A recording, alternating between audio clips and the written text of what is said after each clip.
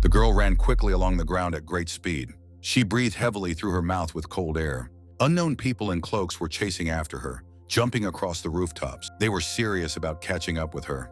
The people in cloaks appeared directly above the girl, who continued to run along the ground without stopping. But she noticed them out of the corner of her eye, while tears were welling up in her eyes. Her foot caught sharply on the asphalt, and she fell very painfully on her side, screaming loudly throughout the street. The girl cowered in fear as the unknown man in the cloak reached out his hand to grab her. She covered herself with her hands, begging him not to do it. But at that very second, two blades collided in the air with a loud sound. The girl carefully opened her eyes to look. A certain hero appeared in front of her and covered her with his body. He looked the danger in the eye with ferocity and defended himself with his sword. With one blow, he pushed away the man in the cloak. The second of them froze in place with fear when he saw his comrade on the ground. They decided to flee but promised to return. The girl looked at her hero with her mouth open in admiration. She couldn't believe her eyes that he was able to save her. Several months passed and night fell outside. The temple was filled with cobwebs while a soft melody was heard inside. The girl lay in a hot bath, splashing water and humming a song. After a while, her eyes opened. She grabbed the edges to stand up. A bright smile filled her face as she took in the moment. The melody continued to come out of her mouth as she left the hot water. While the girl was walking through the temple, a guy with white hair was sitting on the roof, sketching her back. He smiled and was pleased with his work. But at that moment, a noise was heard from the side. Light knocks were heard at the door. The boy with pink hair was looking for Tao Er. But Tao Er became very nervous when she recognized her older brother's voice and asked him to wait a little because she had just gotten out of the bath. He stood awkwardly outside the door while noise could be heard in the room. Finally, she opened the door for him, not understanding what had brought him there. There was a hot cup of tea on the table. The brother was uneasy that Tao Er had decided to stay here, and therefore wanted to meet the benefactor who had saved her, but he was worried that this place was too remote. Tao Er was sure that there was nothing to worry about because this gentleman was really very cool. The brother sighed, considering his sister too naive, because without any information, she immediately believed him and began calling him a mentor. She thought that everything worked out because of her extraordinary talent. Her brother reminded her that they hadn't seen a single one of his students in a couple of days, and that this temple of heavenly will wasn't even popular and was teeming with oddities. At that moment, a loud cough was heard. Tao Er eagerly greeted the master who appeared in the doorway. The master was surprised that at such a late hour, they were not yet resting. The brother respectfully greeted Abbot Siyan. In fact, he had already heard about his worries, but inside Siyan was afraid of losing Tao Er, whom he had obtained with such difficulty. He cleared his throat again, and he explained that since the founding of his teaching, he had always accepted only personal disciples, which is why the temple was rather deserted. But today, several of his students are due to return. Tao Er's mouth dropped open in admiration and anticipation as the master promised to introduce her to his senior disciples. The next day came, and they approached the temple. The brother acted suspiciously, considering the place extremely strange. Tao Er looked at the bushes with bright eyes where an alarming rustling sound was heard. A strange guy with gray hair and a gloomy face jumped out of them. With one movement and a bounce, he found himself on a tree branch, watching like an owl. Siyan called out to Yu Ling, asking him not to be afraid of his fellow disciple. Yu Ling's red eyes filled with horror when he heard about the new little sister. Tao Er greeted him with a smile, but he couldn't believe that there was a woman standing in front of him. After that, he ran away at the speed of light, screaming in fear. The brother wanted to know who it was. The master explained that he was one of Tao Er's fellow disciples, who had left his homeland 20 years ago and gone in search of work. He was eventually captured by the current of fairies of the 9 heavens and used as a living elixir. He suffered every day, and when he left that place, he weighed only 200 jin. That's why, upon seeing the girl, he flees. Brother was annoyed that the witches from the 9 heavens current were also involved here, while Tao Er didn't understand anything. Siyan turned around, biting his fingers in envy of his disciple, who had served a crowd of young beauties for 7 whole years. Later, as they were walking through the temple, the master suggested crossing the gallery. The brother noticed a silhouette in the distance behind a tree. An unknown man in a Panama hat stood under the tree. While they were looking at him, Siyan suggested that they turn in another direction. Tao Er really wanted to know who it was. The master asked not to pay attention to him because the guy was an ordinary fellow disciple, Mo Junheng. But he knew perfectly well that the guy had problems with his head. Mo Junheng constantly fantasizes about being the #1 swordsman in the Celestial Empire. But in reality, he can't withstand even one attack from a master at an equal level. Tao Er loudly admired with interest. She hugged his arm, amazed at the master's strength. Xian smiled stupidly at how cute his student was. The brother could not tell whether this student was meditating or not. He chuckled sharply as he looked in their direction. Xian had his own name for people with this kind of behavior. He explained that these were just ordinary show-offs. Tower guessed that both of these disciples had their own abilities, but her brother couldn't perceive it that way. The master cleared his throat, announcing the main highlight of the program. He asked to consider that among them, he would be the most normal. But he understood to himself that in reality, he was the most unique one, and he hoped that he would not cause any more problems. He walked them out, wanting to introduce them to one more person. The brother couldn't shake the thought that the place was too strange, and the students even more so. He really wanted to take Tao away from here, while she was walking around with an innocent face. Xian announced that they had finally arrived. Her mouth opened in admiration and her face turned red. There were bright cherry blossoms on the trees. There were beautiful Japanese fish swimming in the water. A huge bridge appeared in front of them along a beautiful lake with large flowers. A melody was playing in the gazebo at the end. A girl with long blue hair was playing a beautiful musical instrument. A soft smile never left her lips as she enjoyed the art. Tower couldn't help but call her beautiful. Then the girl opened her bright yellow eyes and looked at her. The brother's face instantly turned red when their eyes met. His heart suddenly began to beat louder and faster. The girl glanced at them as they came closer. She greeted the master with a gentle smile. Xian introduced Bailan to his new student, Su Taoer, while she admired the girl's beauty. And then he introduced her older brother, who was also an honored guest of the Temple of Heavenly Will. Bailan thanked Mr. Su for his visit. He suddenly became embarrassed and in a nervous voice began to introduce himself as Su Xuan, a figure from the capital.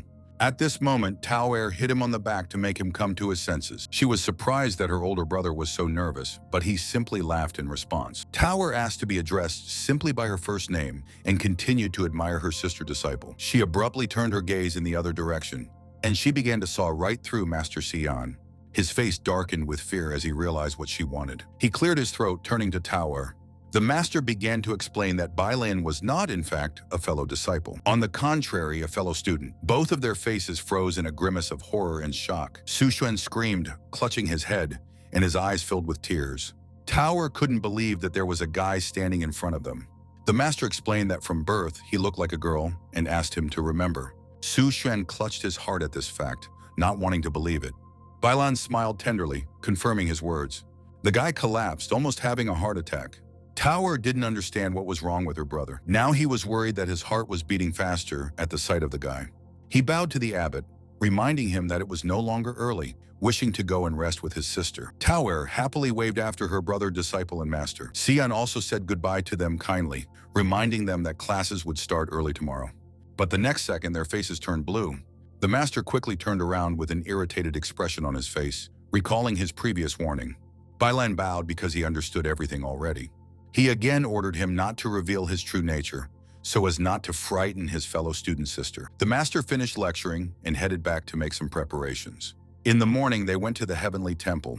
Xian announced that from that day on, the master would teach Taoer spiritual attainment. He began to lecture that people who aspire to become celestials can be at one of 7 levels: Ji cultivation, primordial existence, triune principle, 7 animal souls, incomprehensibility, divinity, immortality. But then he opened his eye, silently looking to the side. Taoer was hiding behind a pillar and was frightened by the harsh treatment, and the master thought that she was too far away to listen to him carefully. Her face was completely red, as she was not sure that the Taoist robe suited her. She was horrified that her socks were too long, and her skirt, on the contrary, was shorter than it should have been, but the master didn't see anything wrong. Xian explained that this was his personal creation, and that a lot of mental energy had gone into it. He began to manipulate her so that she would not reject the master's goodwill. Tower doubted but sincerely believed her master. She slowly walked out from behind the pole, and she awkwardly turned to the master, but she was very embarrassed by such clothes. Tower would have preferred not to wear them. But the master pretended that this form had a positive effect on her cultivation. Tower slowly sat down opposite him, surprised by everything he said. They suddenly found themselves in complete silence. The girl hoped that this form would really help her in her training. Xian confirmed this, but clarified that due to the incorrect method, folds appeared on the clothes. That's why I immediately offered to help smooth them out. Meanwhile, outside the temple, Xuan went towards him to talk to his sister, but a voice was heard from behind. It turned out to be Bailan, who recognized the guest with a smile. Su Xuan stuttered and blushed, but still explained that he needed to talk to Tower. He really wanted to take his sister away from this place, but she had firmly decided everything and did not listen to him. Sushin couldn't stay with her all the time, so he decided to say goodbye and leave her here. He walked to the door to see each other for the last time. Sushin stood outside the door while Master Si-Yan extended his hands towards Tao to help her with her clothes. The girl closed her eyes in embarrassment and fear, but Su Xuan thought that she was safe and was calm. Sushan reached for the door to open it, but was stopped by a loud scream. Bailan swung at him, trying to stop him, but the guy didn't understand why he had such a reaction. He turned sharply to Mr. Su. Bailan used his gentle appearance to try to explain that the master did not wish to divulge his training methods. Su Shen was immediately hypnotized and felt that he had been too reckless. Then he abruptly took him by the hand, suggesting that he take advantage of such a convenient opportunity and take a walk while they waited for the teacher. Bailan quickly began to lead him away from the temple. Su Shen tried to keep his composure, reminding himself that there was a boy standing in front of him, but he still couldn't help himself. He looked at Bailan, who had lovely long hair. Bailan noticed how profusely Su Xuan was sweating. He tried to justify himself by saying that he had not yet had time to get used to the weather of this place. But Bailan only asked him not to move, and he began to slowly wipe his face, offering his help. Su Xuan's face turned twice as red at this gesture. At that moment, a strong wind blew, and the handkerchief flew straight out of Bailan's hands. Su Xuan suddenly rushed after him, wanting to help him. He jumped sharply off the ground, but in the end, he was able to grab the handkerchief in the air. A second later, Su Xuan landed calmly, and he turned around with a stupid smile. He ran like a little dog, returning the handkerchief to his owner. Su Xuan was completely red as he handed the cloth to him. Bailan reached out to him with a sly smile on his face. But at that moment, the handkerchief flew out of his hand again, and they touched each other directly. Su Xuan couldn't control himself after this unexpected touch. Bailan's voice brought him back to consciousness as the handkerchief was in the air again. And he saw him off with a soft smile, so that Su Xuan could help him with this again. The guy was ready to help him and ran to catch him again. But at that very moment, a realization came to him. Su Xuan couldn't understand what he was doing. After all, I didn't want to feel joy from such a situation, and even more so, I didn't want to desire gratitude. In his mind, he tried to pull himself together to stop embarrassing himself, and then he made the decision to reject Bailan because he was too scary. He picked up the handkerchief from the ground, thinking about his plan. Su Xuan fell to his knees, realizing that he couldn't do it. Behind him, a gloomy Bailan appeared, waiting for his handkerchief. His eyes were terribly black and scary as he mocked the dog's behavior.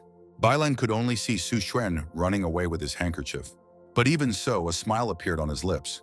He believed that he had helped the master avoid unnecessary problems. Meanwhile, in the square, Si-Yan continued his training with Tao and advised her to focus on the 36 small circles of qi circulation. This method could help her advance to one of the most important stages. The master noticed that Tao was not fixated on learning, so he hoped that she was able to remember everything. But the girl's whole face was red, and she could not concentrate on her thoughts. She recalled how the master had helped her fix her clothes and was afraid that now she would not be able to become someone's wife. Si-Yan didn't see anything wrong with this. After all, her master had only helped her adjust her socks, so touching was inevitable, but he considered himself her soulmate and had no thoughts of anything else. He turned to her, asking if she had heard of the expression that a master once is a father for life. Tao shyly admitted that the expression sounded familiar. The master began a whole story about how they were destined to become master and apprentice, and now they are all one family, so there is no need to get hung up on formalities. He was glad that Tao understood him, and sent Yunheng and Yuling ahead to give her a visual demonstration. Si-Yan kept a neutral face, but he knew in his heart that he had acted too hastily. At that moment, the sword pierced the ground. The disciples accepted his order. They stood opposite each other in the ring. Junheng pointed his sword at him, remembering that it had been a long time since he had tested the junior's abilities. Yuling advised his brother to be careful. He jumped sharply off the ground. The younger one did the same.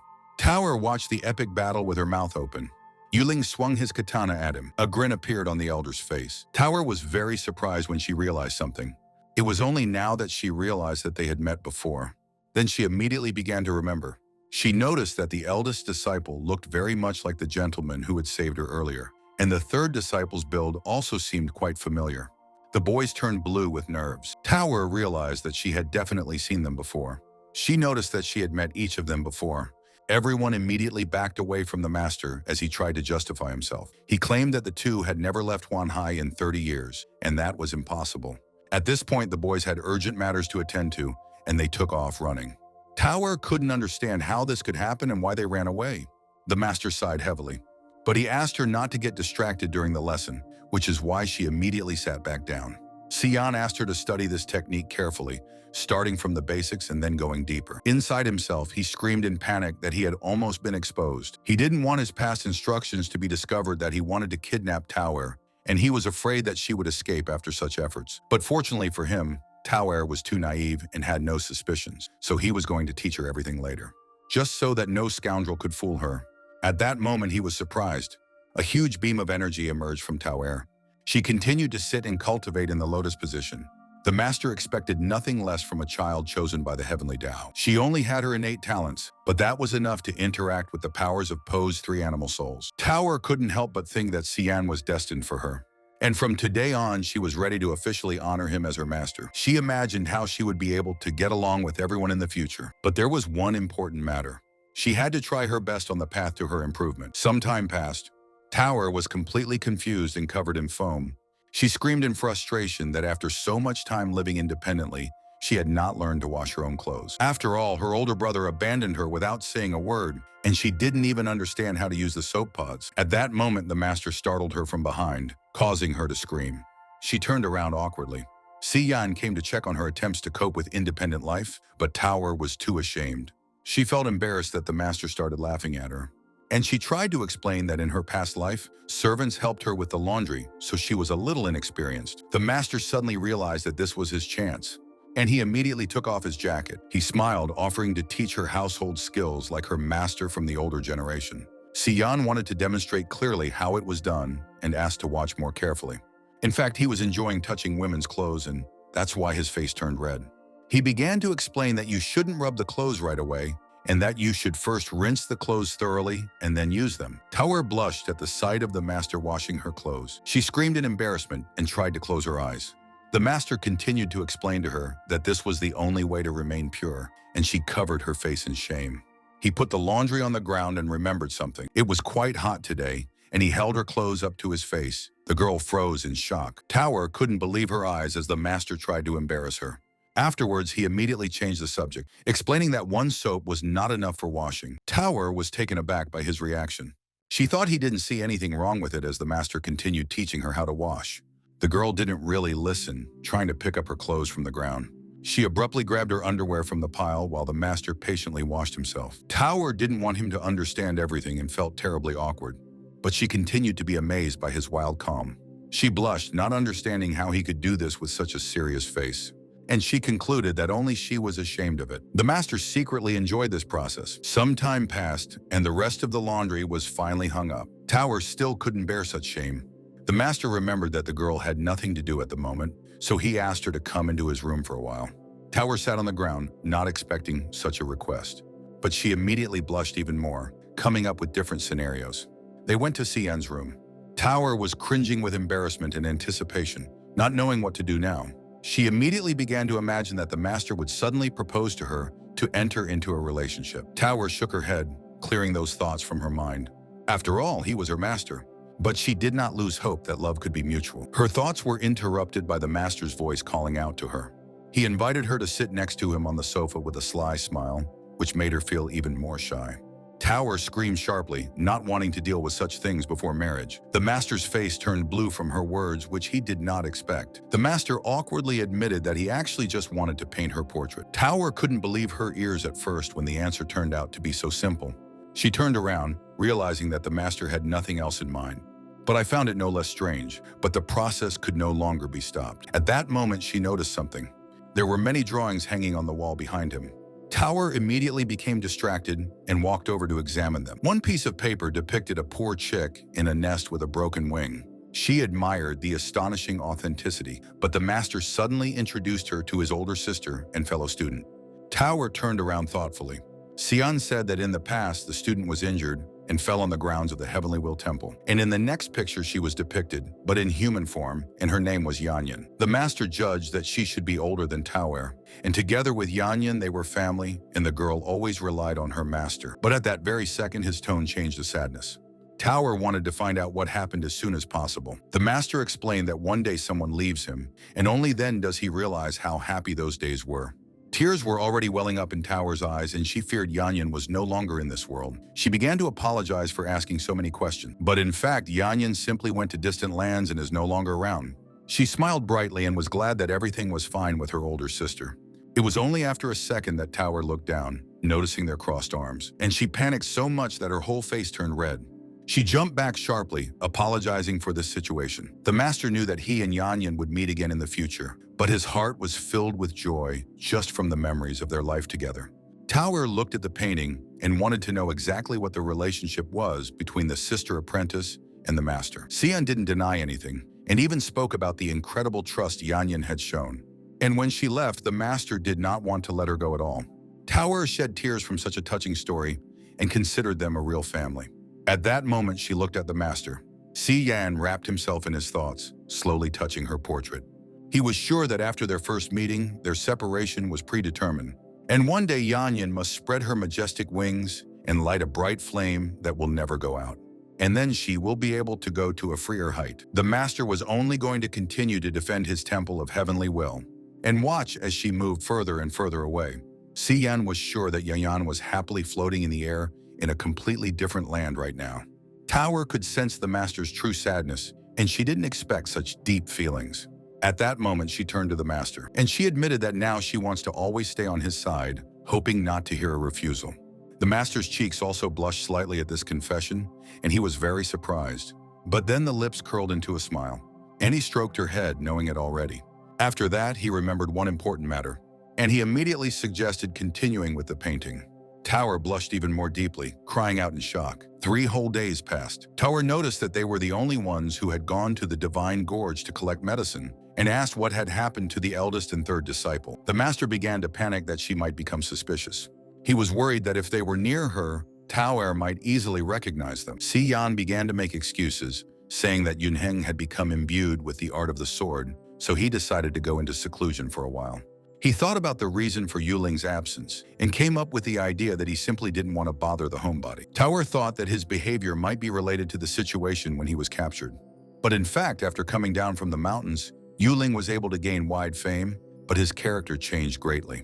The master concluded that he was not in such a bad situation at the time, but his psychological trauma was a separate matter. Bailan intervened and explained that girls from the Nine Heavens fairy sect didn't need to engage in dual cultivation with men. This was only required for those of the sect who were over 100 years old and needed to gain strength from another's body. The master imagined in his mind an old witch who was reaching out with her essence to the young man.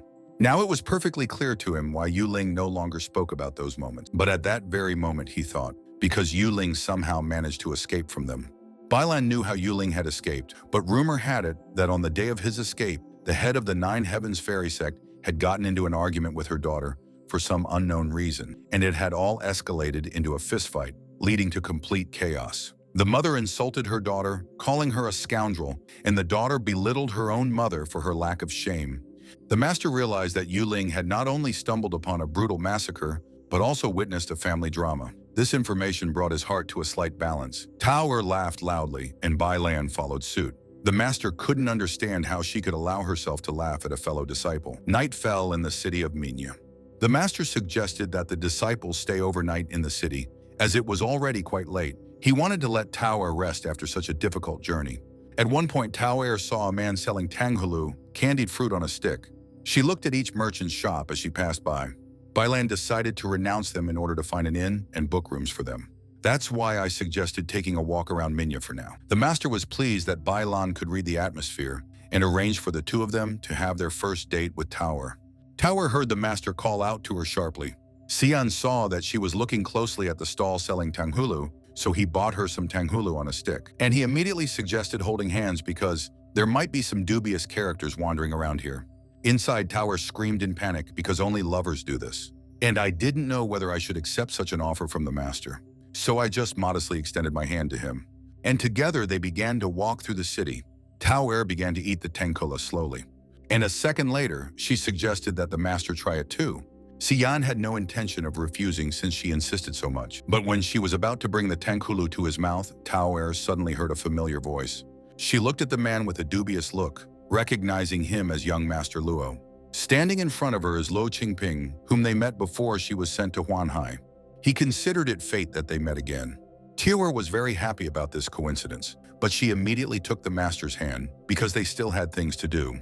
But Qingping blocked her path with his hand, believing that for such a fate they should take a walk together. He was sure that there were still many uninteresting places in the Mingi market. Tiawer cried out, reminding him that she still had things to do. Qingping made a displeased face and clicked his tongue. He immediately turned his attention to the master, considering him to be accompanying Lady Su, and asked them to leave. Tiawer immediately began to scream in displeasure, but the master calmed her down. Xian politely explained that he was just walking with his student, but the meeting with Mr. Luo was predetermined. Luo Qingping was surprised that it turned out to be the abbot of the Temple of Heavenly Will. The master confirmed his words, but Qingping only laughed loudly. His whole company began to humiliate Tiawer, saying that she had found herself a foolish teacher or a swindler from the backwoods. Luo Qingping was sure that the master had many hidden intentions. The master's face remained smiling, as he was not prepared to ruin their dates with their buzzing. The master noticed something and looked away. Tiawer's hands shook uncontrollably. Qingping approached her, advising her not to fall for such a deception, and offered to go with him to arrange for her personal training at Lo King's school. Tiawer sharply raised her voice, defending her master, but Xian put his hand on her head again to calm her down. He came closer to Qingping, and I hoped that he was finished with his statements, but anger appeared in his eyes. Tiawer demonstratively turned away from him, not wanting to listen. The master believed that he was equal in rank to his superiors, and he had already demonstrated his disrespectful behavior. The master began to hurl insults at him, knowing he was aiming for a relationship with Tiawer and therefore resenting her emotional relationship with the master. But Xian was willing to give him another chance if he could manage to squeeze through the dog hole in the city gates. Luo Qingping was offended by his argument because he was the eldest son of the Luoqing schoolmaster, and his friends did not want to allow such humiliation. Luo Qingping opened his eyes in surprise as the master continued to stroke Tiawer's head and smirk, bragging about his position in her life. He was very happy to be her master, and Tiawer felt mutual sympathy for him. She also wrapped her arm around his in an embrace, happy to be his student. At that moment, an unknown voice was heard. A man in a robe appeared behind Qingping, surprised by Xian's words. The stranger removed his hood, and underneath it was Feng Shanfang, the patron of the Luoqing school, offering to become his friends. He still didn't know where the Temple of Heavenly Will was located or how big it was, so he wanted to listen to Xian. The master admitted that he does not have many students. Feng Shanfang understood that his temple was far from the highest currents, and he knew that their school would have 1,000 ascetics, and in their domains there would be several thousand servants from the common people. Tiawer's face darkened at his words about the servants. Feng Shanfang was not ashamed of his opinion that all ordinary people lived in peace only under the protection of their warriors, and he believed that paying tribute was a fair thing. Tiawer cried out that the imperial court had already imposed duties on the people that no one could pay, and now they too were demanding offerings from them.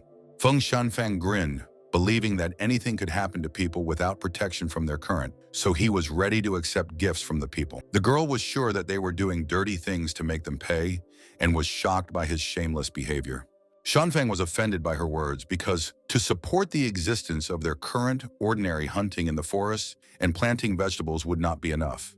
Tiawer no longer knew what to say, so the master decided to take this matter upon himself. He was shocked at himself for having spent so much time on this horde of insects, as if he had learned nothing in tens of thousands of years. Moreover, Tiawer was almost on the verge of tears, so Xian decided to teach them a little lesson and end it. Suddenly, someone grabbed his hand. Bailan appeared behind him. He dragged Xian out so that he and his fellow practitioner would stop hanging around doing nothing. Bailan took them both to an inn to rest, and the next day they are going to go to the Divine Gorge. Luo Qingping shouted after them to stop them, but then a large hand grabbed his shoulder. It was Feng Shanfang who was irritated by his behavior. After all, they all heard perfectly well their next destination, the Divine Gorge. The next day came, and they indeed arrived at the Divine Gorge. Tiawer and Bailan tried to catch a strange fish with legs that kept running away. Later, they roasted her over a fire. Tiawer's mouth watered from the delicious smell coming from the set table. She dreamed so much of learning to cook like Bailan. The master was amazed that so much food could be found in the mountains. Xian didn't expect that Bailan's bag contained so many survival items. But at that very moment, something confused him. There was a strange woman's clothing sticking out of his bag. The master shouted for Bailan to come to him. He sat down on the ground, trying to come up with an excuse. The master looked at him with a fierce gaze, reminding him of his warning. Bailan blushed, but he didn't see anything wrong with just taking such clothes. The master handed him the entire bag, ordering him to throw it away, but tears were visible in Bailan's eyes. He begged him to leave at least one set. This irritated the master more and more. Xian immediately refused him and threw the bag away before Bailan could even say anything, and he promised to punish him if this happened again. When the master returned, Tao was already chewing fish. He had already decided to continue on his way, even though the two of them hadn't eaten anything, and Tao had destroyed everything. Later, they arrived at the abyss of the Divine Gorge. Tao sat down on the edge, surprised by the huge pit.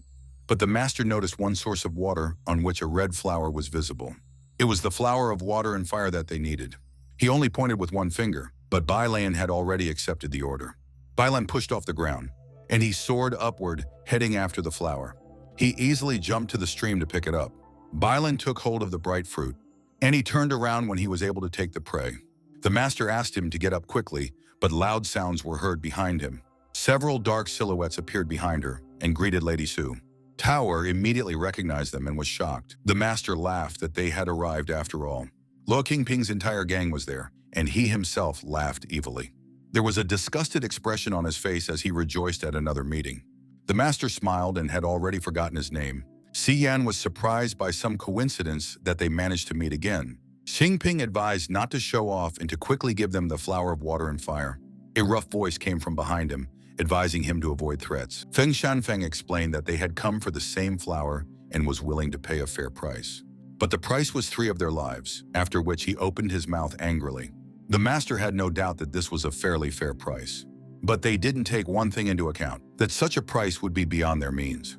Luo Qingping laughed at his joke, reminding them that the person standing before them was the supreme master of the Luoqing school. The master was surprised by his coolness with a smile, but these idiots didn't even realize that the root had been given out on purpose. Xian ordered Bailan to give them the flower. The flower in the blue dome flew up towards them. Feng Shanfang intercepted the flower with his hand. Tao screamed in shock that they gave up the flower so easily. The master was about to leave, since they had the flower.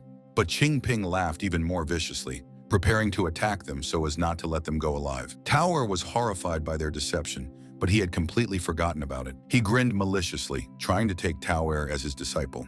His company began to criticize Tao for refusing such an offer. Tao stood in place, tense. They pointed at her, trying to shame her. Luo Qingping thought she had no choice and advised her to stop clinging to a master who couldn't even protect himself. At that moment, the master called out to her. He wanted to clearly show her the true nature of the people in front of her. After all, even if they agree, this company won't keep its word. They originally came here to kill them and were only cautious because of the flower of water and fire. He asked her to remember that the words of cowardly people cannot be trusted. Tao answered decisively, understanding every word he said. She took the master by the hand, ordering Qingping to surrender, since she had no intention of betraying him. Tao sincerely considered Xian a special person and did not want to abandon him. The master almost shed a tear. He was so touched by her words. But there was a bold grin on his face, and it was time to deal with these idiots. Luo Qingping turned to the master, holding a suspiciously familiar bag in his hand. His mouth dropped open in shock, realizing that they had somehow intercepted Bailan's bag. Qingping opened the bag and began to rummage through the contents, knowing who it belonged to, and they had questioned. Bailan stood behind the master, furious and desperate. Qingping tried to shame her friends for wearing women's clothing, and the company caught on to the insult. There was a smile on his face as he insulted both boys. But before he could finish speaking, he was punched in the face. Bailan couldn't stand it any longer and kicked him with all his might, so hard that Qingping was thrown off the ground several times, scattering his friends. They turned around in fear, surprised by the speed of the blow. Bailan chuckled, and he looked at them with a murderous gaze for their outdated notions about clothing. He started taking off his clothes to prove it. Master and Tao shouted at him in shock. Bailan stood in front of them, declaring that the style of clothing was not important at all. He slowly picked up the cloth from the floor, and he began to pull women's clothing on himself. After all, nothing will happen if he wears what suits him. All the men blushed sharply, recognizing him in this form. They heard rumors that Bailan was saved by the sword spirit from the 3 great masters. Qingping didn't understand what he was talking about, but the sword spirit had no evil that he wouldn't go through, because he himself had turned the world of cultivation upside down. But the man only managed to finish his sentence, and at that very moment Bailan cut his neck. The head instantly flew off the body. Qingping fell to the ground in fear and screamed loudly as his body spat out blood. Bailan wiped the blood from his face with his finger, and then a satisfied smile appeared on his face. He laughed loudly and everything went dark. His face turned red, enjoying the long-forgotten feeling. A comrade's head flew in their direction. They all froze in fear and couldn't believe that Mentor Fan, who was a master at the level of the incomprehensible, was easily killed with one blow. His face was filled with tears and snot as he offered a generous reward for killing Bailan. But they abandoned Qing Ping to survive. Bailan smiled with pink lips, and he quickly rushed straight after the guys. Just a couple of movements were enough to take their lives. The master consoled Tower, who pressed herself against the wall so as not to see this. King Ping burst into tears and opened his mouth in shock, begging for mercy. He banged his head on the floor to be pardoned. At that moment, Bailan mercilessly stepped on his hand. But Qing Ping was next on the kill list anyway. He began to threaten that the Loking school would use all its power to take revenge. The girl understood that she couldn't escape from Bailan and didn't know what to do. Her gaze immediately sharpened, and she decided to risk her life and rush towards him. At that very second, blood was spilled. Bailan chuckled contentedly. After all, the girl decided to betray her own comrade and pierce Qing Ping in the back with a sword. She was glad to receive mercy because for 16 years she had silently endured insults and abuse. Luo Qingping was a dissolute and depraved man. She began to shed tears and promised to repay her older sister and was ready to make any sacrifice. The girl did this only for survival. Bailan sensed her serious intentions, but he did not ask to endure 1,000 deaths. After all, one was enough for him, so he killed her with one movement. Tower continued to cry, and the master explained Bailan's behavior as being due to wearing women's clothing. Bailan blushed that the master was so soft towards him. The master finally ordered him to change his clothes. Tower hurried Bailan to change clothes to improve the master's mood, but in her heart she thought he looked even more handsome in this outfit. Bailan approached her, remembering the languid conversations with the master who had wanted a female disciple for so long. The master appeared behind him, blazing with rage. He was immediately dragged behind his back. He immediately started beating him for his bad behavior while Tower tried to say something. Xian admitted that all of Bailan's problems were related to women's clothing. A couple of decades ago, he came down from the mountains, and at that moment the whole world turned into a bloodbath. Things got to the point that the main teachers of the three great currents devoted all their efforts to persecuting him. But fortunately, Junheng managed to get him out of trouble in time. Otherwise, Bailan would have been captured by 3 old men and used for elixirs. Master ordered Bailan to apologize to Tower, who looked at all this with a red face. Bailan bowed to her so that she wouldn't take things to heart, but she didn't hold a grudge and was surprised by his sudden change in behavior after changing clothes.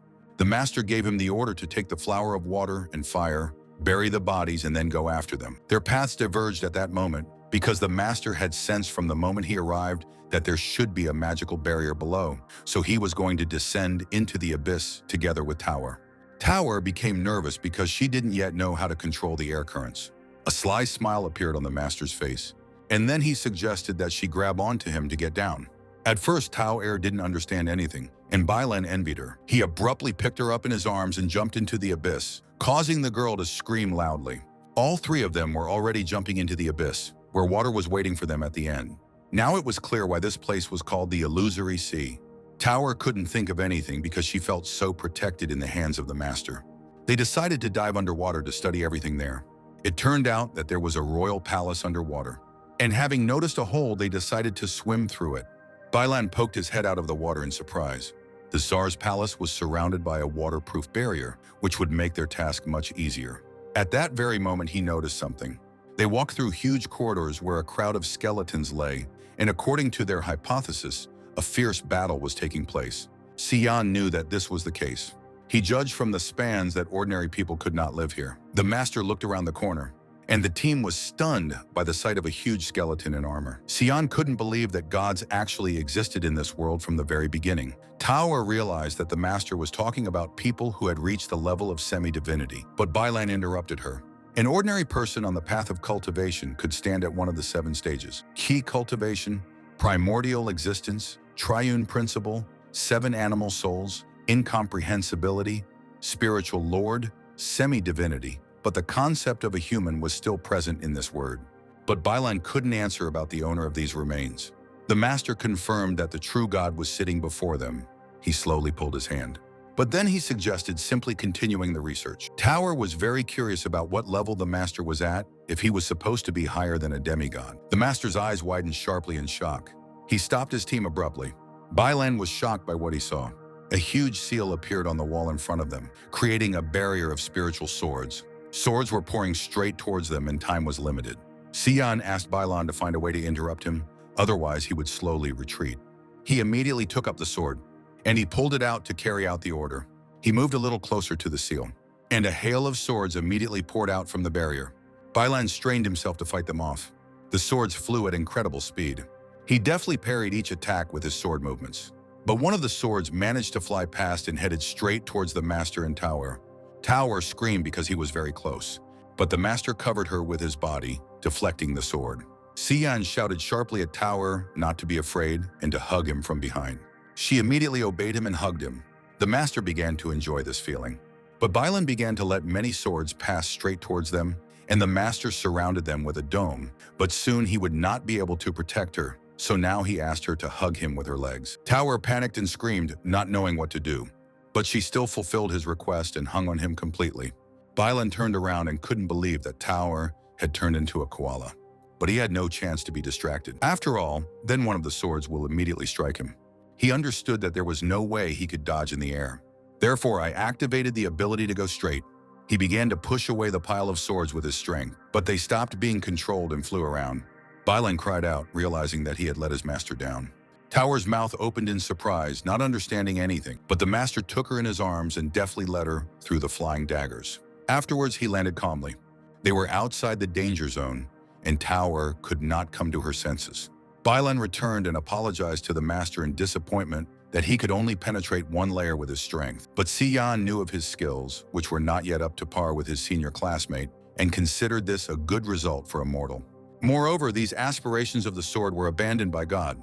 He turned to Tower, recalling that he had already started teaching her the 12-year cycle swordsmanship technique, and they were going through the 36 styles of the Azure Dragon cycle. She had to master 3 of them, and the master decided to give a visual demonstration. He drew his sword and glared forward with his red eyes. At that moment, he used a technique, and a yellow silhouette in armor appeared above him. Tower couldn't believe that the phantom of the primordial spirit was in front of her. This meant that the master was already at the level of semi-divinity. Blades continued to fly out of the seal in a continuous cycle. But Xian only raised his sword upward, and he made one swing, ordering them all to fall. A huge shockwave passed through it, that the seal was broken into pieces by force. Tower was overjoyed that everything worked out. The seal broke, and the room filled with a mysterious fog. The master could not believe his eyes. He didn't expect such careful security. For the protection of just one coffin, the master went first and began to slowly climb the steps. When they climbed up to the coffin, they were stunned. Inside lay a beautiful girl with her eyes closed. Tower pressed herself against the master in fear, but in front of them was only a scarlet corpse. Even so, he still couldn't discern the cause of death. Bailan smiled, offering to take her with him. The master made it clear with just one look that he did not belong here. Tower began to feel empathy for this girl lying all alone underwater, and she too supported Bailan's idea. Master was pleased by her kindness, but suggested first examining all the potential threats and the true state of affairs. He continued to look closely at the coffin when he noticed something. There were diapers inside her pocket. The master reached for them, wondering why they hadn't found the remains then. But at that moment, Bailan distracted him with information about the secret room. They opened the door to the room, but there was something strange, that there was nothing inside except a frozen spiritual pearl lying on the surface of the coffin. The master immediately gave the order to leave, and he quickly turned around, not wanting to disturb her. He was sure that the girl in the coffin was waiting for someone, but he didn't know who exactly. Tower turned around, not expecting them to just leave. But at that moment, the master stopped, and he turned around anxiously. Bailan noticed his behavior. He began to use a technique that caused blue lightning to come out of his hand. The sword began to fly from the floor to his hand on its own, and with a quick movement, he grabbed it. He introduced himself by his name and claimed that he did not want to disturb anyone's peace. Xian focused on the spell, and he began to circle with his sword as swords flew towards him. The blade of the sword was pointed towards the coffin. He decided to reorganize the sword formation, and he helped the girl regain her peace. Now Tower understood what the master had taught her about the sword's pursuit, but she was overcome by a strange, sad feeling when she saw them. She was distracted by the master's voice, who extended his hand to her so that they could leave this place. Tower only agreed with a smile on her lips. There was an empty diaper in the coffin while a sad lullaby played in the background. A second later, a child's face appeared inside. The girl held him in her arms and gently rocked him to sleep. Tears were sparkling in her eyes because she didn't know what to do. In front of her stood a seal and a barrier that released a hail of swords. Xian watched them silently. He realized that the remnants of spiritual consciousness had decided to break into his dream. And I immediately recognized that same girl from the coffin. She tried to touch one of the swords with her finger, but she immediately jumped back because of the sharp pain and the wound in her finger. The child woke up and started crying, but she tried to calm him down. Si-Yan realized that the barrier not only protected them, but also drained them. That's why there was nothing left in that place. The boy in his mother's arms became thin and was very hungry. He turned to her with the last of his strength, confessing his hunger. But his mother persuaded him to sleep so that he could find food later. And the boy slowly closed his eyes, trusting her. Suddenly, the girl tensed up and a red aura began to emanate from her. Flames appeared around her. And in one moment, she released the original spirit, igniting the soul. Si-Yan looked at this with wide eyes, not expecting that she could do this. She suddenly rushed towards the protective barrier, right with the child in her arms. Si-Yan realized that she was willing to take such a risk. If only she could find a way to give the child hope. She rushed through swords, receiving wounds. But at the end of the tunnel was Si-Yan. He turned around, congratulating her sincerely. After all, the girl was able to do it. She introduced herself as Zi Yinking and wanted to ask Si-Yan for a favor. More than 200 years ago, he and his daughter were separated, and her fate remains unknown, so she will need the help of a benefactor. Si-Yan shook his head, realizing that it would be very difficult to find someone in such a vast world, but he still asked for special signs just to try. Yinking apologized for burdening him, but she had two special characteristics of her daughter. She explained that her daughter had a red birthmark on her collarbone and a birthmark on her pelvis, which would easily give away her identity. The doctor blushed at these details. Si-Yan asked not to rejoice prematurely because everything depended on the will of heaven. But at that very second, he decided to set his own conditions. He deftly pulled Yinking towards him, wanting to receive a reward for such a request. The girl didn't understand at first, but Si-Yan wasn't going to help her just like that. Yinking realized she had nothing to offer. But then a realization came to her.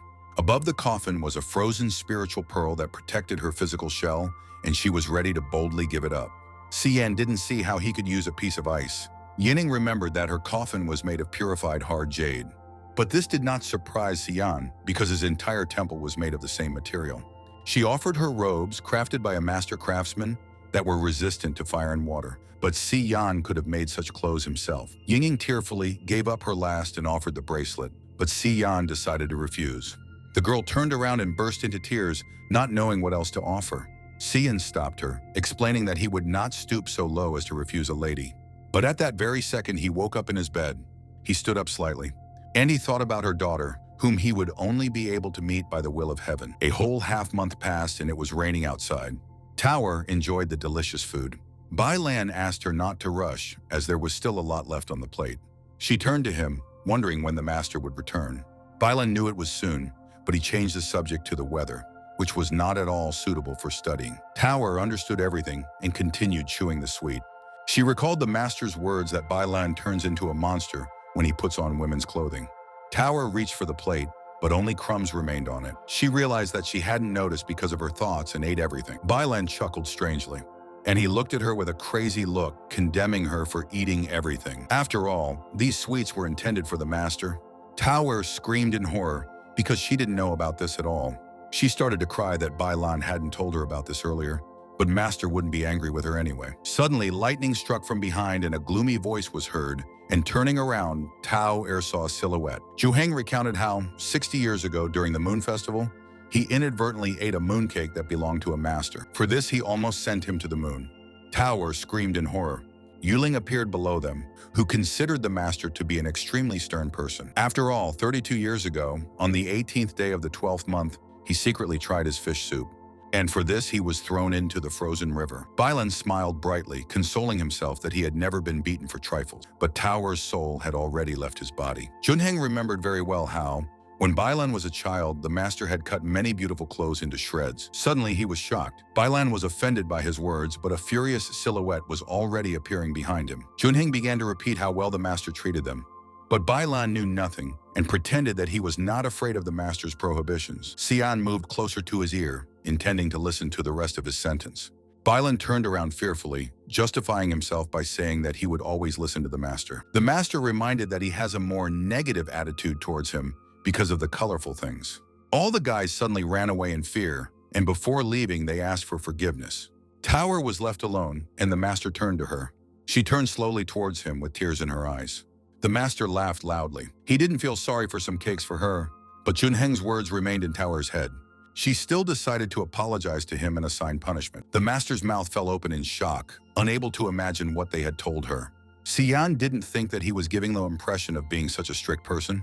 But then Tower remembered Yuling's words, which made her even more scared. She slammed the table down, her decision made.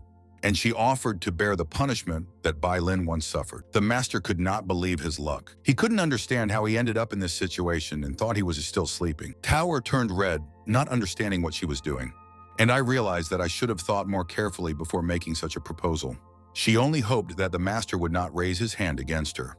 The devil in the master's head spoke differently, suggesting that he enjoy himself completely. But the angel suggested developing their relationship gradually. Suddenly, a sly smile appeared on the angel's face. They became friends with the devil and decided that since Tower had taken the initiative, it was worth listening to. The master was angry that the two had come to an agreement without his opinion. He coughed a little, and he decided to bring her to punishment. The master waved his hand furiously, and he almost raised his hand, but suddenly he noticed something. 3 students sat in the bushes and spied on what was happening. They quickly sat back down, but it was too late, and the master exposed them. Later, the master cleared his throat again, and he was glad that all the students were here, because even though Tower had mastered the 3 forms of the Azure Dragon cycle, she still did not understand the desire of the sword. So he turned to Bailan. He immediately stood up and drew his sword to demonstrate everything to her. The sword's aspirations were extremely variable and possessed countless variations, so there was no need to adhere to their form. Bailan's eyes snapped open and focused. He raised his sword, from which a blue beam appeared. Its beam pierced the dark clouds in the sky. And behind them the sun appeared, causing a rainbow. Tower's eyes filled with sparkle at such a beautiful sight. Bailan stood in a circle of sunlight. She did not expect to see such beauty and sublimity in the movement of the sword. The master smiled proudly for his student, and I decided to ask Junheng for a demonstration. But he was already standing on the platform without any prompts. Water dripped under his feet, and Junheng saw no point in focusing on weapons in the pursuit of the sword. Using his finger, he released the energy. And he raised his finger, for he had long ago fused the sword's aspirations within himself, and now their trace had become part of his spirit. A gray silhouette emerged from it. A huge knight in armor stood above him. Junheng grinned and blushed. He started laughing loudly, and the master decided to take Tower away from there. She didn't expect that the senior disciple was also able to release the primordial spirit phantom. The master approached Yuvlin, but he was engaged in tempering blades and had nothing to do with the sword's aspirations, especially since he did not intend to do this in front of a woman. The master knew very well that Yu Ling had blade aspirations. In Yu Ling's eyes, Xian looked like a monster against the backdrop of lightning and clouds. He quickly rushed off to stage a demonstration. Yu Ling took up his sword, and he took a swing. He made a dash forward. Striking the ground with his dagger, he sent a huge beam into the sky. Thanks to this, the clouds dispersed and let the sun's rays through. The sky cleared completely and turned light blue. Tower watched all this with surprise. Later, she sat sadly in the gazebo, and she doubted that she would ever be able to catch up with her classmates. The master touched her hair, advising her not to rush and to go step by step. Then he suddenly remembered that she didn't have a suitable zanpakuto, and that wasn't good. So tomorrow they will have to go on a short trip, just the 2 of them. Tower blushed slightly when she realized that they would be alone. The whole earth shook from the screams and broken dishes on the ground. There were bodies lying around covered in blood, while the guys were apologizing to God. An enraged hand slammed hard on the table. King Ping's father ordered everyone to find the culprit of his son's death. He couldn't believe that someone dared to do this. At the same time, the master broke into a smile. Xian couldn't stop enjoying their wonderful trip together. Moreover, they were walking in a beautiful place where animal girls lived. Tower wasn't used to seeing so many demons, especially with ears and tails. The master was not afraid at all, because it was this fact that made this city special. Happy Land was also known as the City of Luxury. After all, someone likes such women, and in this city, people and demons can exchange. Tower's hand shook violently as she thought about it and realized. She realized that the master also liked such women. The master's face turned blue with shock as he tried not to expose himself. He cleared his throat loudly. He suggested they put the matter aside as they had come on business. An old friend of his lived there, and rumor had it he'd recently mined meteorite iron. This ore is perfect for her sword of destiny. Tower agreed contentedly and followed him. A group of people passed by, and a girl was not happy with the existence of such a place by the Sea of Illusions, where people and demons can communicate with each other in the middle of the day. The guy behind her tried to calm down Yilin, believing that everything in the world has a reason. The second guy agreed with him, and they only came for the meteorite iron. Suddenly, Yilin noticed something. Tower and the master walked ahead of them, but she couldn't believe her eyes.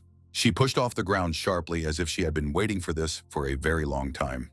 Yilin ran straight towards them, and she reached out her hand to Tower, who was chatting pleasantly with the master. The two of them suddenly noticed the approaching threat. Tower's mouth dropped open in surprise, but Yilin suddenly hugged her. She smiled tenderly with rosy cheeks, happy that she could hug her again. The master was pleased with this view. Tower immediately recognized Yilin's sister, who was the one who made her unable to breathe. The master was shocked when he heard this, but Yilin only paid attention to the position of their hands. She immediately separated their hands with a blow, and she stood up to defend herself like a lion, because it was the master who stole her cousin from her. Si Yan was afraid that she knew the whole truth. Tower tried to reassure her sister that she was wrong, but Yilin understood perfectly well where they were, especially in such clothes. She was simply genuinely worried about her sister, and according to Su Xuan, she went into the Sea of Illusions to find the master. Tower awkwardly said that this guy was her master. Yilin began to examine him carefully because Si Yan looked too young to be a martial arts master, but she liked his appearance. Yilin smiled slyly and understood everything. She concluded that master was just an excuse, and Tower wanted to run away with the guy. Tower began to justify herself that everything was wrong, but the master wanted to understand who was standing in front of them. She turned to tell everything, but Yilin introduced herself first, and she covered her sister with herself. The master realized that he needed to make a good impression in front of Tower's relative. He bowed and introduced himself as Si Yan from the Pavilion of Fate. Yilin poked her finger in his face, and I had no doubt that he liked Tower. Tower was very ashamed of her sister and tried to stop her, but Yilin suddenly grabbed her with her arms, and she decisively announced that they would never be together because she was going to take her away. The master tried to explain that they had come to this city on ordinary business. Moreover, she perceived their relationship with Tower incorrectly. The guys from the company who were carefully examining Yilin's cousin suddenly joined them. The green-haired boy accidentally recognized her and was surprised that the sixth child of the famous Su clan was standing in front of them. The second guy immediately realized that they were talking about the capital Su clan, and he immediately bowed to her, introducing himself as Li Yuxia, the son of Vice Minister Li Juhuo of the Ministry of Official Affairs. Tower knew that he was older than her, so she allowed him to call her by her first name. The second guy greeted the master and introduced himself as Nan Tianxing. Si Yan introduced himself to him as well. Tianxing bowed, having heard a lot about the Pavilion of Fate, but Yuxia interrupted him. He grabbed his shoulder abruptly. Yi advised him to stay away from Tower when talking about gossip, and decided that Si Yan was definitely not a match for Tower. Tianxing tried to stop his friend from talking too much, and Yuxia apologized for his truthful words. The master stood there in a stupor, not understanding what had just happened, but he didn't realize until then how popular Tower was. Yilin continued to convince her sister that she shouldn't stay with this strange guy. Tower claimed that her master was not like that at all. She turned to him for support. Si Yan sighed, knowing full well that Tower didn't want to see him fight with her sister's friends. He called out to Miss Cheng Yilin. The master bowed to her, offering to take Tower for the night, intending to pick her up the next morning. Yilin chuckled, not doubting this outcome of events. Tower frowned, and she slapped her cousin's palm sharply. She turned to her decisively, intending to stay with the master. Si Yan advised me to spend some time with my sister. Only then did she become sad and agree to his request. The master began to walk away down the street. Tianxing opened his fan and clicked his tongue. He believed that the master was not worthy of looking at the moon like that. Yuxia ran up to his elder brother, who was a 7 spirit-level expert and the most worthy bachelor in the country, believing that he was the only one worthy of her. Yilin took Tower's hand to take her out to eat. The master strolled around the city, thinking this was his punishment. By this time, there were no more rooms available. At first, he wanted to deceive Tower that the hotel did not have an extra room so that they could spend the night in one room. Suddenly, a realization came to him. Beautiful girls walked around him. He realized that he couldn't find a room for himself because he was walking alone. And then an idea came to him. A silhouette with ears suddenly appeared in front of him. The pink-haired cat girl invited me into her room. Then another girl took his hand. It was a sheep girl who advertised a wide range of services. The master pretended that he was doing this because he had no choice but to sleep on the street. He stood in the middle of the street, surrounded by girls. Bailan sat on the balcony with a cup in his hands, laughing furiously. He couldn't believe that the master's weakness gave him power over him. Yuling was lying on the floor, reaching out his hand to him. He hit his head on the floor, considering him a traitor. He started foaming at the mouth because he had been lied to and told that they would be friends. Bailan grinned slyly as Yuling treated him as a demon. The master reminded himself that being popular was a sin and that he should be more restrained. The girls continued to scream at the top of their lungs, trying to take it away. Yulin tried to say something, thinking that the master was too reasonable, so he wouldn't buy into that. Bailan chuckled. The master knew about his girls' club in Happy Land, but there was something he didn't know. That he himself was the owner of all the clubs in this city. Bailan ordered to tell all the best dancers to go directly to the master and make him come in. While the master was fighting off the girls, another voice was heard from behind. The master turned around at the address, and behind there was a crowd of other girls who suggested not to waste life. The master screamed at this sight. Later, he lay on the floor, covered in kisses, while the girls continued arguing in the background. Finally, he was able to return to reality, and he managed to run around the corner while the girls were fighting. While Xian was standing around the corner, he heard a strange whisper. It turned out that Tower lived on the second floor and saw the master. He quickly went up to her room, and he laughed awkwardly, not knowing that they were staying in this room. Tower approached him to check his condition. She wanted to know who the girls were, but the master explained how they had stuck to him while he was looking for the hotel. Tower thought that she should be more careful on the streets, but then she turned to him, realizing how dangerous it was to be outside. And then Tower offered to stay with her, if he didn't mind. The master felt as if he was struck by an electric shock by her words. He glanced sharply at the bed. She was alone in the room, but it was a double room. He cleared his throat to control himself. The master reminded him that he was a man himself, and therefore such a situation would be incomprehensible. Tower pulled his cloak sharply, and she admitted that she wasn't at all against it, because according to him, they were already a family. The master's eyes rolled back sharply. He couldn't decide whether to listen to his heart or control himself, but when she stood in front of him, he couldn't do it. Tower began to cry again, afraid that he had disgust towards her, but the master tried his best to control himself. Later, he was able to comprehend the situation while lying in bed. They lay at a great distance, and the master realized that he was not at all worthy of her. His eyes did not close, and Tower suddenly spoke. She claimed that although Yilin was a little rude, she was actually sweet, and hoped that master didn't hold a grudge against her. Xian understood very well how important Yilin was to her. Tower thanked him and wished him sweet dreams. He became furious, knowing he would never be able to sleep. The master looked at the sleeping Tower, not knowing what to do. He couldn't stand the sight of it, but at that very second an angel hit him in the face. Master Angel dissuaded him, showing the innocent face of Tower, who just wanted to help Master not spend the night on the streets. Xian immediately turned around, realizing that he could only fall asleep. At that moment, his eyes suddenly opened. Tower's hand landed right on him, and a voice inside screamed in panic. He imagined that Tower trusted him completely, and this made him laugh wildly with red cheeks. The master thought that his actions had finally borne fruit, but behind him, a strange voice was heard that Tower could not find. The sleeping Yilin hugged him from behind. He couldn't believe that this was happening in reality and froze in shock. Yilin was dead drunk, so she couldn't tell Xian from Tower. She continued to move her hand while Xian tried not to breathe. Yilin breathed down his neck, asking strange questions about the master, not understanding what kind of relationship they had. She was sure she had figured them out, but Xian didn't know what to do now. Yilin grabbed the blanket that covered the master and began to threaten. She quickly threw the blanket back, intending to punish him for his deception. And at that very second, she began to tickle the master hard, still with her eyes closed. But suddenly, her hand stopped in one place, and the words stopped. Yilin heard the familiar voice of Tower, who was fast asleep behind her, and they both froze. Xian cried out, greeting Yilin respectfully as she stood up angrily.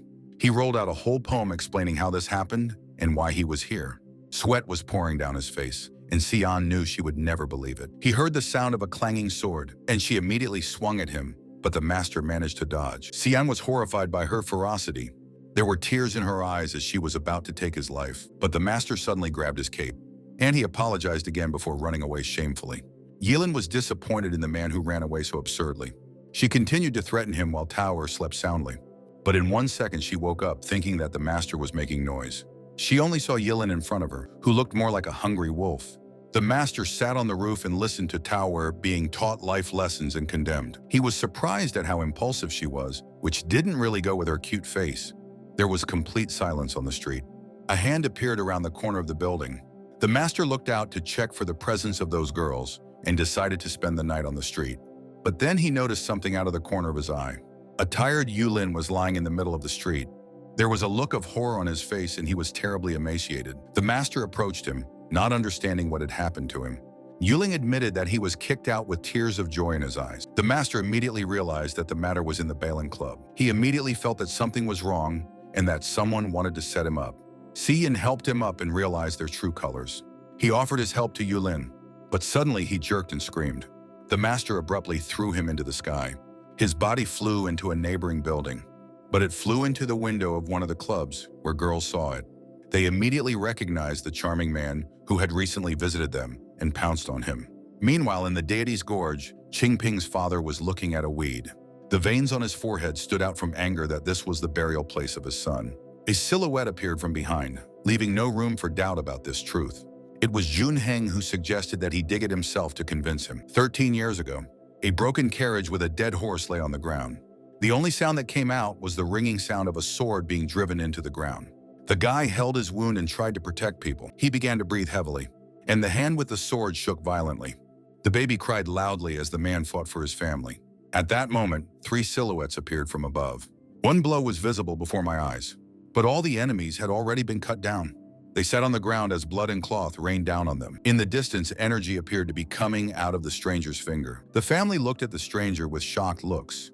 In the distance stood Si Yan, who appeared through the fog. He turned sharply to leave, and at that moment the man bowed to him so much that he hit his head on the ground.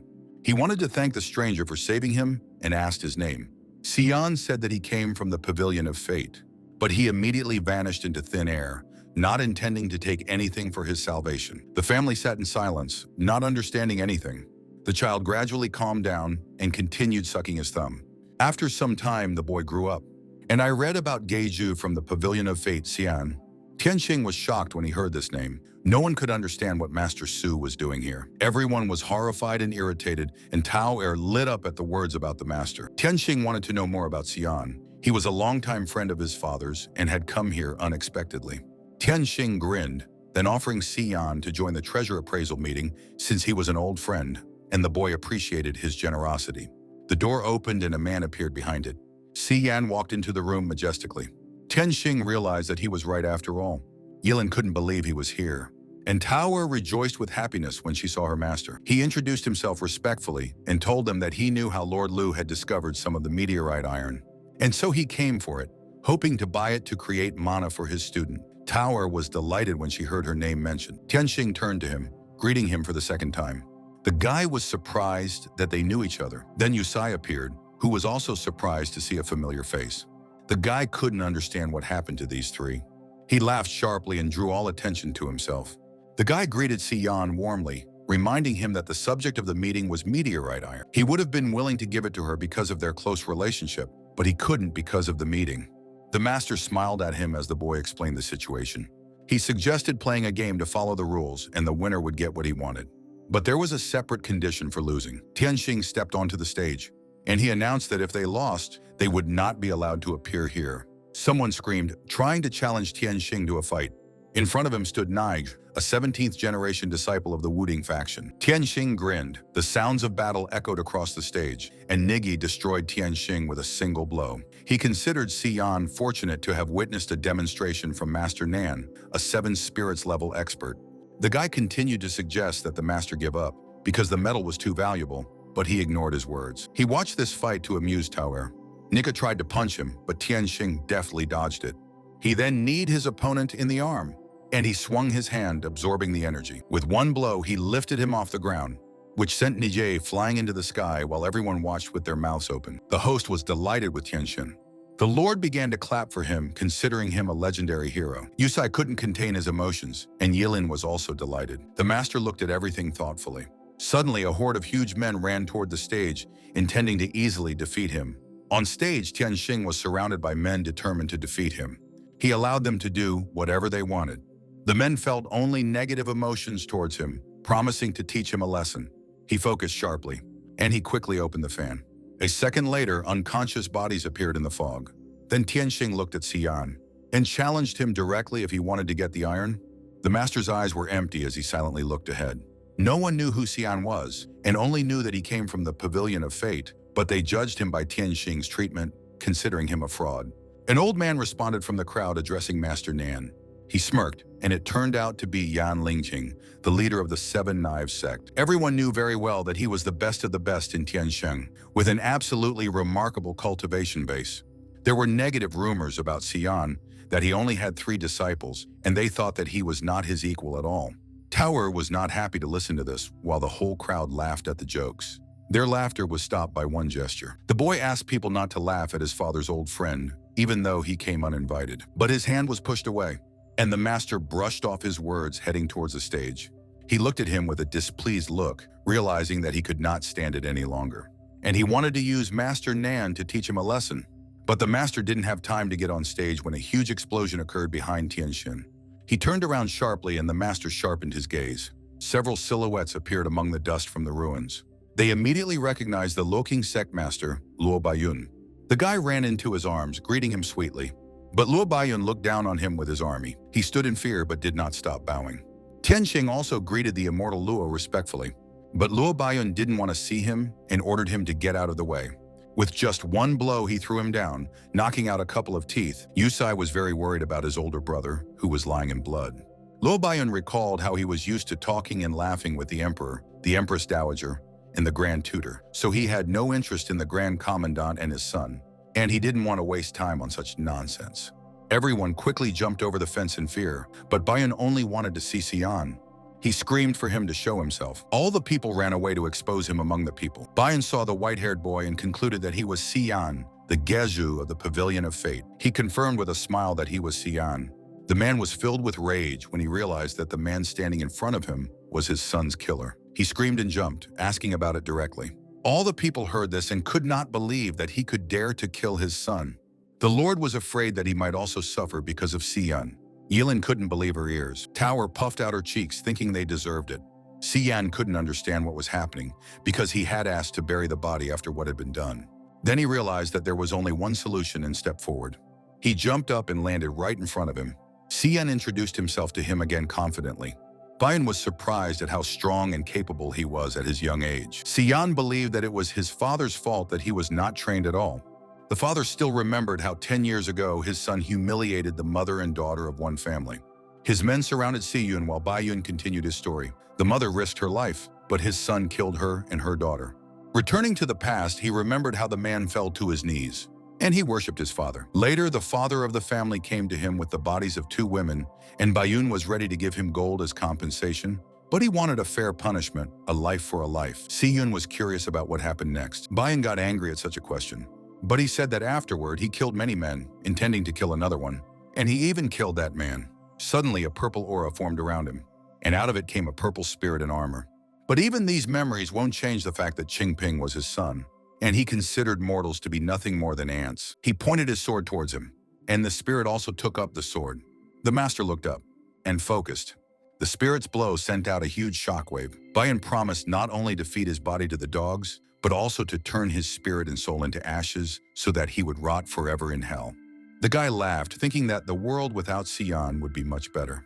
Tao Er was incredibly worried about her master, but suddenly Xian replied to Baiyun, agreeing with his opinion. He also believed that 1 death or 2 deaths did not matter. With just 1 touch to his blade, it began to fall apart into pieces. Therefore, he suggested sending him straight to his son. Suddenly, energy began to blow them away, and Baiyun could not believe that this was possible. He opened his eyes in shock. After all, a silhouette twice as big appeared in front of him, and only now did Baiyun realize that in front of him was a person at the level of semi-divinity. He struck him with 1 blow from his katana, which immediately broke his spirit. Everyone around could not believe what they saw, because the victory was too quick. Tower was very happy for the master, while Yilin stood in shock. Xian hoped he had scared his opponent well. Baiyun didn't show his fear and smiled brightly as he prepared to test the Luoqing sect's sword array, which was designed to behead demigods. He ordered his disciples to attack together. Xian stood there with a neutral expression as everyone jumped off the ground. They used 36 movements, furrowing the array of swords. Suddenly, someone called out to the master. Tower suddenly threw him a sword to strengthen his chances. Xian caught him cleverly. But the cult had already pounced on him, thinking they could kill him. A hail of swords rained down on him. But Xian knew he had a better chance with the sword in his hands and opened it. He swung at the hail, and he pointed his sword upward, thereby activating the eternal pressure. With the beam, he was able to pierce their array. Baiyun was shocked by what he saw. He tried to call his disciples, but they had already been swept away by the wave. Xian reminded him again that he now had a sword in his hands. His eyes filled with madness as a huge explosion emanated from his sword, and he directed it at them to behead every enemy. A huge beam came out of it and flew straight into the center, hitting Bayun. Bayun managed to say his last words, admiring such strength and mastery of the sword. He realized that this was indeed the sword god style. His body flew into the distance, and it fell to the ground with a characteristic sound in front of Xian. Bayun was still alive when Xian approached him. He wanted to know what kind of relationship he had with the sword god, but Xian remained silent, brandishing his sword. Bayun immediately stopped him and began to apologize for not knowing his strength and offered the treasures of his sect. But before he could finish speaking, he saw something. A familiar silhouette of a guy in a Panama hat appeared behind me. He remembered him from the last meeting and realized that it was all a deception. Junheng came closer, repeating his question about the sword god. He winked at him, confessing that he was the god of the sword and that his master stood before him. Bayun opened his eyes in shock, and suddenly he screamed loudly, trying to crawl away and seek mercy. But when he tried to escape, another man appeared in front of him. It was Bailan and Yuling. He punched the ground, leaving a hole, and he honestly admitted today's defeat. But he wasn't going to just let them go, and after activating the energy, the guys were a little repelled. Xian flew through it sharply in just a second, and he was able to instantly cut his throat before he even had time to realize it. Xian realized that the explosive top-level primordial spirit Lin Wang could cause trouble. He put the sword back into its sheath. Bayun's throat burst from the liquid, while the master regretted their meeting. Xian stood with his back to Bayun, who was no longer breathing. The people could not believe what was happening and froze in place. Yilin had no idea that Master Tower was a demigod. The master returned and handed the sword back to Tower. He turned to Junheng, who was standing behind him, and he demanded an explanation. Junheng didn't hide it and smiled that he lured the leader of the Luo King sect here for the sake of the master. He wanted everyone to know about the master of the sword god. Junheng dreamed of making the Pavilion of Destiny famous and prosperous. Xian lost his temper, thinking that the guy was betraying him, but Yuling tried to justify his friend. He exhaled slowly, and he suggested forgetting about everything and getting on with the job. He turned fiercely towards Lord Lu, who was shaking in the corner. Xian proposed to continue the competition since all the fuss was over, and Lord Lu was ready to agree with everything he said. A smirk appeared on his face. Then he began looking for a daredevil who would be willing to come up on stage with him. The man fell to his knees, swearing that he had not meant to hurt him. Yang Linking, the owner of several properties in the capital, knelt down and talked about his concubines and maids. He wanted to offer the girls as a tribute, and he was willing to do it only for mercy. The master's mouth watered at the offer.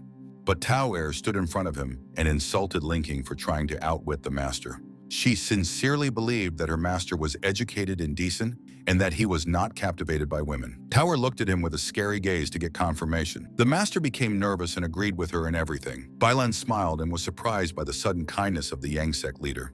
He demanded that documents for the land and the girls be prepared, intending to accept everything in the name of the master. The master looked at Bailan as if he was his last hope.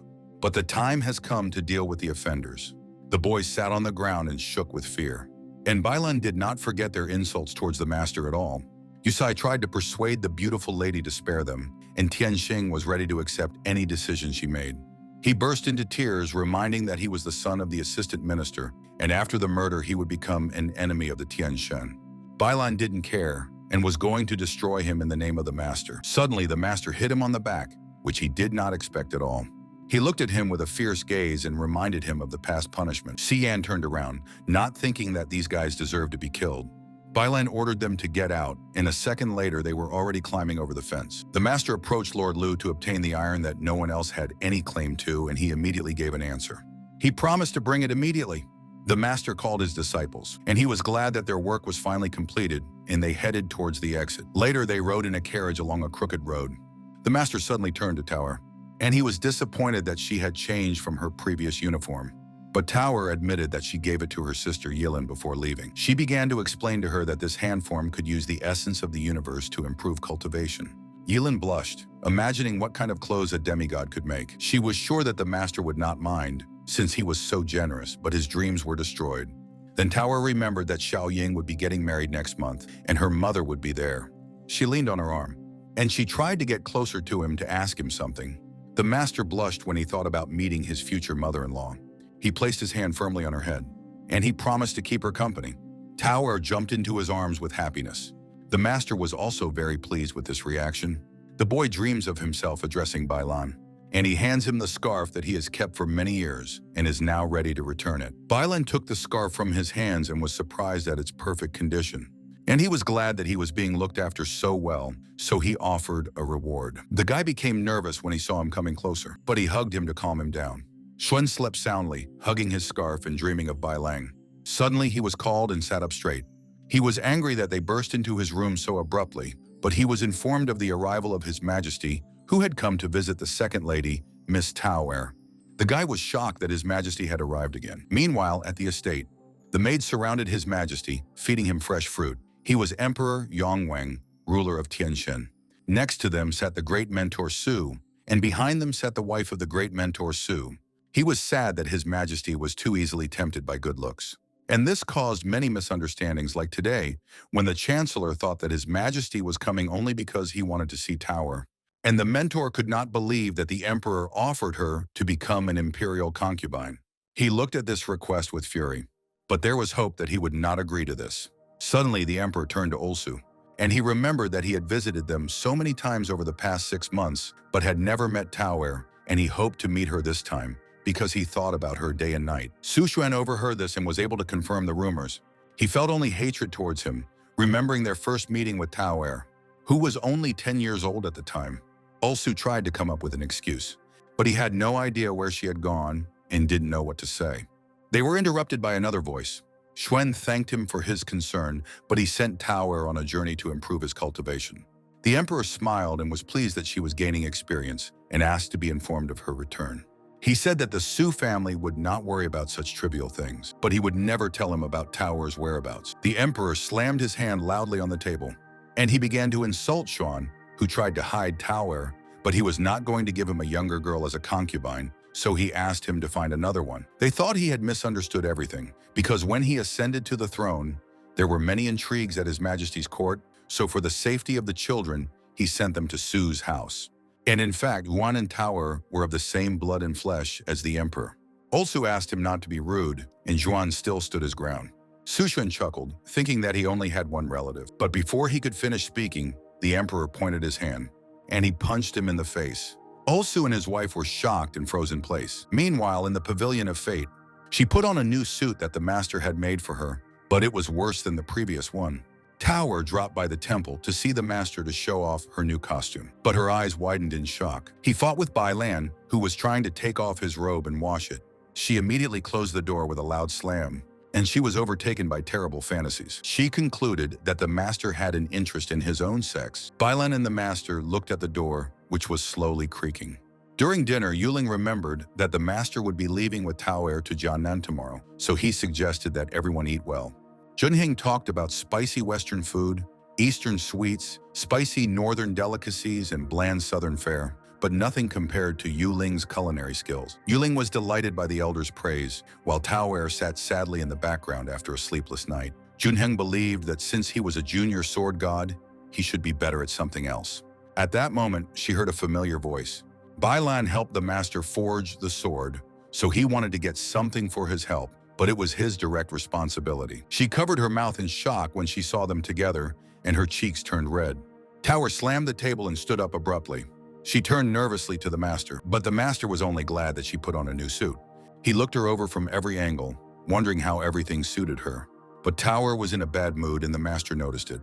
He began to ask why she was not happy. The master put his hand on her shoulder, promising that these clothes would help her cultivation, and he spent a lot of time. She slapped his hand away sharply, and she resolutely stated that she did not condemn him at all for his strange hobbies. The master looked at her with a frozen face. She turned and started running, not understanding why he had hidden it from the start. Everyone looked at the master, who did not understand anything. His mouth dropped open when he realized what she meant. Tower came to the outskirts of the Pavilion of Fate and couldn't believe how terrible the master was. She would be willing to give him her blessing if he really liked Bai Lan. But at that very second, she stopped. She remembered her feelings when she saw them together, and a strange feeling in her chest did not leave her. Her thoughts were interrupted by the master's voice behind her. Tower turned around awkwardly, not expecting to meet him at all. Xian allowed her to tell him whatever was on her mind if she wanted, but he was very afraid that he was right. Tower was very afraid of making a mistake, but the master was a very balanced person and considered this a simple misunderstanding. She said that she discovered by chance that Si-Yan was not only a master. These words were enough for Si-Yan to go into a rage. He began to imagine that she had discovered his plans. Tower couldn't believe he did that, and she screamed about his love for Bailan. The street was filled with silence as the master looked at her with wide eyes. He sighed with relief, realizing that she had been completely mistaken. But suddenly I realized that this didn't feel like relief at all.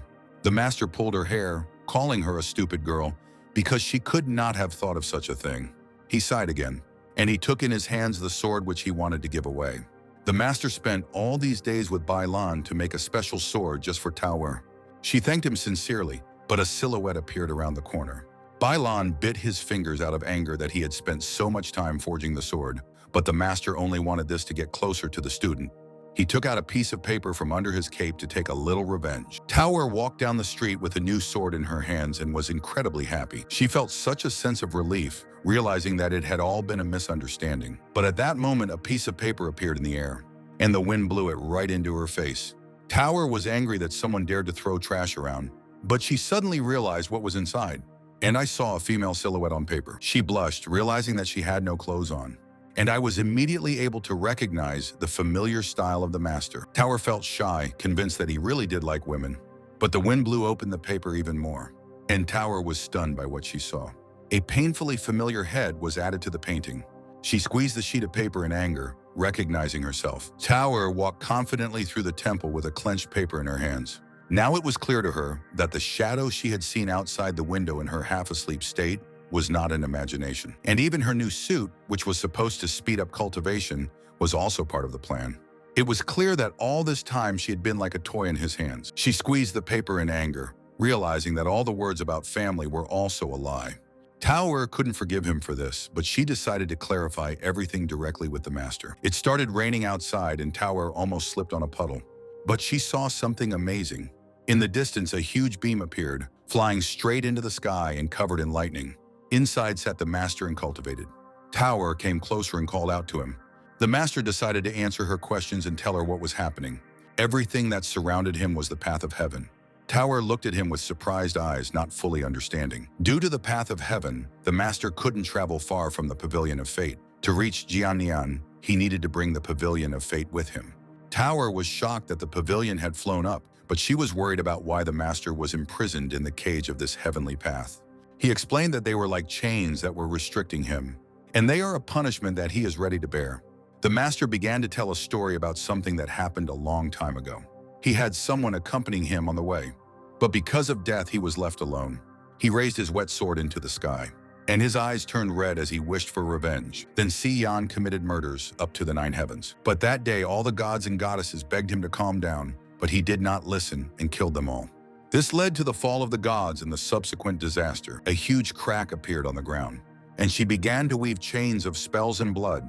Si involuntarily agreed to be imprisoned by the ways of heaven and to be exiled from heaven and the world.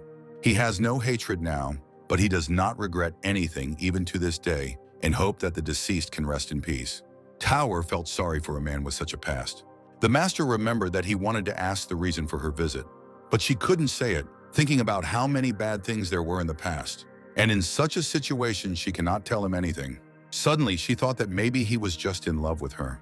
She raised her voice and wanted to speak honestly.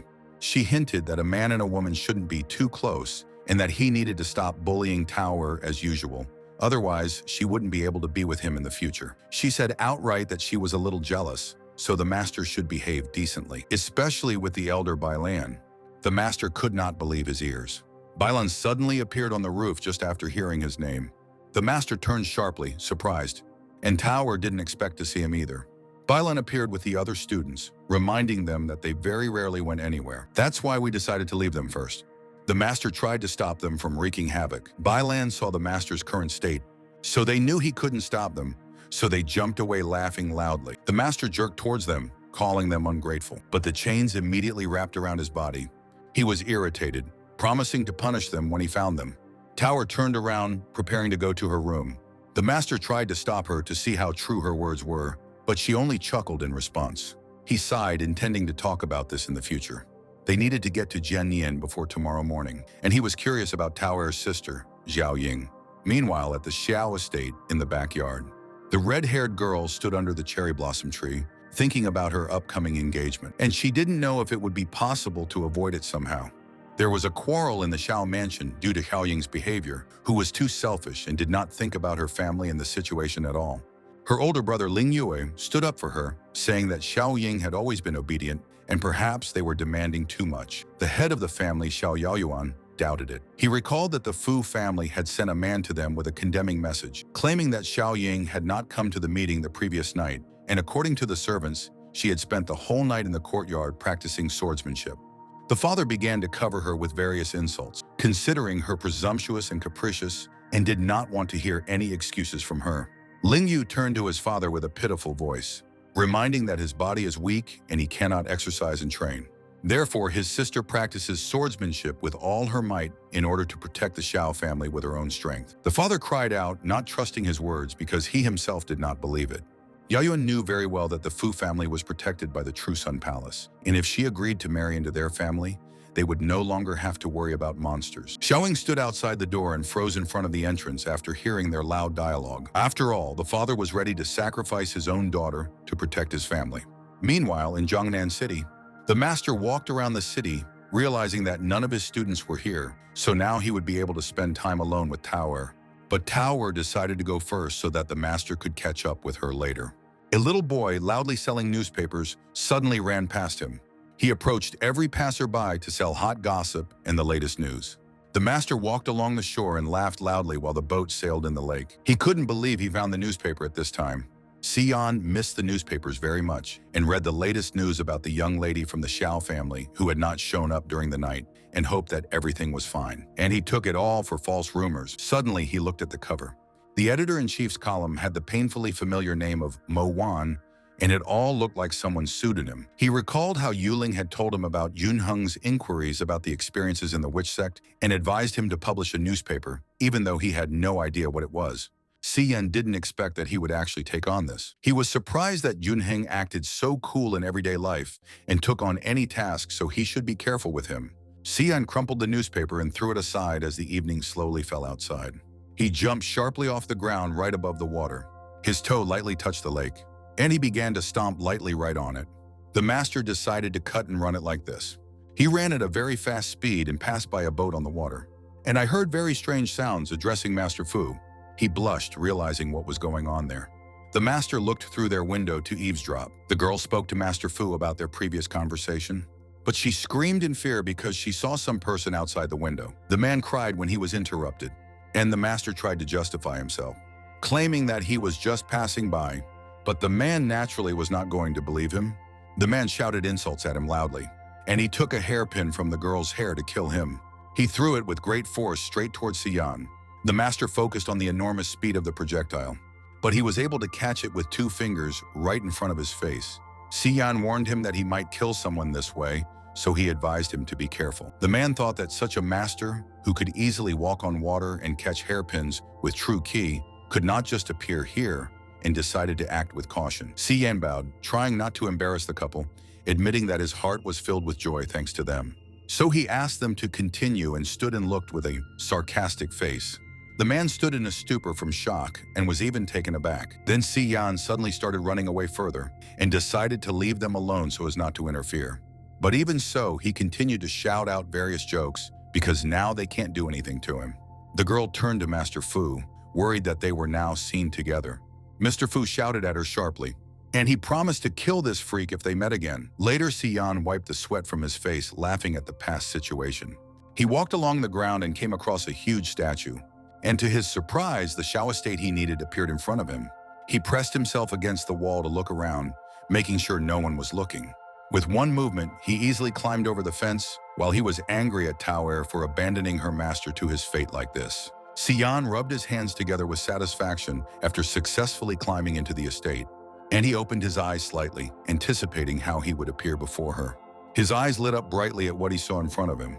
A red-haired girl appeared on the territory, practicing her sword technique under the bright sakura. Her technique was extremely precise, as the master judged. Suddenly, Xiao Ying heard a strange voice praising her for what she saw. The master came closer to her, continuing to admire her. He compared her beauty to that of a goddess and clapped. The girl quickly rushed towards him, and she was about to attack with a sword the stranger who somehow made his way into the Xiao estate.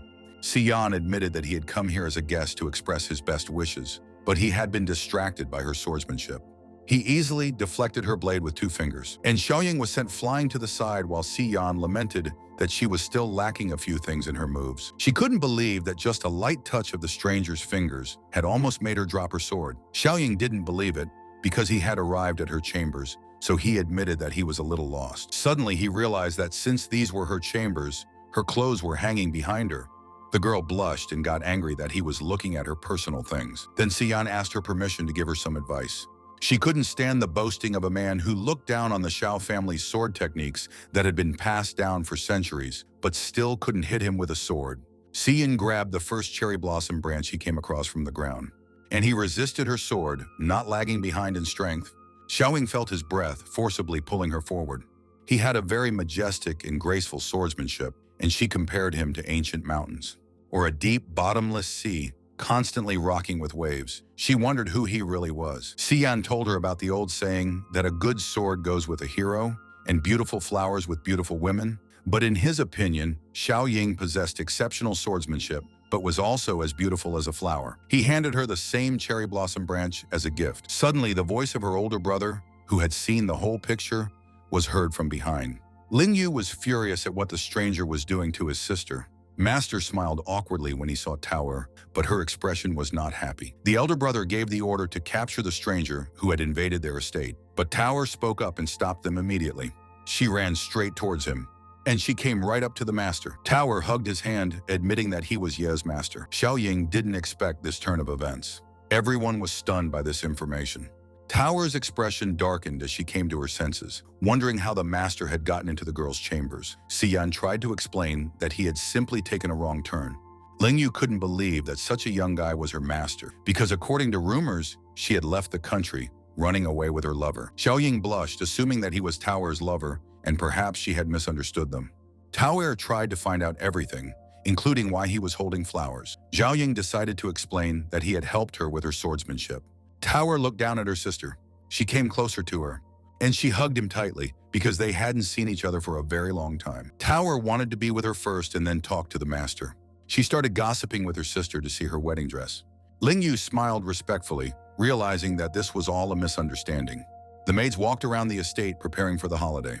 The master sincerely congratulated his brother on the holiday. Lingyu sadly realized that he couldn't keep his sister if she didn't want to stay, but he still hoped that she could always stay in the Zhao estate. Tower gasped loudly in surprise. The doors of the temple began to open slowly. Xiaoying came out in a chic red dress, holding hands with her concubines. There was a slight look of excitement on her face. Lingyun said the compliment together with Tower. The master looked at her face, but there was no expression of happiness or celebration on him. She continued to remain silent and look down.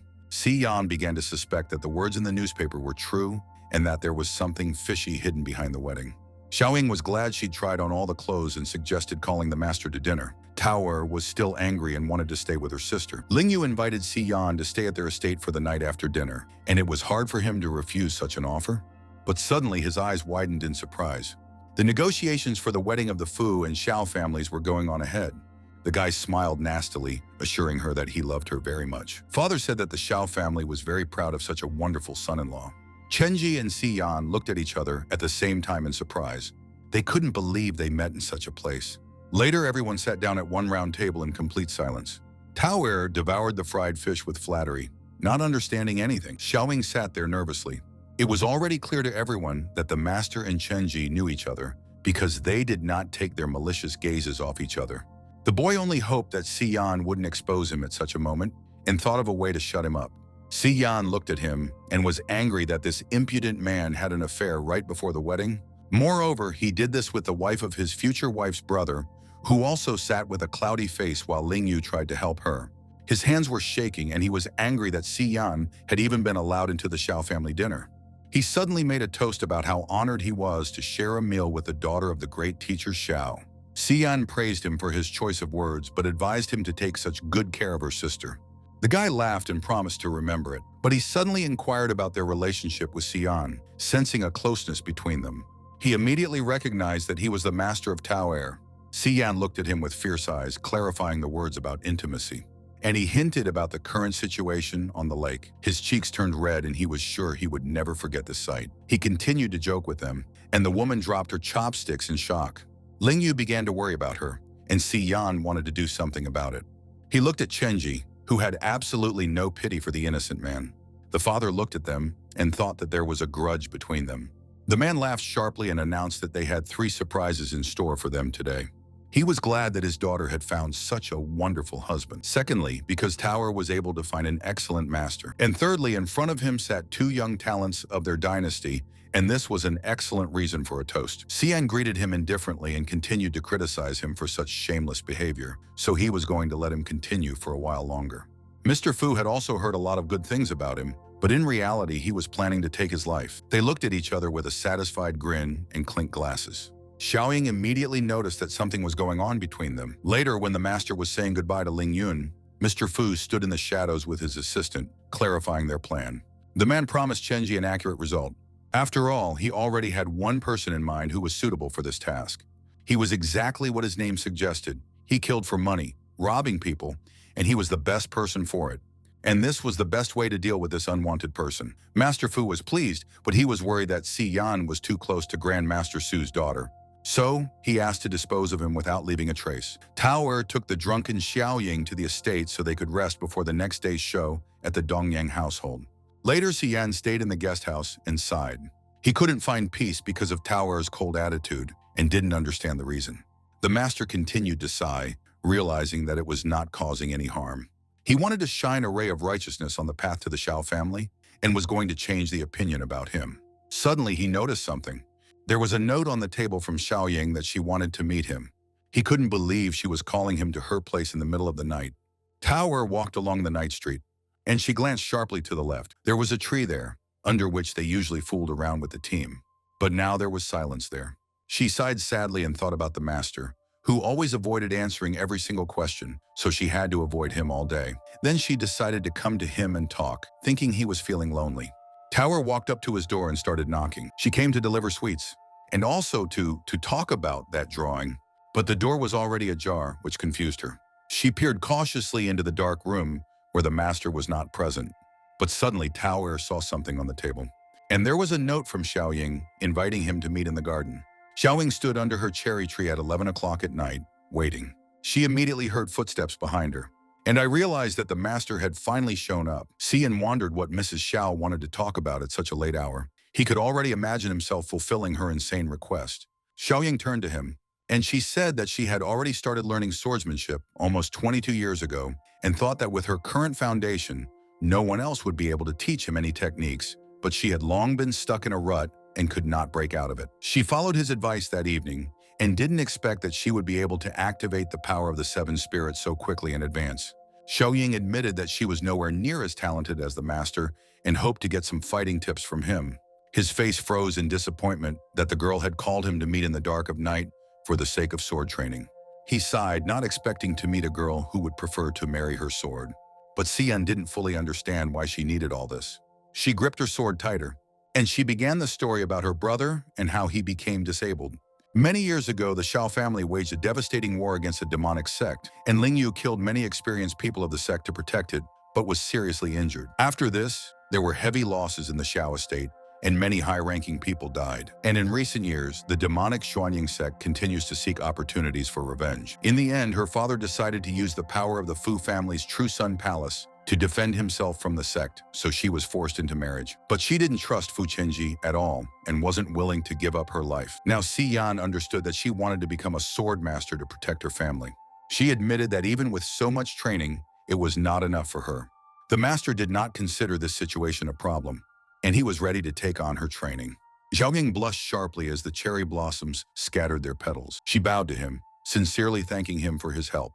But Xian abruptly grabbed her hand after apologizing for her next actions. He felt that her pulse was blocked, as were other areas that were not yet open. The girl suddenly felt a surge of energy through her veins immediately after his touch. Suddenly, the master made a dash in the other direction. He hugged her from behind, explaining how cultivators should gather their energy at the base of their stomachs. Due to the diversity of qi in the body, It's completely ineffective when used. Xiaoying couldn't believe that she had allowed a stranger to get so close to her. She closed her eyes in shame because Master C was sharing his wisdom so kindly, so she pushed those thoughts aside. The master immediately noticed her special physique, which was suitable for cultivation, and he asked them to remember carefully what he was about to convey. He dropped it abruptly onto his hand, allowing the darkness to carry the light. Then he spun her around. The two of them took up the sword, and they separated between him while petals were flying around. Xiaoying stood in shock and couldn't understand what was happening, but she was pulled back again. And then he approached her face and advised her to master it so that the demon sect would not become a problem for them. The master himself enjoyed touching her, and therefore was not against teaching her a couple of techniques. They looked at each other with shining eyes, blushing. But at that moment, Tower was watching them. She slowly turned to the master. Xian instantly flinched. They both looked at her with shocked faces, not expecting to see her at all. Xiaoying immediately ran to her sister to explain everything. But Tower didn't listen to her and pushed her hand away. Her face was completely gloomy and empty as she waited for another explanation from them.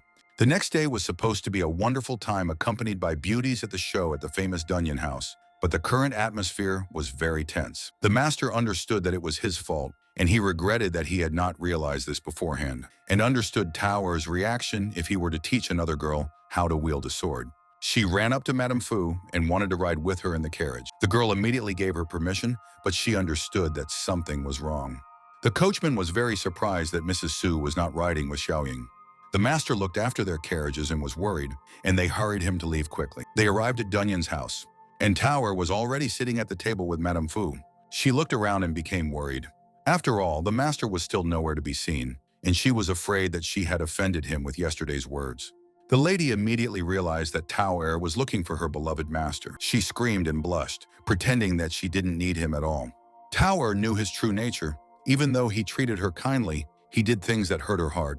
The lady suggested that this might be that very feeling of early love. Tower's mouth dropped open in shock without thinking about it. The girl said that when meeting the person you want to spend your whole life with, you need to do everything possible to protect them. She touched her chest, thinking about it.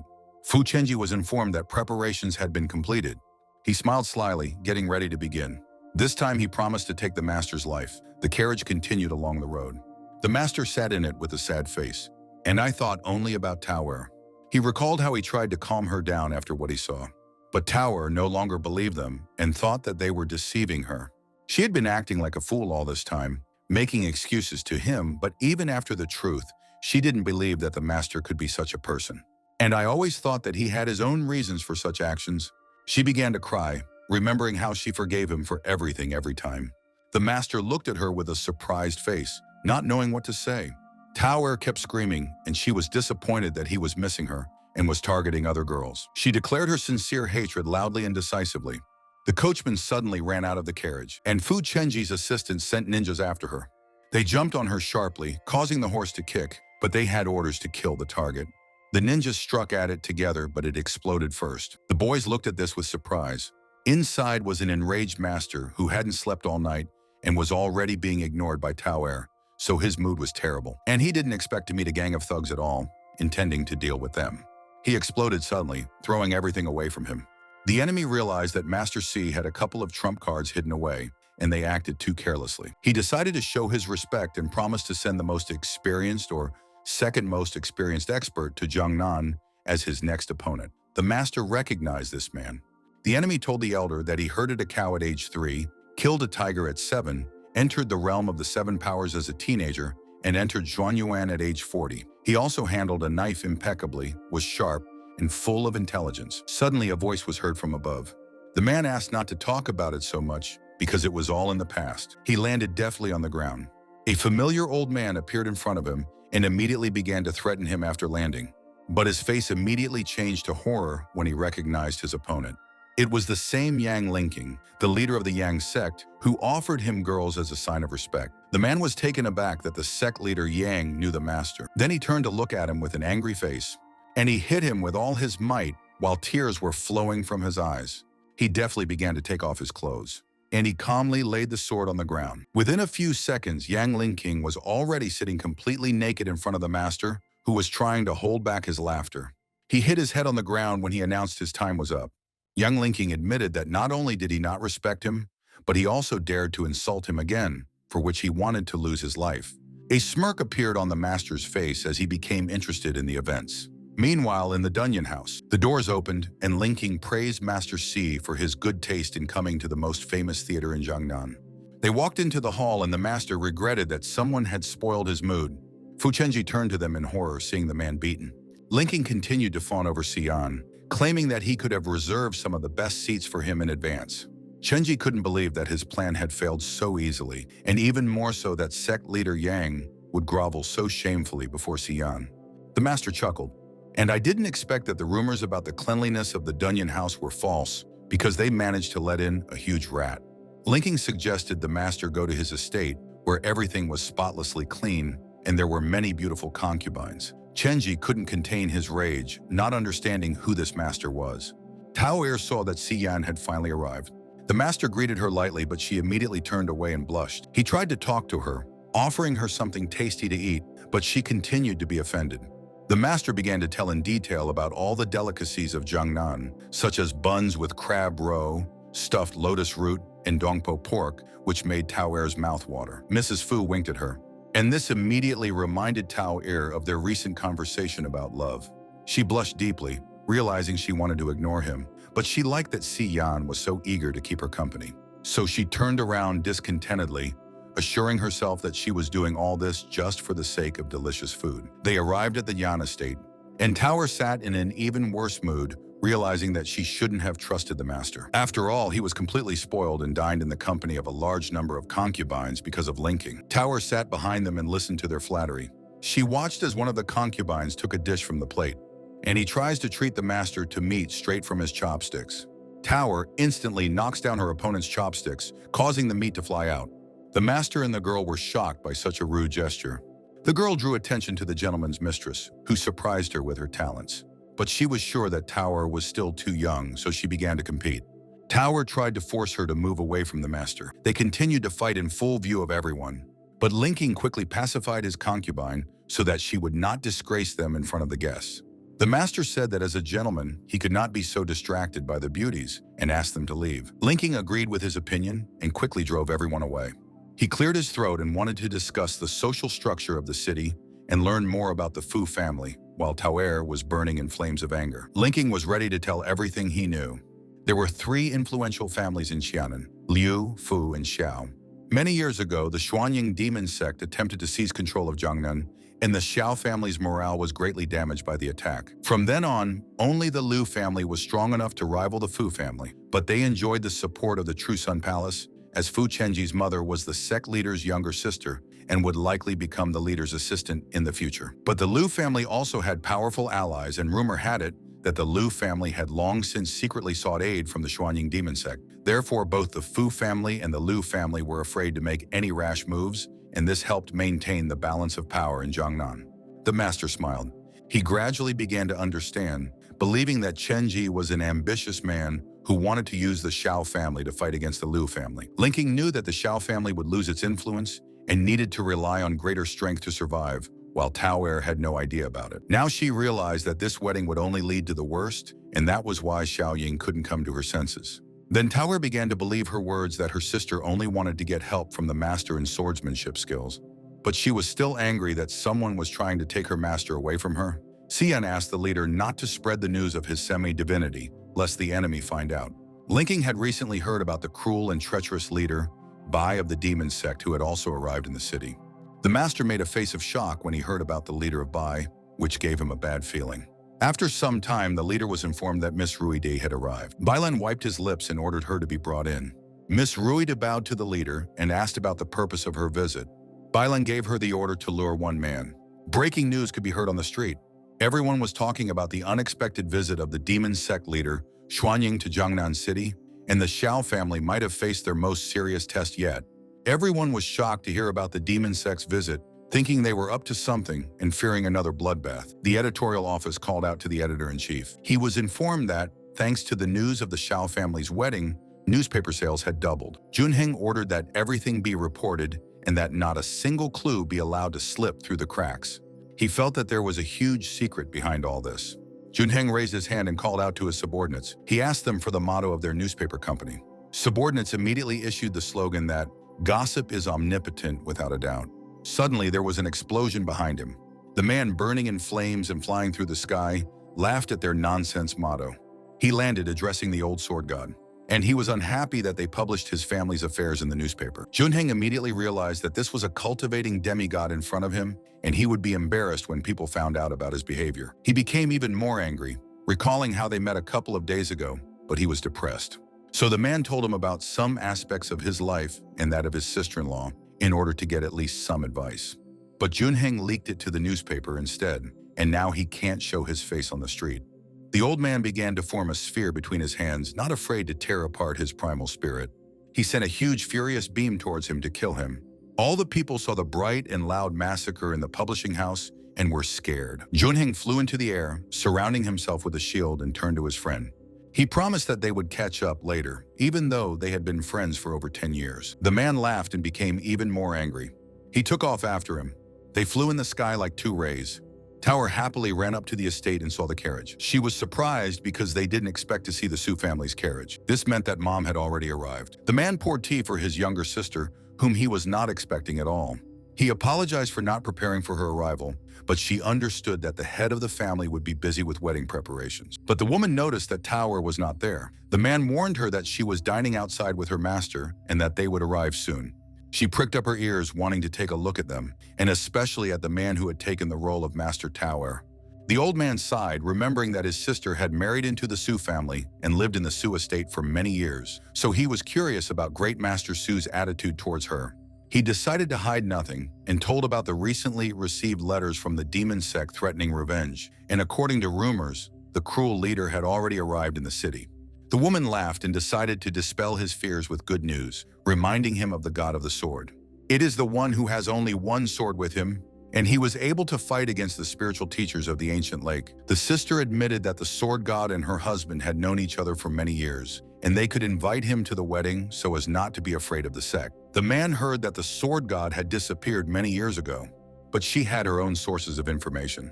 And they reported that the sword god was in the city of Jiangnan. 20 years ago, the earth was pierced by a pile of swords and blood. Yuling stood on the mountain of corpses, surprised by the presence of so many sects that were unable to resist him. Suddenly, he noticed something. There was a girl lying on the ground who was still alive. She was scared when he pointed the sword at her face. Yuling challenged her to a fight, but they had already lost. Then he just turned around and started walking away. The girl ran, turning to the god of the sword. She asked me to remember her name, Lin Hunying. The girl was going to become the future master of the sorceress sect, which she would one day take home. Yuling didn't yet know that this name would become his worst nightmare. He just snorted and continued walking away. But now Yuling was running away from the witches sect again. He didn't understand where they came from in Jiangnan City. Then a sword appeared on top of him, and with great force it pierced the ground, but he managed to dodge. But he didn't have time to see that that same Lin Hunying was ready to hit him, and she easily knocked him off his feet. He fell to the ground and was surrounded by girls from the sect. Lin Hunying was very sad that he left without saying anything, and she had been looking for him for the past 13 years. She grabbed him by the collar, believing that now they were finally one. After all, she had become the master of the witch sect, and she wanted Yuling to keep his promise and return to the witch sect to be with her. He was suddenly surrounded by girls who were already taking their place in line after the master. The soul left the body when he realized that the end had come. He lost consciousness and the girls were worried, assuming that he had not seen women for a long time due to solitude. The girls didn't know what to do and suggested different ideas. They argued over who would give him artificial respiration. Lin Hunying covered everyone's mouths to prevent them from fussing around the unconscious man. She licked her lips, not seeing a problem with it. They decided to drag him to the nearest corner. At this time, Yuling was trying to come up with an escape plan. Suddenly, he waved his hand, and he threw back all the girls with a bright light. Lin Hunying looked up. Yuling stood in the air as energy flew around him. His eyes glowed white. All the girls started admiring how amazing he was. This made Lin Hunying angry because it was not the time for this. She gave the order to capture him while Yuling was about to fly away. He shot up in a blue beam, and they didn't have a chance. The girls took up their swords. Lin Hunying flew straight after him in a rage, reminding him that she had her eyes on him. That's why I didn't want to let him run away for the rest of his life. Meanwhile, at the estate, Tower sat with her mother opposite Xian. He sat in fear, not expecting such a sudden meeting and acquaintance with her mother, and did not know what to do. The woman was surprised at how young the master was. Tao thought her mother was very unhappy about having a master and was afraid she would want to take her away, but she decided not to let her interfere with their relationship. The master cleared his throat awkwardly, and he introduced himself to Mrs. Su while his mother was asking his opinion about Tao. Sian began to tell how she trained hard and had fantastic strength and was now close to the Three Souls realm, and in the future, she could become one of the best in the cultivation world. Moreover, he considered her an extremely obedient student, so there was nothing to complain about. Mom appreciated his choice of words. She praised him and was sure that girls would go crazy over him with his looks and achievements. The master exploded inside himself with rage that in fact this was not so. Tower suddenly became angry, thinking that no girl would ever love the master. Mom didn't understand why she was so angry, while Sian was stunned by her cruel words. She laughed awkwardly and decided to thank the master for her daughter's success. The master admitted that he valued talent and his intentions were sincere, so he regarded Tower as a treasure, putting all his efforts into caring for her.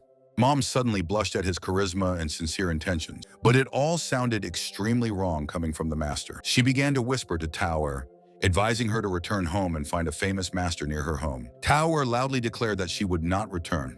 Although she was often worried about the master, during these 2 days she realized something. And that's why I had no intention of leaving him, no matter what happened. Mom's mouth dropped open in shock, and now she had no doubt. Father scolded Susian, trying to understand where he sent Tower. But her brother believed that she was already a free girl, and her parents should not control her if she found her love. Mom covered her mouth, thinking that Juan was just joking about love.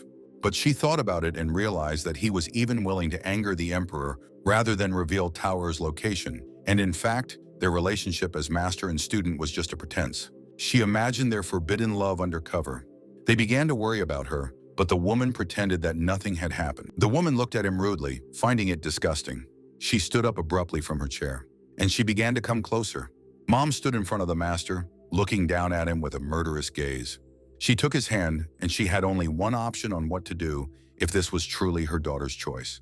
The woman casually began asking Sian questions about his home country, parents, and siblings. Sian was shocked by the interview standards for potential mentors. Tower abruptly separated their hands and explained that she was simply cultivating without any relationship, and she was embarrassed by such questions. The mother pulled her daughter's hand sharply, and she began to shower her with promises that she would take the master to the capital and ask her father to pull the strings to provide him with a position, and then the emperor would eventually approve of him. And if that didn't work, then they would first have to be married, so the emperor couldn't do anything. Tower was driven mad by her words and couldn't calm down. She started yelling at her mother for saying such things, and Sian could also hear the words about marriage, pricking up his ears. The mother sighed, realizing that her daughter had already grown up. And I wasn't going to force her to leave if she didn't want to, but her visit was not without reason. She said that the emperor thought about her every day, but Chuan refused to talk about her disposition. Therefore, the emperor beat him severely, and he sent them to build canals on the Mu River. He was motivated by Senior Bailan, whom he would be able to meet after digging channels. Tower became very angry, and she was filled with hatred for the emperor and guessed about his sympathy for her. Meanwhile, Chenji apologized to the girl for being rude to her because he was in a bad mood. The woman lay on the bed covered in bruises while he droned on about Sian pretending to be someone else. He wanted to talk to Senior Chen in Trusun Palace to hire a couple of reliable experts, and he promised her to keep his promise if she obeyed him. The master walked down the street and remembered how Tower's mother took her away to talk alone. Suddenly, loud voices were heard from behind.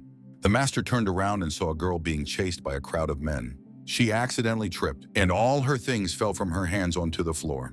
Sian caught it carefully, and the girl, with tears in her eyes, begged for help. Behind her were the men of the Green Snake Gang, who never lost their prey. The master was horrified by their savagery, which forced them to harass defenseless girls right on the street. He shouted at them, not intending to refuse her help. Sian lunged forward, and he walked over everyone, stunning them with lightning. The man immediately started bleeding from his mouth and his eyes rolled up. They all fell to the ground at once, and smoke began to rise from them. The girl looked at the stranger, who turned out to be incredibly strong. He began to carefully collect the bags back into the basket. Sian wanted to know why they were chasing her, but the girl did not expect to meet bandits after arriving in the city. The girl approached him with one request, and she asked not to leave her alone. The master rejoiced, feeling like a hero who was saving a girl in trouble. He confidently assured her that he would not allow anyone to bully her and promised to be there. The girl jumped onto his back to finish telling him about her request. Since childhood, she lived with her grandfather alone, at the expense of a small tea field. But one day, Grandpa suddenly fell ill, leading to a stagnation in the field. The landlord took advantage of the situation and wanted to take it away. But it was the only thing that sustained them through difficult times, and it had already become part of the family. She traveled for several months and almost managed to collect the rent money, but she ran into those bandits and was left with nothing. The master closed his eyes and sighed desperately. Sian burst into tears of pity for this girl, intending to buy all of her tea leaves. She suggested going to the place where she left all her goods, and the master promised to take her there. Meanwhile, at Yang Yu's house, according to rumors, Miss Rui Day was the precious treasure of this house, and that she was one of the purest girls, so she did not date many people, and a guy could easily fall out of her favor. But Chenji couldn't be an ordinary customer, so he opened the chest containing the bright gold. He asked Sister Hua not to be too distracted, and the woman demanded a wish from him. Chenji announced that today would be the celebration of the elder Chen's appointment to the civil service, so they wanted to see Miss Rui to show hospitality, and he was willing to spend a fortune for the elder Chen. The young man thanked the younger Chen for his concern. The sister tried to politely explain that Miss already had an important guest today and suggested choosing someone else. But the men made angry expressions, not knowing who could be more important than the Fu family of Jiangnan and the True Sun Court. She was nervous and tried to explain that the guest was chosen by Miss Ruida herself. Xian sat awkwardly on the bed in the room, and he had a strange feeling. At that moment, the girl appeared from behind the door. But she changed into a different suit, asking him for his assessment. The master blushed terribly, not expecting this. But he was only thinking about the tea leaves she wanted to sell him. At this moment, Chenji was furiously climbing the stairs to find out who the respected person was that Miss Rui Day had chosen. The master thought about being pursued by bandits, about her tragic past, and a story about the problem with the tea field. But the girl suddenly rushed at him, and this development of events seemed very wrong. Loud shouts could be heard from outside the door as the staff tried to stop Mr. Fu. He kicked the door open, not intending to listen to their opinions. They saw Miss Ruida pestering Xian.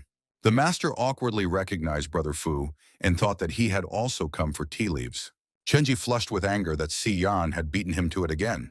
Miss Rita slowly turned to the customer. She looked at him, reminding him of the rules of Yang Yu's house, which did not allow him to barge in without warning. Chenji chuckled and walked closer.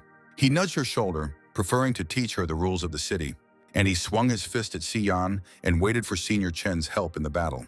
He started to strike to finally finish him off, but Xian had a smug smile on his face. Suddenly, Ruida stopped his hand. She looked at him sideways, condemning him for his rude attitude towards her guest. Ruida pushed his hand away, noticing how he was walking against the entire Yang Yu household. She swung her hand at him sharply, and she dealt a harsh blow straight to the chest, causing Chenji to spit out blood. He flew out the door, losing consciousness. Elder Chen was enraged by what he saw and reached for his sword. He tried to swing at her, but she dodged. Ruida sensed that this expert's aura had already reached the peak of the Zhuanyuan realm, and it would not be an easy battle. But at that moment, she was cut in half in a second. Senior Chen used a double combo because there was almost no time between his attacks, but he was immediately taken aback. Her body began to turn into green butterflies. Miss Ruide was already standing behind him, while she was disappointed in his skills. Senior Chen immediately swung behind his back but missed. He continued to navigate by the voice, but before he could hit her, she was no longer there. Senior Chen mocked her that she had no way to respond to his attack and was only dodging. She began to spin around, doubting that he could harm her in any way. Xian observed Ruide and was positive about her cultivation, but he was confused by her strength. Her abilities looked extremely familiar, although her power seemed more demonic. Senior Chen understood that due to her appearance in different places, he couldn't figure out the pattern, so he decided to use his maximum speed to win. Suddenly, he cried out as he caught her. He struck and managed to catch her in the air. Rudy panicked, realizing that she wouldn't have time to dodge now. At this moment, Xian appeared in front of her, covering her with his body. He stopped her blade with 2 fingers, as he still needed to talk to Ruide, so he asked him to leave. A huge explosion came from the room, tearing apart the walls, and Elder Chen was sent flying into the distance. Xian stood with his back to her and turned to her. He wanted to know who Bailan was to her. Ruida began to stutter, but stubbornly pretended that she had never heard this name. Suddenly, another voice was heard. Bailan appeared on the roof, deciding not to pretend anymore since everything had already become clear. The master began to scold this ungrateful brat, but only a couple of days of their freedom had passed. He blushed with anger. Bailan insisted that he did all this for the sake of the master, and wanted to receive gratitude. But the master was bursting with aggression and had no intention of listening to him. He sighed, about to ask him a question. The master told him of the chaos in Jungnan City, caused by the rampant activity of the demon sect. Bailan was surprised by the sudden change of topic. He turned away in resentment, as all these years of faithful service, his disciples always lay low when there were no orders, and someone used the name of the demon sect to commit atrocities. The master tensed, realizing his words might be true. He decided to take a step-by-step approach, but he had a more serious problem. He approached Bailan, wanting to know his goals and reasons for betrayal. Bailan tried to find ways to hide something from him, wanting to keep his past and identity a secret. The master selected a new apprentice many years ago. A small child stood before him, introducing herself as Bailan. He initially mistook her for a girl and found her very cute. He stroked her and decided to become her master. Xian often trained behind closed doors because he wanted to improve his cultivation and was often away from Bailan, but he always cried before he left. But even after that, the days were incredibly joyful until the moment he finished training. The master called out to Bailan, and he announced that he had finally finished his training behind closed doors and asked permission to take him on a tour outside the Pavilion of Fate. The guy hugged the master tightly because he missed him very much. Xian was overcome with emotion, knowing that Bailan would grow up and win everyone's hearts. He began to stroke her head while Bailan praised his handmade clothes.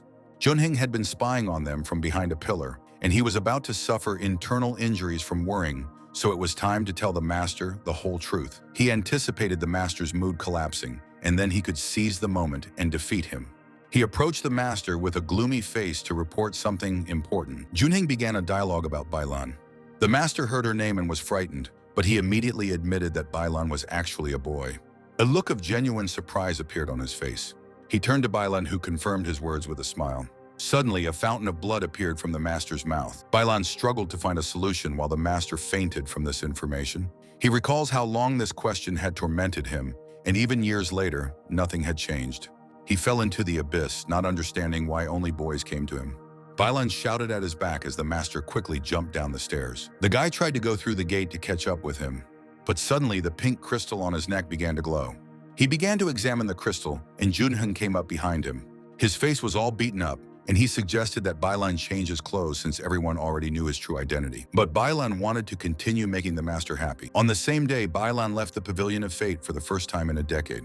They sat down with a family who were very happy to meet the master in the mountains and enjoy the beautiful views. This was the first time Bailan was able to feel the warmth he had lost since he was little.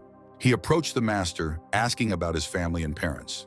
The master looked away, trying to explain more gently that he hadn't seen them either. But at that moment, the crystal on his neck began to glow again. They both looked at him. At that moment, a huge purple beam appeared from it into the sky.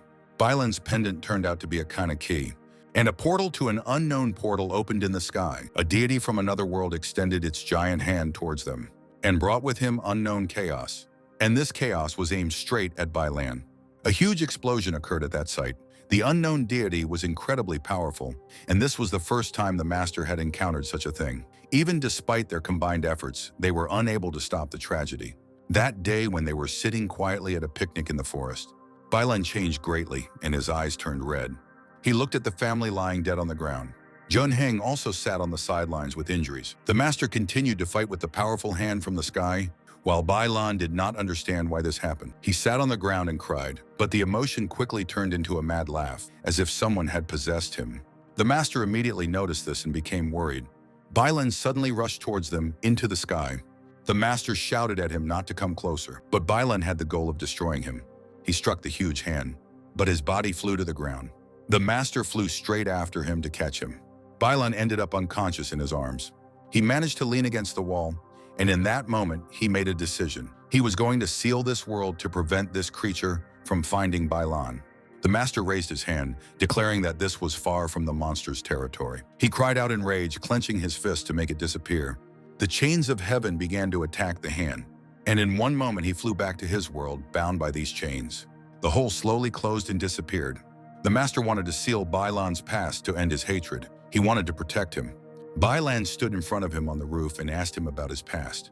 He sighed because the moment had come when he had no choice but to tell the truth. Bailan looked at him worried. The master began to run away and confessed that Bailan was given to him as a gift for his huge annual spending in one of the restaurants. He shouted after him, advising him to come to him in case of any problems, since it was the elder who saved him last time. So this time he wanted to protect him. He smiled slyly, his cheeks red, realizing that he had once again allowed the master to escape. Xiao Ying was training in her garden again. She understood that even after tens of thousands of attempts, nothing worked. But she managed to recreate the same feeling she had experienced that day. She remembered that it had been a long time since she had met Master C. And so I dreamed of approaching him to ask for some advice on cultivation. At the same time, at Xian's house, Master was thanking Madame Xiao for the food. But she suddenly began approaching him, and he didn't understand what she was doing. He had just escaped Bailan's trap, only to be caught in the clutches of the Xiao family. The lady did not understand why he was behaving this way, even though he knew about her secret, so she was ready to do everything to keep it from being revealed. The master blushed deeply because his thoughts had gone in the wrong direction. He suddenly remembered Ling Yu sitting in a wheelchair. He immediately pushed Madame Xiao aside, wanting to set a good example and not wanting to betray Ling Yu. She was afraid that he still wanted to reveal his secret. The master decided to give her the opportunity to admit her mistakes herself and let brother Ling Yu make his own decision. Madame Xiao knew that after revealing such a secret, she had no choice but to die. She grabbed his hand sharply, realizing that his words determined her fate. That's why I didn't want to let him go. Madame Xiao smiled, realizing that she had managed to make him an accomplice. The master clenched his jaw sharply. He suddenly hit her on the chest, causing her to fly away. Xian couldn't believe that even after receiving such good treatment from brother Ling Yu, she still tried to seduce other men. He imagined how he would grind her into dust if he were in his brother's place, and even that would not be enough to calm the hatred inside. Xian recalled how Ling Yu had sacrificed his cultivation path to protect the Xiao family, and because of this, he could not be the rightful head of the family, and even became a laughingstock among his peers. He descended upon her, telling her how his brother felt guilty, which is why he became more caring towards her. Ling Yu saw her as the only person for whom he had any hope of living, but she had cruelly abandoned him.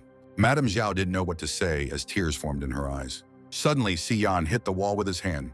He screamed how brother Ling Yu had lost everything, and if he found out about it, who knows what would happen. The lady looked down. Xian remembered how he and Mr. Fu had tried to shut him up, and he allowed them to watch the monster marry Ling Yu's brother's sister and seize power in the Xiao family, but he didn't want to let the two of them achieve that. Madame Xiao looked down, wishing she could wash away her sins right now. Xian didn't expect to hear this. Tears were streaming down her face, and she too did not want to continue down the wrong path. She recalled threatening Chenji with a knife to keep him away from her. The guy smiled slyly, knowing that no one would disturb them. Madame Xiao promised to die in front of him if he didn't leave. But Chenji didn't even think about it and had no intention of interfering with her. And he reminded her of her husband, to whom no one knows what will happen after her death. He promised that his palace elders would leave no trace of him unharmed, and then Lady Xiao's face was covered in horror. Chenji suggested that she obey, and that he would later ask for their help when he took control of the family. The lady immediately threw the dagger aside. Chenji laughed loudly at her action while she was only thinking about Ling Yu. She admitted that she was a fool, and that the monster Chenji not only abused her, but also used her to cause serious harm to the Xiao family. The lady screamed through tears for the master to help her and save the Xiao family. She didn't care about retribution for her sins. The master looked down at Chenji with disgust and could now roughly understand the overall picture of the whole situation. There was a sudden knock at the door, looking for Master Sai. Xian recognized Xiao Ying's voice. He saw a wardrobe in the corner of the room, and he opened it immediately.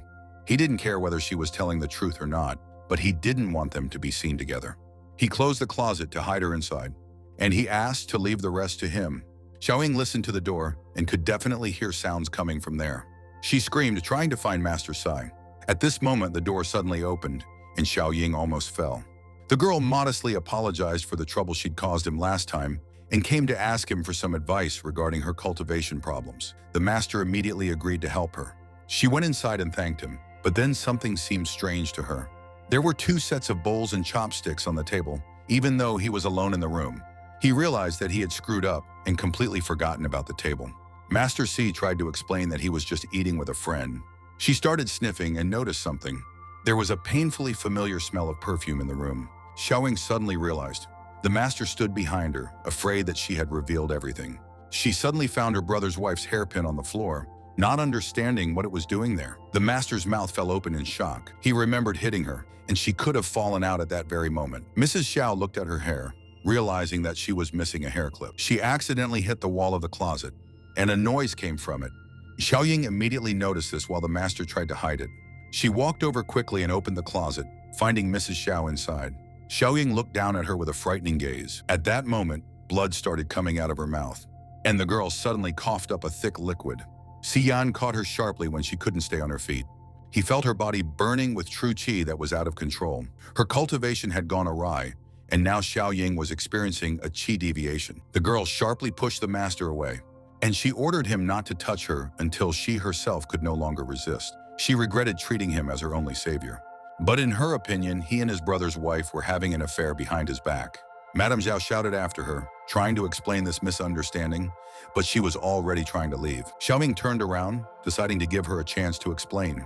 The master followed her, trying to explain everything. He didn't want her to lose her life, so he warned her. At the same time, Chenji was slapped in the face for his uselessness. The head of the Fu family, Fu Shiwu, was displeased that his son couldn't handle even such a minor problem. Standing next to him was the Fu family's tribute, Chao Zhanyuan. He approached Fu Shiwu, proposing his plan to resolve the situation. Zhanyuan compared it to the one they used when they attacked the Xiao family. He wanted to send more people pretending to be members of the Xuanying demon sect to kill the troublemaker Xian. But this time, during this pretense, he wanted to see if Mr. Fu could fight off the sect alone to turn the situation around and save the Xiao family. The man was still chasing after Junheng and couldn't catch up until nightfall. At that moment, Yuling also ran, and the girls continued to chase him. They ran straight down the same street, and they managed to meet at a crossroads. Junheng immediately recognized the youngest and remembered that Madame Xiao had invited him to the estate, but Yuling didn't want to go there at all. Junheng invited him to join in and beat up the old man, but first he needed to help him deal with the crowd of women. The elder insisted on solving his problem first, since it was more pressing, but the younger insisted on covering his back. When they couldn't find a compromise, they decided to simply go their separate ways. Bailan stood on the roof of the building and could see the entire city. He opened his fan, realizing that the time had come. And soon a great show will take place in the Xiao house. The master continued to chase after Xiaoying, and he demanded to be heard. He was horrified by her stubbornness, but her qi was already violently attacking her heart, and true qi without control was close to deviation. Tao Er saw master chasing after Xiaoying, and I was horrified that they were still together. She turned away, pretending that it didn't bother her at all. But she understood that as a student, she had to worry about the master's surroundings. Then she decided to talk about it with Xiaoying later. At night, a dark silhouette ran up to her room, and he carefully opened the doors. The master jumped into her room, deciding to take radical measures. But what he saw shocked him. There were clothes scattered on the floor, and then he saw Xiaoying lying on the bed, realizing that something terrible had happened. Then the master decided to help her adjust her true qi according to the cultivation method. He began to poke 2 fingers into the right spots on her back. The master abruptly turned her to face him and pressed on the points on the shoulders. At this moment, Xiaoying blushed deeply. Suddenly, she coughed up blood. The master rubbed himself, glad that he was not late. Otherwise, nothing would have been changed. Xiaoying lay down on the bed again. In 1 second, she slowly opened her eyes, and she began to look at the master's face in front of her. He was glad that she woke up so quickly, but she immediately blushed with shame, not understanding what he was doing here. Xiaoming threw a pillow at him, covering herself. The master said that he had just finished her treatment and that she needed to remain calm so that the recovery would go smoothly. She started crying because she had been taken advantage of, and now she wouldn't be able to look people in the eye. Xian was already irritated by her behavior, and he asked her not to make everything up on the fly. He took the blanket off the drying rack, not understanding where she got such naive thoughts from, and he threw the thing at her, believing that even Tower knew about this pain of hers. The master explained that if he had not helped her, she would have already died. But he still agreed with the strangeness of the method and apologized. Xiaoying decided to force herself to believe in his good intention. But then she wanted to know what was going on between him and her brother's wife. He admitted that they had nothing in common and spoke of the tragedy of her brother and his wife. Xian admitted that this was all part of Chenji's evil plan. Tower walked down the night street, pouting, wondering what excuse the master would come up with this time. She stopped abruptly, thinking about how to ask Xiaoying about this. Tower imagined how Xiaoying would find her behavior excessive, but she will answer her that the master's behavior is immoral and she must uphold justice as his student. Suddenly, she saw something. Xiaoying stood under the cherry blossom tree.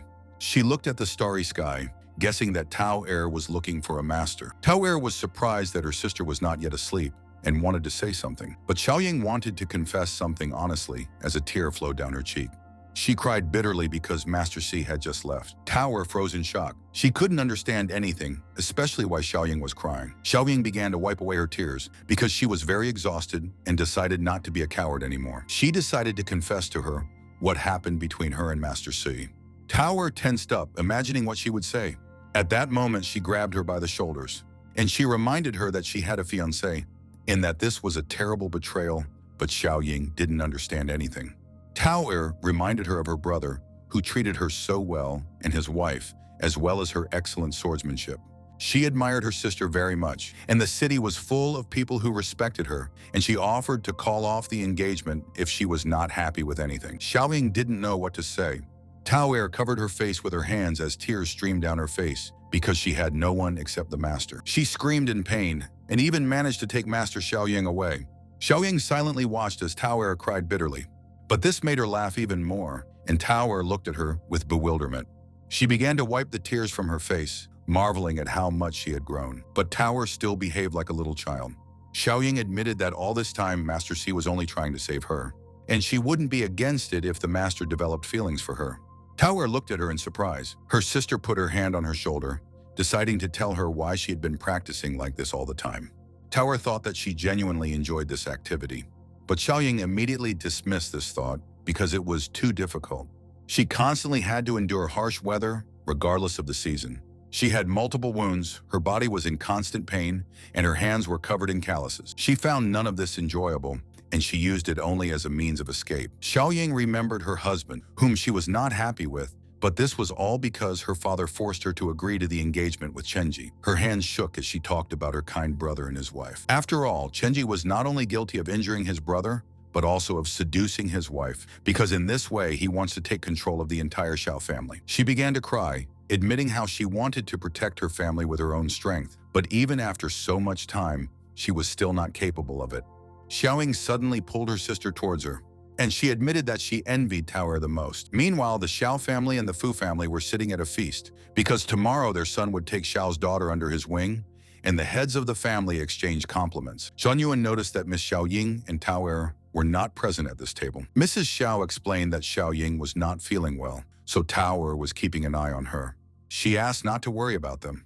The head of the Xiao family raised his glasses to the great day ahead tomorrow. Suddenly, his toast was interrupted by a subordinate who burst in with terrible news. He began to tell a story about the demon sect, about the Xuanyan demon sect that suddenly attacked them. Tower continued to hug her sister, understanding what she had to face while growing up surrounded by love and pampering from her parents. And now she had a master, and her elders, with whom she was very lucky.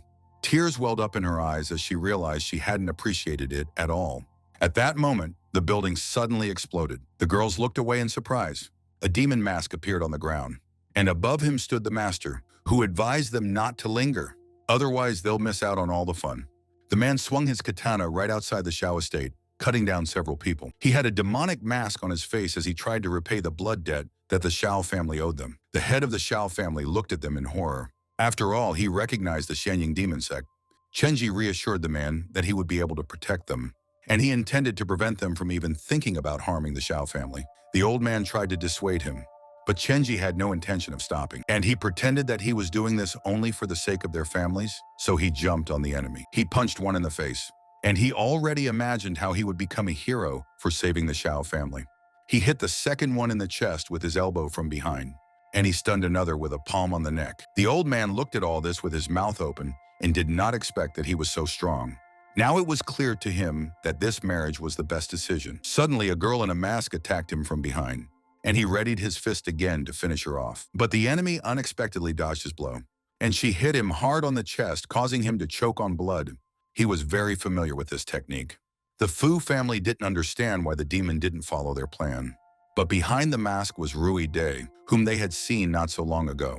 Chenji screamed in horror. Bailan laughed loudly that the Fu family was so happy to pretend to be his Xuanying demon sect. But his unit in Jiangnan only accepted girls, so the entire sect surrounded him. The head of the Fu family broke into a sweat when he saw the real sect. Father Xiao couldn't understand what was going on here after hearing about the fake demonic sect from the Fu family. The masked men couldn't believe that they were facing a real sect. Bailan hated imitators the most, and this time he became incredibly angry, so he attacked his enemies. There were many screams coming from the Xiao manor, and Yuling ran to the door. His mouth dropped open in shock, realizing that he was very late. Yuling only hoped that nothing happened to the master's mother-in-law, otherwise he would get into trouble. Suddenly, someone grabbed him by the shoulder from behind. It was Junheng, who was carrying a watermelon in his hand. They kicked open the door to the estate. Junheng deftly placed the bench from his hands on the floor, and he suggested they eat some watermelon while they waited for a great performance. At that moment, a bright flying beam appeared in the sky. He landed hard right in the middle, stunning everyone. It was the master who approached Bailan. Bailan didn't expect to meet him at all. Junheng laughed at the appearance of the protagonist. He carried Xiaoying and Taoer in his arms, not understanding how the sect dared to take away his opportunity to attract attention. Father Xiao was glad that Xiaoying and Taoer were okay. But if they were the real Zhuanyan demon sect, then Master Si was the master of the leader of this sect. Bailan begged him not to investigate, as he was simply trying to help. But the master saw how the boy was trying to seize the opportunity to sow chaos and ruin his plan. He was burning with rage, promising to settle scores with him later. He then turned the conversation to the fake demon sect whose plan had already been exposed. But they were still lying on the ground and pretending to be dead. He kicked the ground hard and sent the boys flying into the air. The imposters lay on the ground, but their masks had flown off their faces. This caused them to jump from the ground, realizing that their faces were exposed. Lingyu and her father immediately began to notice familiar faces that belonged to the Fu family. Each of them worked for the Fu family. They tried to pretend that they belonged to a demonic sect and had no connection to the family at all. Bailan was moved by the sight of such devoted followers and decided to fulfill their wish to die as ghosts. Just one look from him made the men burst into tears. They immediately ran back to Mr. Fu for help. The Xiao family was shocked by this revelation. Father thought about Lingyu, and his wife also understood what her husband had gone through.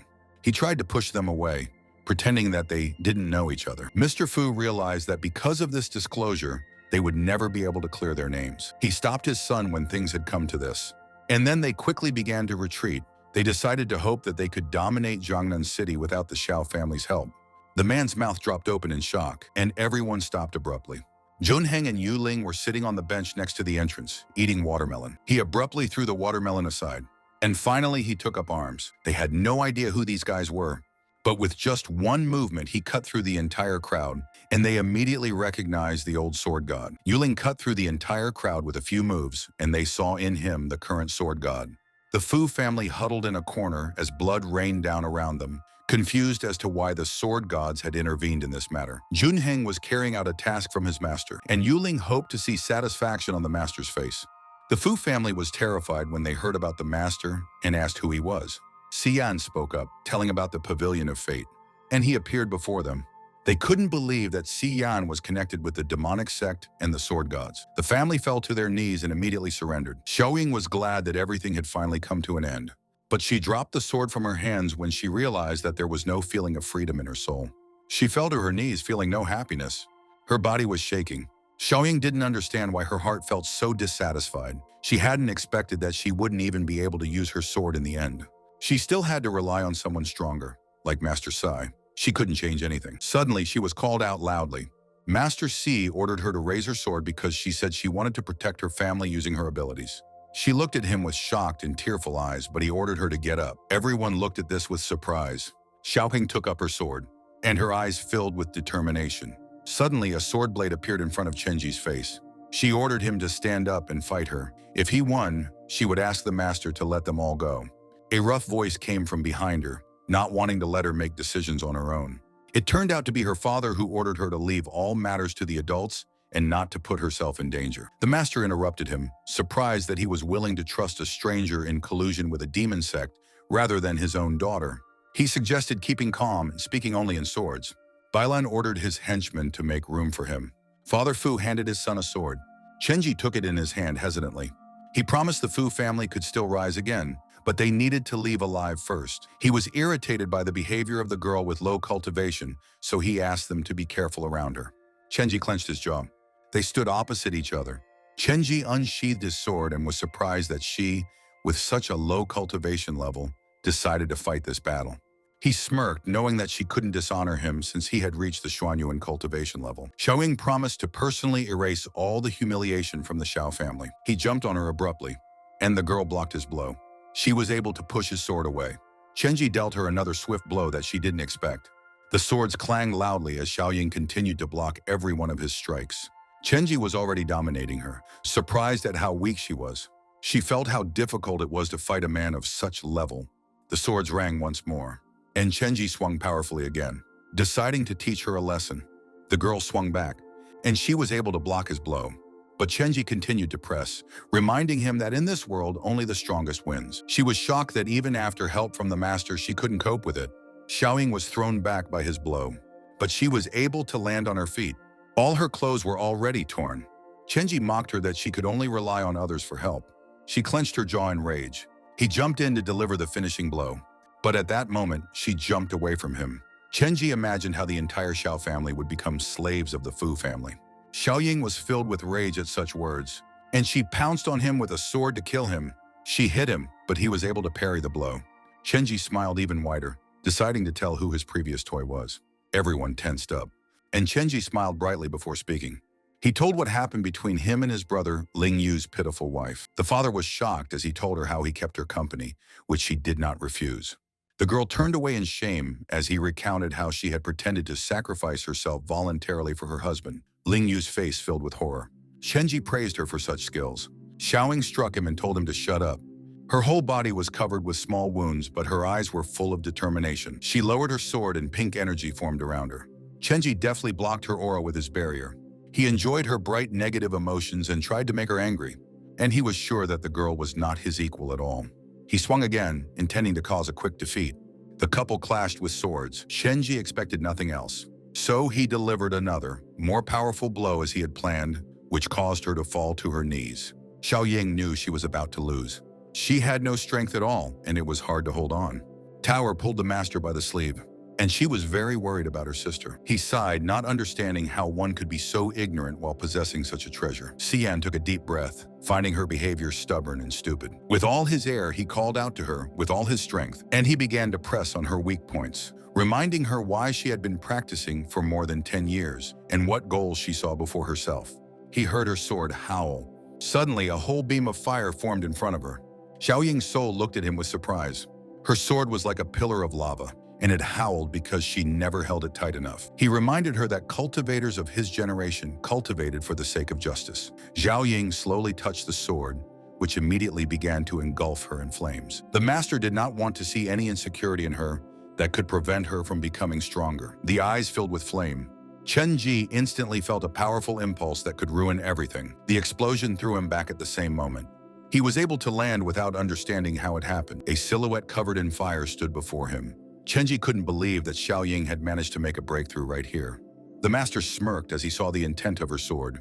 Xiaoying confidently pointed her sword at the enemy, and she flew to strike. Chenji was going to defend himself, afraid that she would be too strong immediately after the breakthrough. But he still had no intention of losing to her. He lunged forward and tried to block her blow to show off his tornadic sword.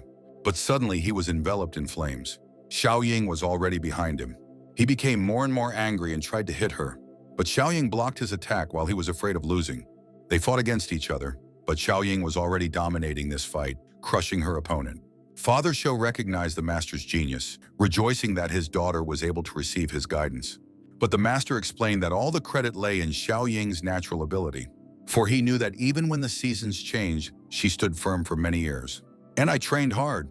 Thanks to this, she was able to master the art of swordsmanship to perfection. She had been one with the sword for over 10 years, and the master had only been able to guide her to bring out the best in her.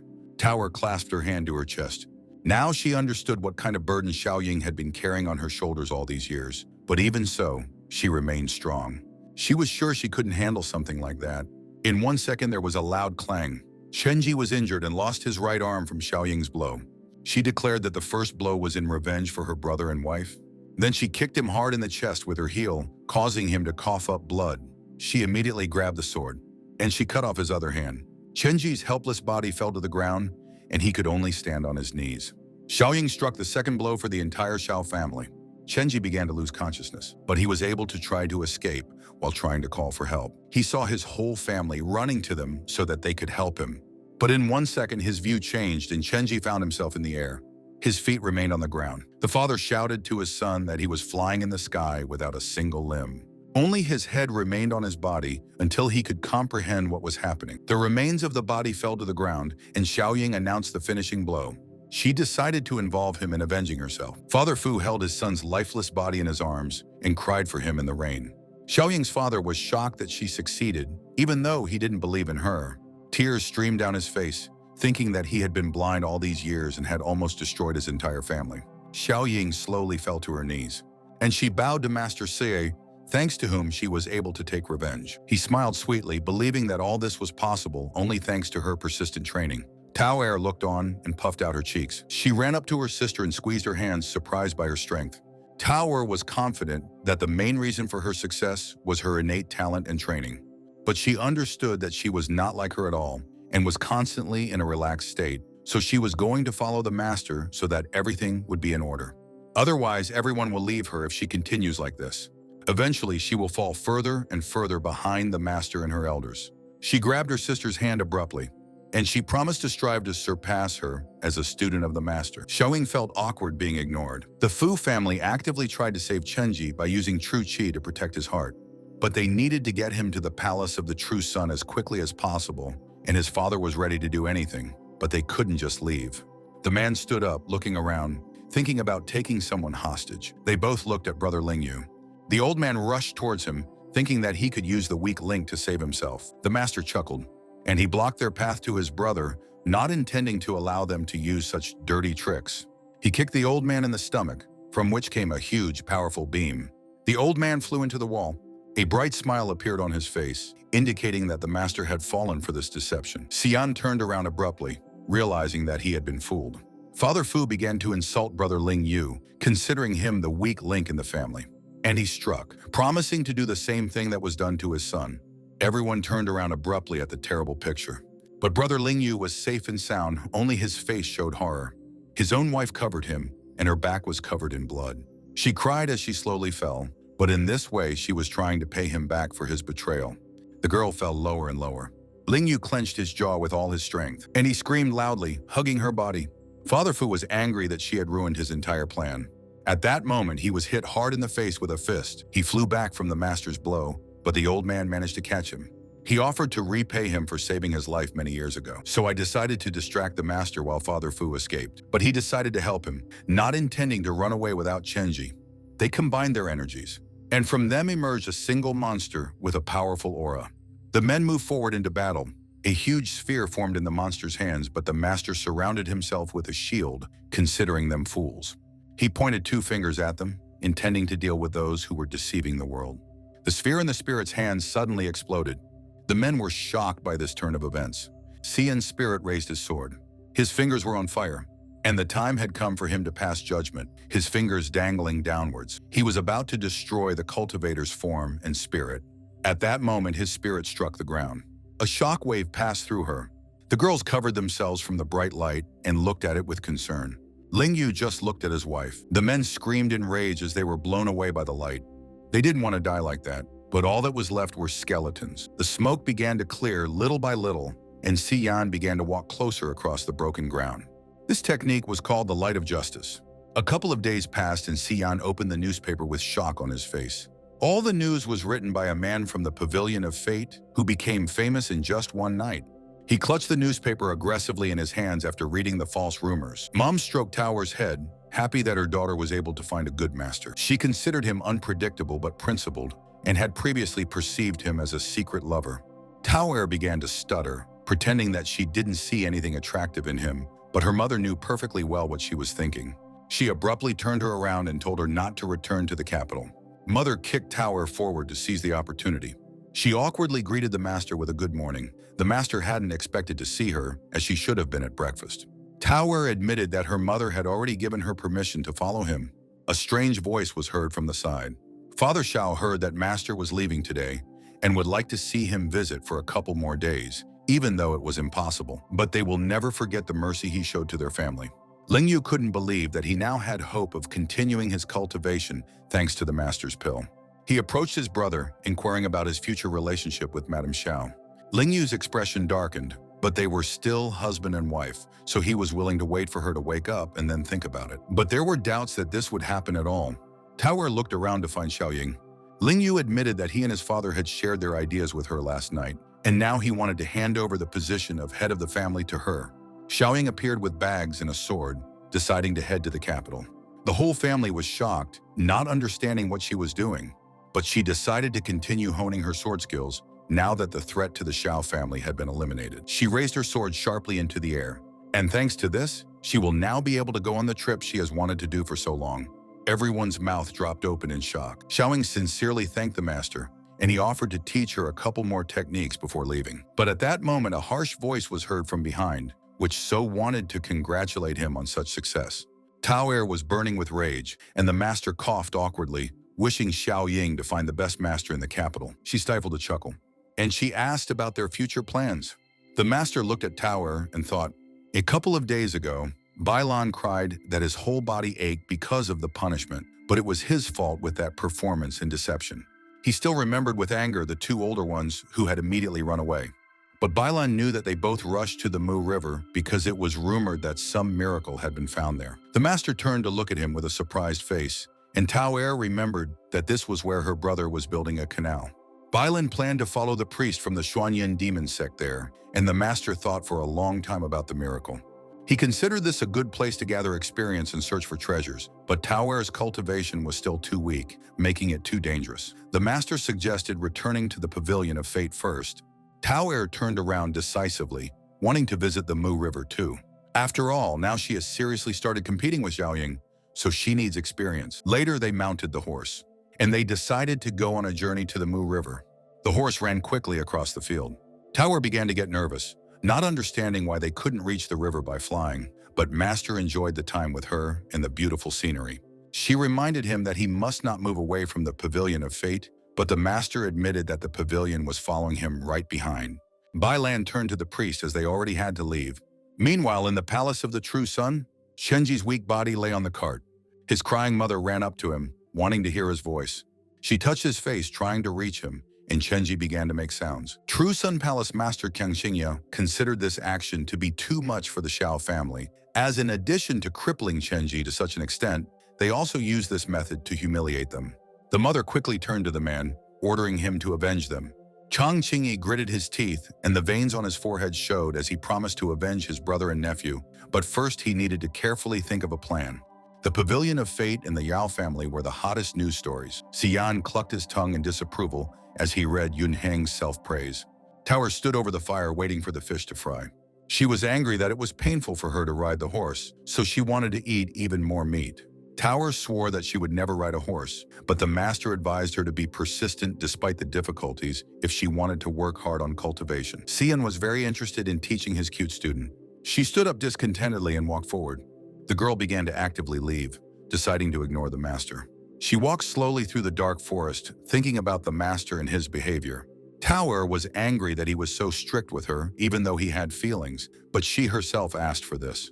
She was still interested in that very drawing that the master had drawn in secret, not understanding why he needed it. She looked around, thinking she had gone far enough. Tao Er wanted to go to the toilet, but at that moment she heard a noise. She hid behind a tree and heard something like footsteps. Tao Er thought that the shameless master was sneaking behind her and trying to spy on her, but there was already a silhouette standing behind her. Suddenly, a cloth with a sleeping pill was brought to her face. Her eyes began to slowly close, even though she tried to fight it. The bandits laughed loudly and rejoiced. The guy was happy that they hit the jackpot today. The second one suggested waiting until the guy headed to the Mu River, and then they could catch their prey. The master began to approach slowly.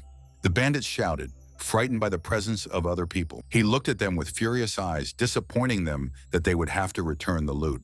Xian explained that she was his student. The bald man laughed as he made Tao Er his disciple, and then he ordered his friends to attack him. The master simply called them idiots, and in one movement, he deprived them of their limbs. The bald bandit could only see small cuts on his hands, but at that very second they exploded, and the master could not allow him to leave his hands that touched Tao Er. Suddenly, huge pimples began to appear on the man's face as he begged for mercy. In a second, his head exploded, because Xian didn't want to leave him with a brain that was filled with thoughts of Tao Er. He was abruptly brought back to reality by Tao Er's voice. He picked her up while she tried to come to her senses. Tao Er carefully opened her eyes. He tried to figure out how she was feeling, but she grabbed his clothes. Later, the cart was flying along the road. Tao Er's washed clothes were hanging on it. She sat recalling the events of the previous night with shame. Tao Er simply dreamed of being reborn and forgetting about it. Xian noticed that the effect of the sleeping pill had finally worn off, and he asked her to warn him about this. Otherwise, he would have to wash her clothes again. Tower begged the master to stop reminding her of this. At that moment, the master noticed something ahead, and he suggested that Tower take a look. The Mu River with a huge ferry appeared in front of them. This ferry was carried by robotic whales. Tower's mouth opened in admiration, because up close the ferry was even bigger. Cian glanced over, realizing that it was the only ferry, and he would be very passionate about attracting clients. Suddenly, a girl approached him, and immediately after her, a whole crowd poured out, trying to drag him onto the ferry. Tower turned to him shyly, not wanting to go on this ship. But the road on dry land would be too bumpy, especially since Tao Air's body still ached from the horse ride. Then she agreed, and they arrived at the table while Tao Air enjoyed her food. Cian looked around and felt the atmosphere was wrong. But Tower was cozy and very tasty, and she guessed how much it all might cost. An unknown voice answered her question. The guy said that the owner of the ferry was rumored to be a generous man, so he liked to receive guests, and he himself ate and drank here for 2 days, but they didn't charge him a penny. Cian took a closer look at him, noticing that even after 2 days, the guy didn't fit into the atmosphere here. He asked who exactly the owner was, since everything can't be free just like that, but he didn't have that information. The guy pointed to a miracle that everyone wanted to see. The White Mountain sect was sitting there, then the Willow Leaf sect. Even the disciples of the otherworldly Heavenly Sword sect arrived, and they were very shy. Tao Air noticed a fat monk in the distance. He assured everyone that all reality was a phantom and they needed to control themselves, but the man from the White Mountain sect drove him away. The guy guessed who it could be. Suddenly, all the guys at the table started to be surrounded by girls. They began to offer the master delicious wine, trying to pour it into a glass. Tower shouted loudly, calling for the master. There was a hellish aura around her, and she advised against drinking alcohol, which leads to death. The girl from the service assured me that everything would be fine. She tried to pour the alcohol from the teapot in her hands, but Tower continued to move the glass. The girl found her very annoying, but I decided to compete, and she began to pour liquid from the kettle onto the floor, which began to form into a single stream and flow into the cup. Tower saw her right in front of her face, and in a second she was already completely in the cup. Everyone was stunned by the water control technology they saw. She smiled politely, advising him to return the cup. But at that moment, Tower suddenly poured water on her face. Tears appeared in her eyes, but she firmly forbade them from drinking wine with the master. He felt a little awkward. Suddenly, their argument was interrupted by a strange voice, which considered Mrs. Tower to be completely innocent. A nice guy named Long Yu, who was the owner of the ferry, approached her. He admitted that he sincerely admired her beauty, so he invited her to go upstairs with him to watch some musical performances and spend time alone. Tower turned away rudely, immediately refusing, but she was suddenly surrounded by purple smoke, which clouded her mind. And she immediately got up from the table. Smiling, she declared that she would gladly follow him. The guy and the master were in shock, and on Yuya's face there was a crazy smile. The master twirled the cup on the table with one finger. Tower instantly came to her senses. The ferry owner was taken aback that she had come out from under his hypnosis. She immediately hid behind the master, who asked her not to be afraid. The guy froze in a stupor, not understanding how the mermaid charm technique had dissipated so easily. He looked at the master in shock as he and Tower went to rest after the long journey. But Cian turned back to him, and with a sly expression on his face, he thanked him for his hospitality, intending to repay his kindness one day. They started walking up the stairs together, while the owner clenched his fist in anger. There was a smirk on his face as he thought about his next plan of revenge. He was not going to give up such an exquisite creature so easily. The guy behind him caught a dice in his hand, and I thought these two were very interesting people. The ferry was sailing on the sea.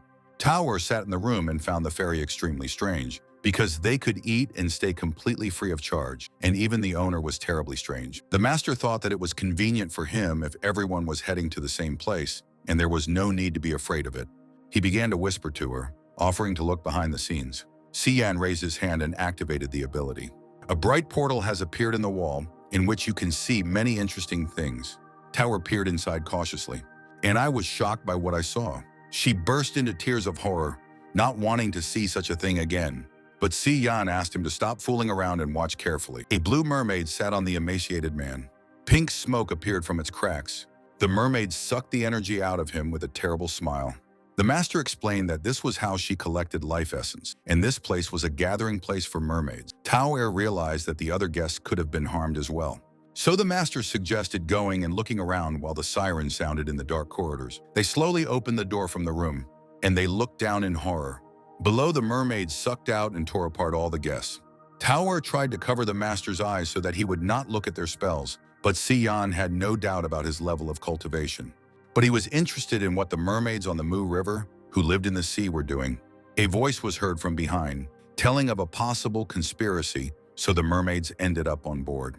The guy arrived on the ferry to investigate this very case. Tower was curious about who he was then, and he called himself the one and only. But he was interrupted by a loud explosion behind him. One of the guys was thrown back by a powerful wave, and he ended up crashing into a wall. Someone loudly approached the smoke, while the mermaid was trying to recover from the blow. The stranger took a huge trident in his hands, and he was going to take his life. Tao immediately recognized that same fat monk. But at that moment, a huge paw struck the ground with enormous force, and the mermaid opened his sharp teeth, realizing that he had been forced to do so. He crawled out of the smoke, licking his lips with his long tongue, his clothes torn by his huge tail. His eyes were like a predator, and he wanted to kill everyone except Tao. All possible shells were thrown at him. The monk continued to beat the monster, noticing at first glance that he was not human. The group of mermen were burning with rage, preparing to teach the annoying monk a lesson. He was surprised that the monster hadn't given up yet. But then several more of the same monks appeared behind him and decided to help him. He decided to leave the troublemakers to the brothers. The mermaid clicked his tongue angrily, and he ordered his friends to attack while the monks twirled their staffs. Tower and the boys watched this performance while eating watermelon. Xian turned to Tower and handed her the sword. He considered this an excellent opportunity to test the results of his training and practice. Tower screamed in fear as he threw her onto the battlefield. The mermaid saw Tower flying. He smiled and looked at her. The monster tried to grab her in the air, but she managed to dodge. Tower's eyes widened in fear, realizing how she had almost been caught. She did a sharp somersault and landed deftly. A whole crowd pounced on her. But she opened her sword and ordered them not to come closer. She swung once and cut down several monsters at once. Tower herself was surprised by this turn of events. The master knew very well that she had talents, and she just needed to be more persistent in her training, and soon she would be able to break through to the realm of 3 souls. He turned around to face an attack from one monster, and he kicked them with 1 foot. He didn't expect that this would actually turn out to be a good opportunity for her training.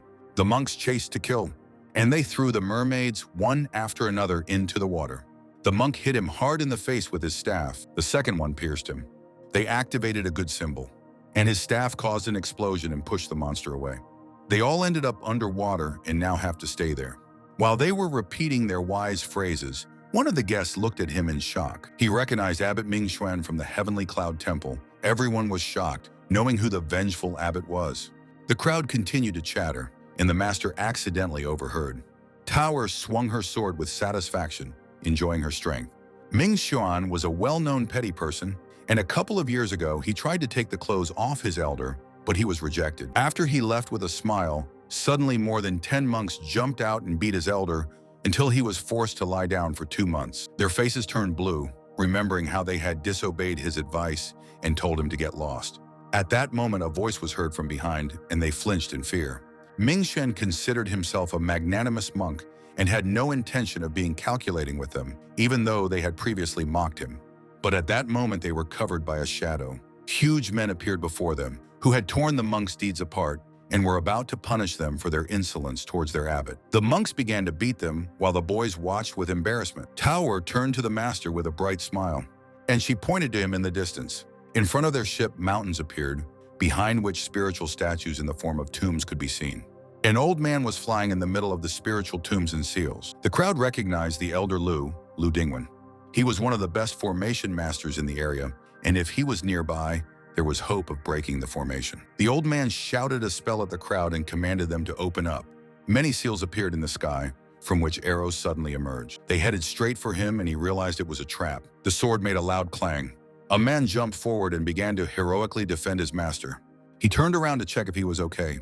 Dingwen thanked Han En for his help. The entire crowd admired the young master of the Mu River sect. He had achieved the Linghuan level before he was 30. Everyone was shouting what a rare talent he was. He was leading Dingwen out, and a girl ran up to them. She screamed and worried about Uncle Lu. The girl knew how treacherous and dangerous this formation was, but everything was fine with him.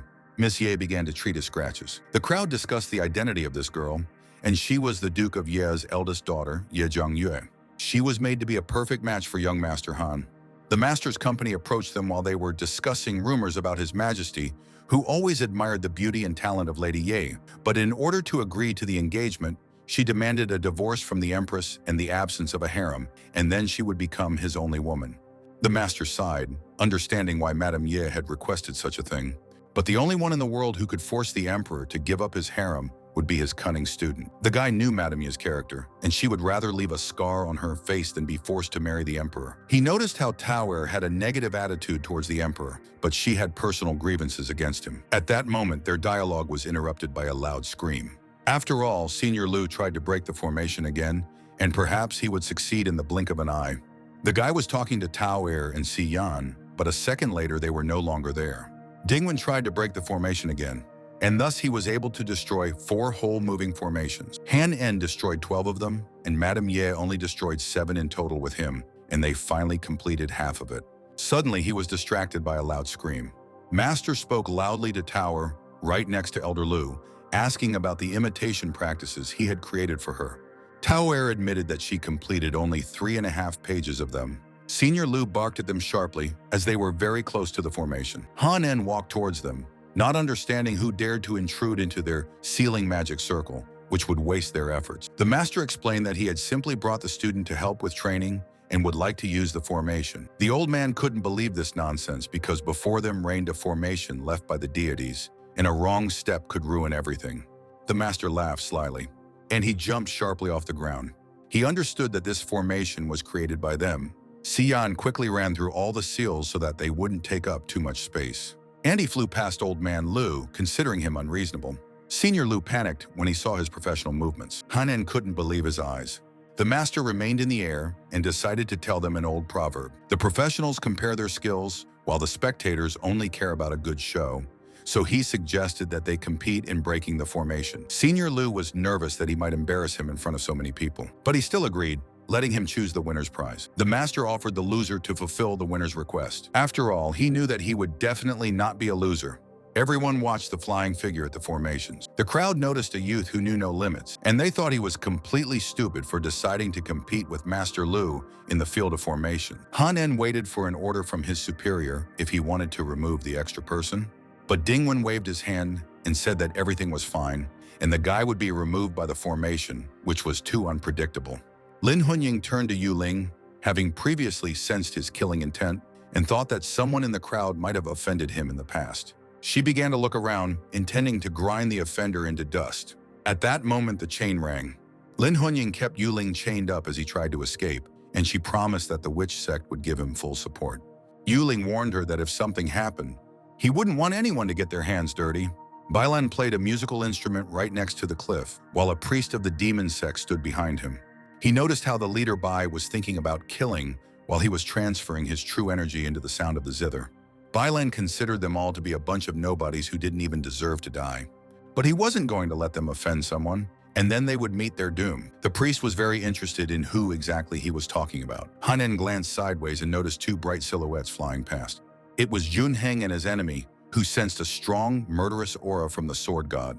And he thought that God had finally decided to engage in battle with him. Junheng turned sharply and struck. But then he laughed because that wasn't the point. The old man held the huge blade between his palms, not understanding why he had attacked him then. But Junheng recalled a master who did not understand the benefits of popularity, so he did not allow himself to be introduced to the world. He was the person he respected the most, and when he decided to travel, everyone looked down on him, but he also didn't want to bother him because Tower was next to him. The old man wanted to understand who the sword god was talking about. The master shouted at Tower to remember his hand movements so that in the future she could also break a similar formation. Tower accepted his order. His eyes opened suddenly. The master's hands took many forms, and the final blow remained. He hit his hand against his hand, and a shock wave emanated from it. Senior Lu screamed in shock, not understanding what kind of movement it was. At this point, the formation began to crack. Dingwen couldn't believe his eyes. The master raised 2 fingers up, and he directed them towards the seal, ordering them to be destroyed. The seal broke into many pieces with a characteristic sound. The master heard a strange sound from behind and turned around. A spirit form, summoned by the formation to protect itself, was flying towards him from behind. This was a counterattack from the enormous heaven and earth formation, and Senior Lu was overjoyed at this turn of events, expecting his imminent death. But then I heard a scream.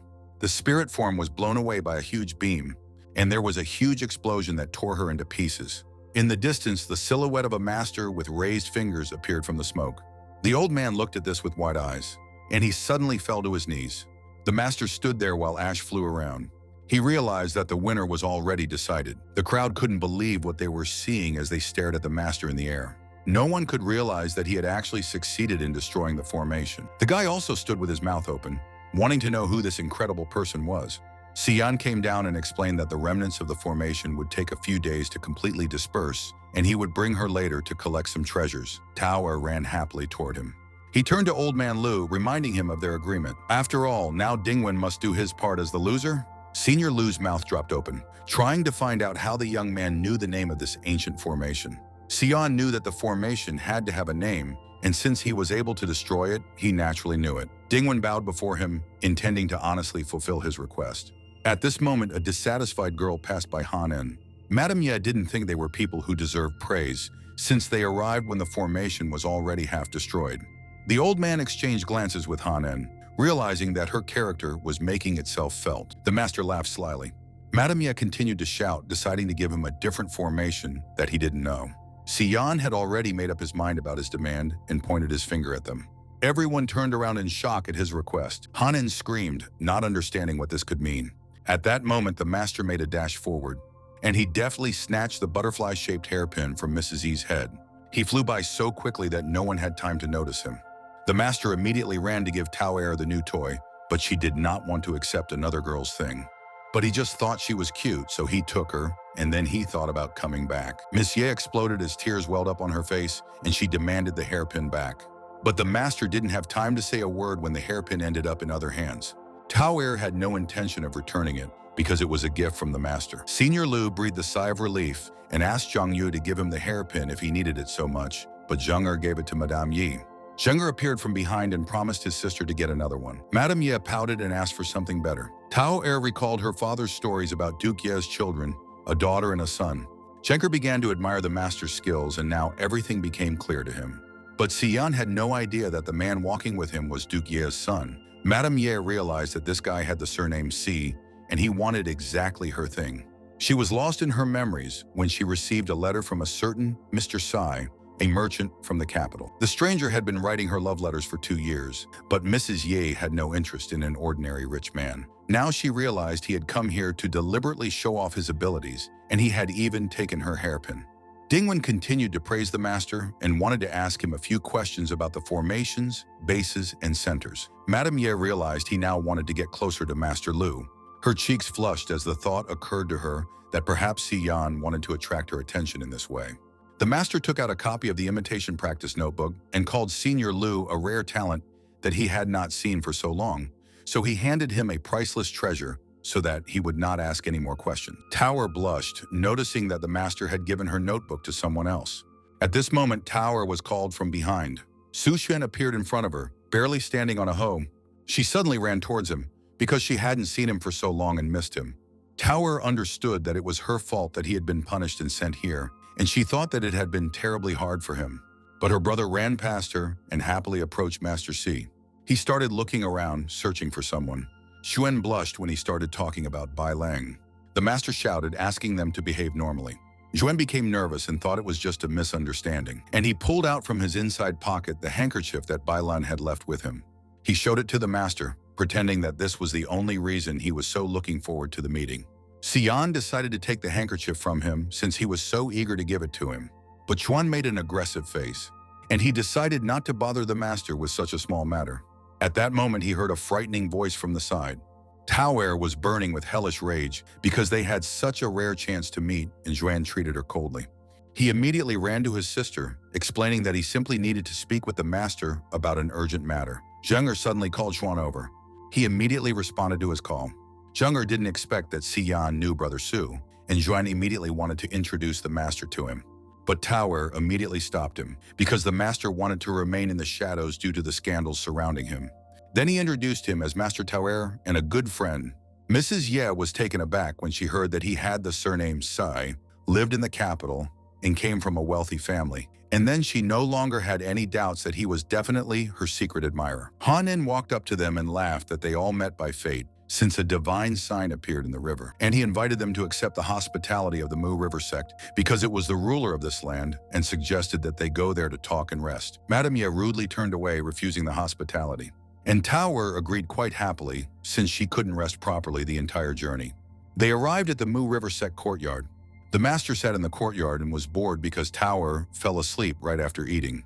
Mrs. Ye was spying on him, and I thought that he was pretending to be a master from another world after the destruction of the formation. She sighed, assuring herself that he definitely had feelings for her, but everyone knew perfectly well that she already had a fiancé. Suddenly, someone called out to her. Master C knew very well that she had been standing around the corner for a very long time, and he suggested that they discuss everything that was worrying her. The girl ran towards him abruptly, not understanding what he was talking about. After all, she was just passing by on her way to her room. She noticed that he also knew how to play chess. Master Sai was bored and tried to solve the Grandmaster's chess array. She looked at him with bewilderment, but concluded that he was trying to show off in front of her again. A confident smile appeared on her face, and she was about to show him her chess skills to expose him. She slammed the table down and suggested playing a game. The master immediately realized that her words were different from her intentions, and she was doing this for a reason. Mrs. Ye didn't deny it and sat down opposite her, getting ready to play for her hairpin. But he was interested in what he would get for winning. Mrs. E gave me permission to do whatever I wanted, and she took the black figure in her hands, squeezing it between her fingers. But she was not going to lose at any cost, and she placed the black chip on the board. After a while, she hit the board with her fist, and she couldn't believe that she lost. Her hands were shaking. Master C was very sorry that she was only one move short, but it looked like she wouldn't get the hairpin. She decided to play one more round, since she was only one move short. But Xian reminded them of their agreement that he could ask for whatever he wanted for victory. He confessed his love for the woman's personal belongings and offered to play again so that she would definitely admit defeat. And if Mrs. E wins, he will return all her things to her, but if he wins, she will have to take off an item of clothing. Mrs. Ye knew that he had had his eye on her for a long time, and so he was trying to take her things to calm his heart. She thought he was just lucky, and that in case of defeats, she was wearing a lot of defeats. Mrs. E confidently threw him her earrings, agreeing to such a bet. A wide smile appeared on the master's face the next time she lost and gave away her bracelet. Slowly, her body was wearing out clothes as she lost and tried to win back. Her face was covered in sweat and tears as she screamed in despair. And the master smiled slyly, rejoicing at his victories. Afterwards, he applauded her amazing chess skills and pretended that she won only by luck, since she was only one move short every time. She couldn't believe that for the first time in her life she had suffered a crushing defeat, not understanding how an ordinary merchant could be stronger than her. But she found it suspicious that he was winning only at the peak of defeat, and that could mean that they were almost equal. The master noticed the fear on her face, and he didn't advise her to lose again, otherwise there would be nothing left on her. She slammed the table hard, and she announced another round, assuring him that he would not be able to win. The master was glad that he had hit the jackpot, at least at the end of a hard day. Xian called out to Madame Ye. He wiped his face, determined to decide this round. Her face was full of rage, and she was determined. After some time, Master C moved the last piece and managed to win in less than 20 moves.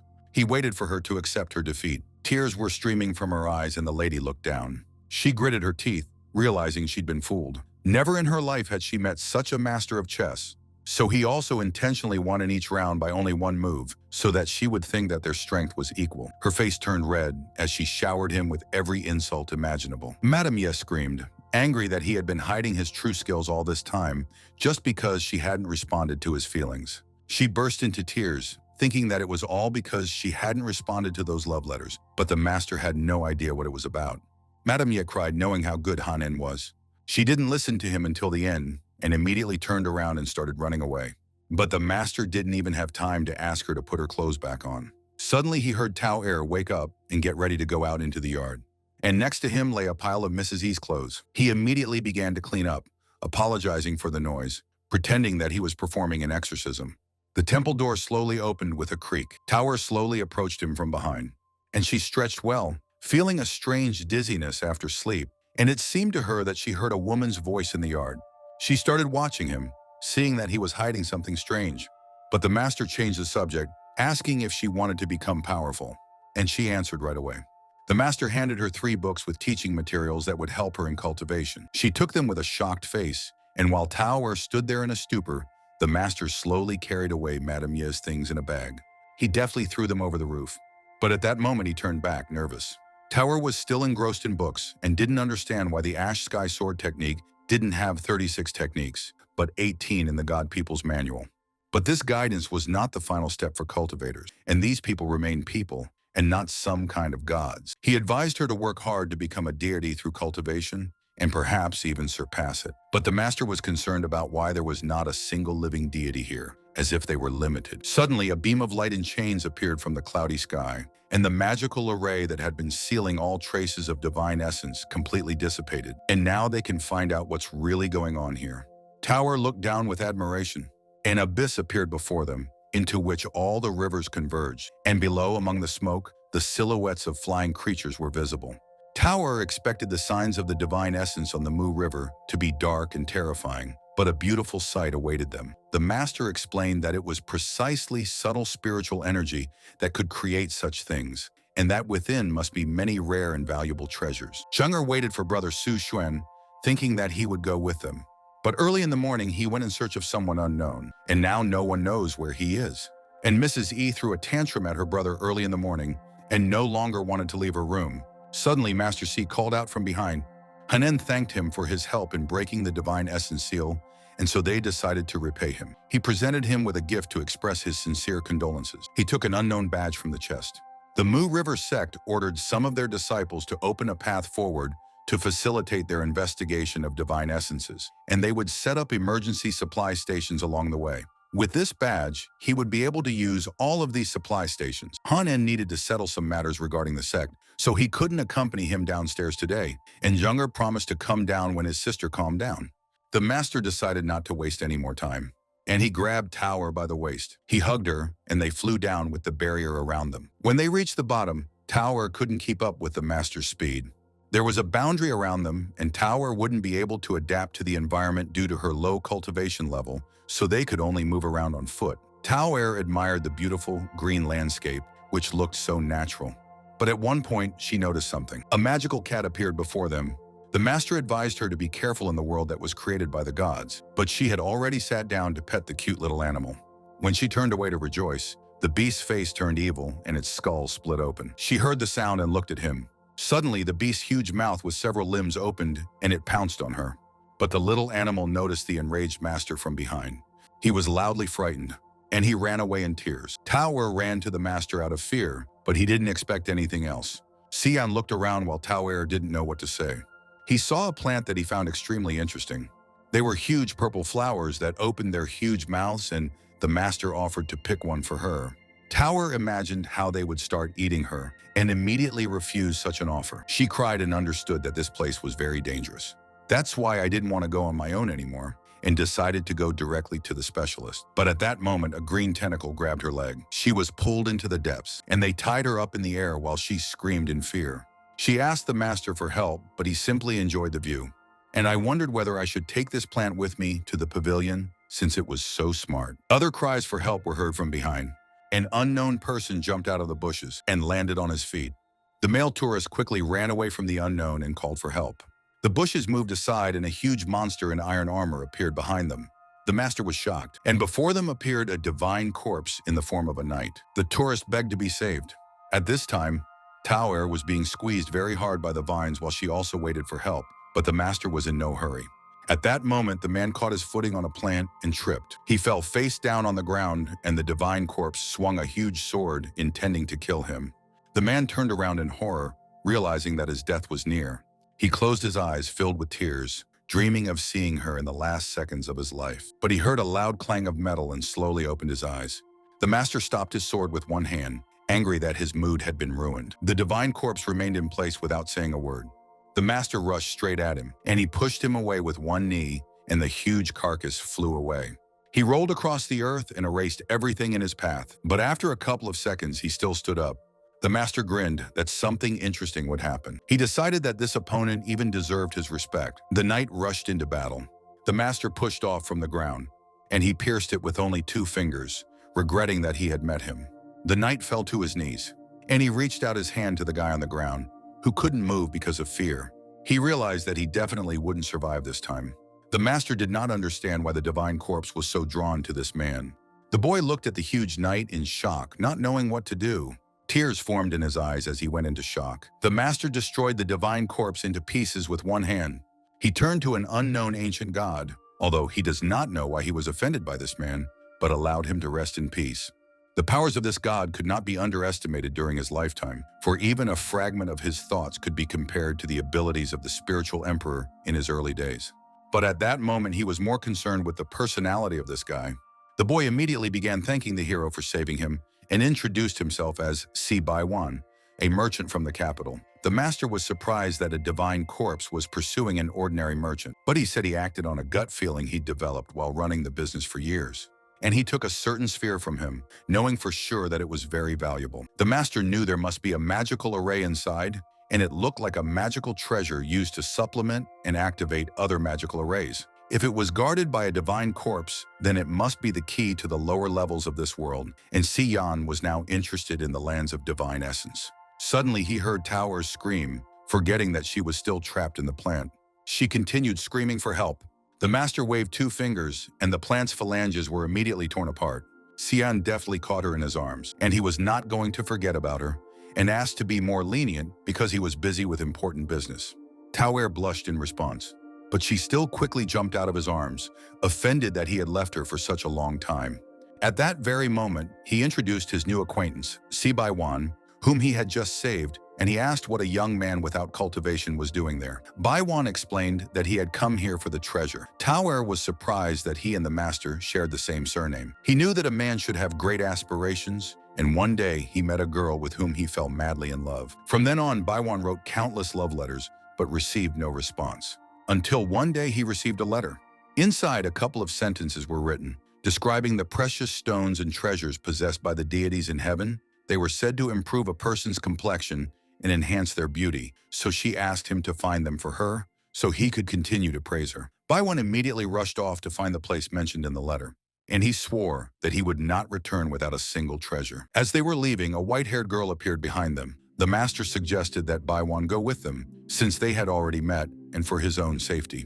She thought about the master's movements, which were very precise, and now it was clear why he was paying so much attention to him. But she only needs to snap her finger to destroy a divine corpse of this level. At that moment, her thoughts were interrupted by a loud meow. Behind her appeared the parents of the very animal that had complained about the man with long white hair. She grabbed the dagger sharply, and she considered the creature too ignorant, talking about his abilities which are at the highest peak among all in this kingdom. She wanted to be worshipped as a deity.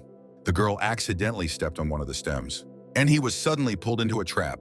The flower monsters tied her up in the air and tried to eat her. Her face turned blue from what she saw.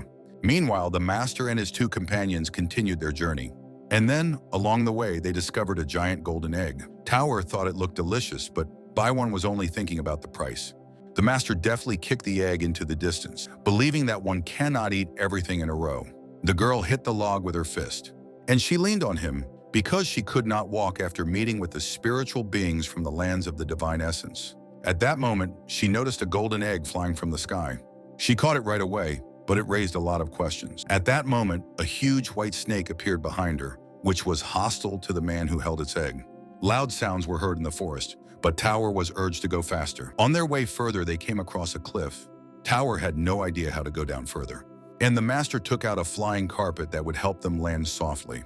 Baiwan was delighted that the hero had such a valuable treasure in his hands. Tower didn't understand why they didn't use it right away. The 3 of them sat down at the carpet. The girl scraped her nails against the stone to stay upright. She didn't understand why they chose this particular path, because she was afraid of heights. In 1 second, a loud sound was heard in the mountain, and immediately a piece of stone broke off, causing her to fall down. Night had already fallen. Tower asked the master how they could see the moon if they had already reached the depths of this place. Xian explained that due to the god's existence in the early days, this place had become a world unto itself. And this is a simple cosmic, magical array, and if Tower studies well, he will be able to do the same. At that moment, a scream was heard in the distance, and they realized that someone was there. But there was only quicksand in that place, but they went to check. Only the poor girl's head was sticking out of the quicksand. She was already bursting into tears but asked for help. The master was hostile that she addressed him so disrespectfully. And secondly, he ordered her to go with them after the rescue because he cannot understand her essence due to such a shameful appearance. The girl blushed and was angry that she didn't want this at all. Then they turned around, and the master explained that the gravel here was under the influence of a magical array all year round, and that beings with the powers of gods would sink deeper and deeper if they tried to escape on their own. He decided to leave her. She began to grunt, trying to contain herself. But in the end, she screamed, begging them for help. The master grinned when he heard her speak politely and asked Tauer to pull her out. A short time later, the girl was sitting on the ground, breathing heavily after such an ordeal. The master immediately asked who she was. She stood up abruptly, about to tell everything. The girl raised her hand up, reminding who was the pinnacle of the cultivation realm. She began to speculate that it might be the head of the Heavenly Bone Sect, or a dashing and powerful cultivator from the outside world, or a powerful emperor.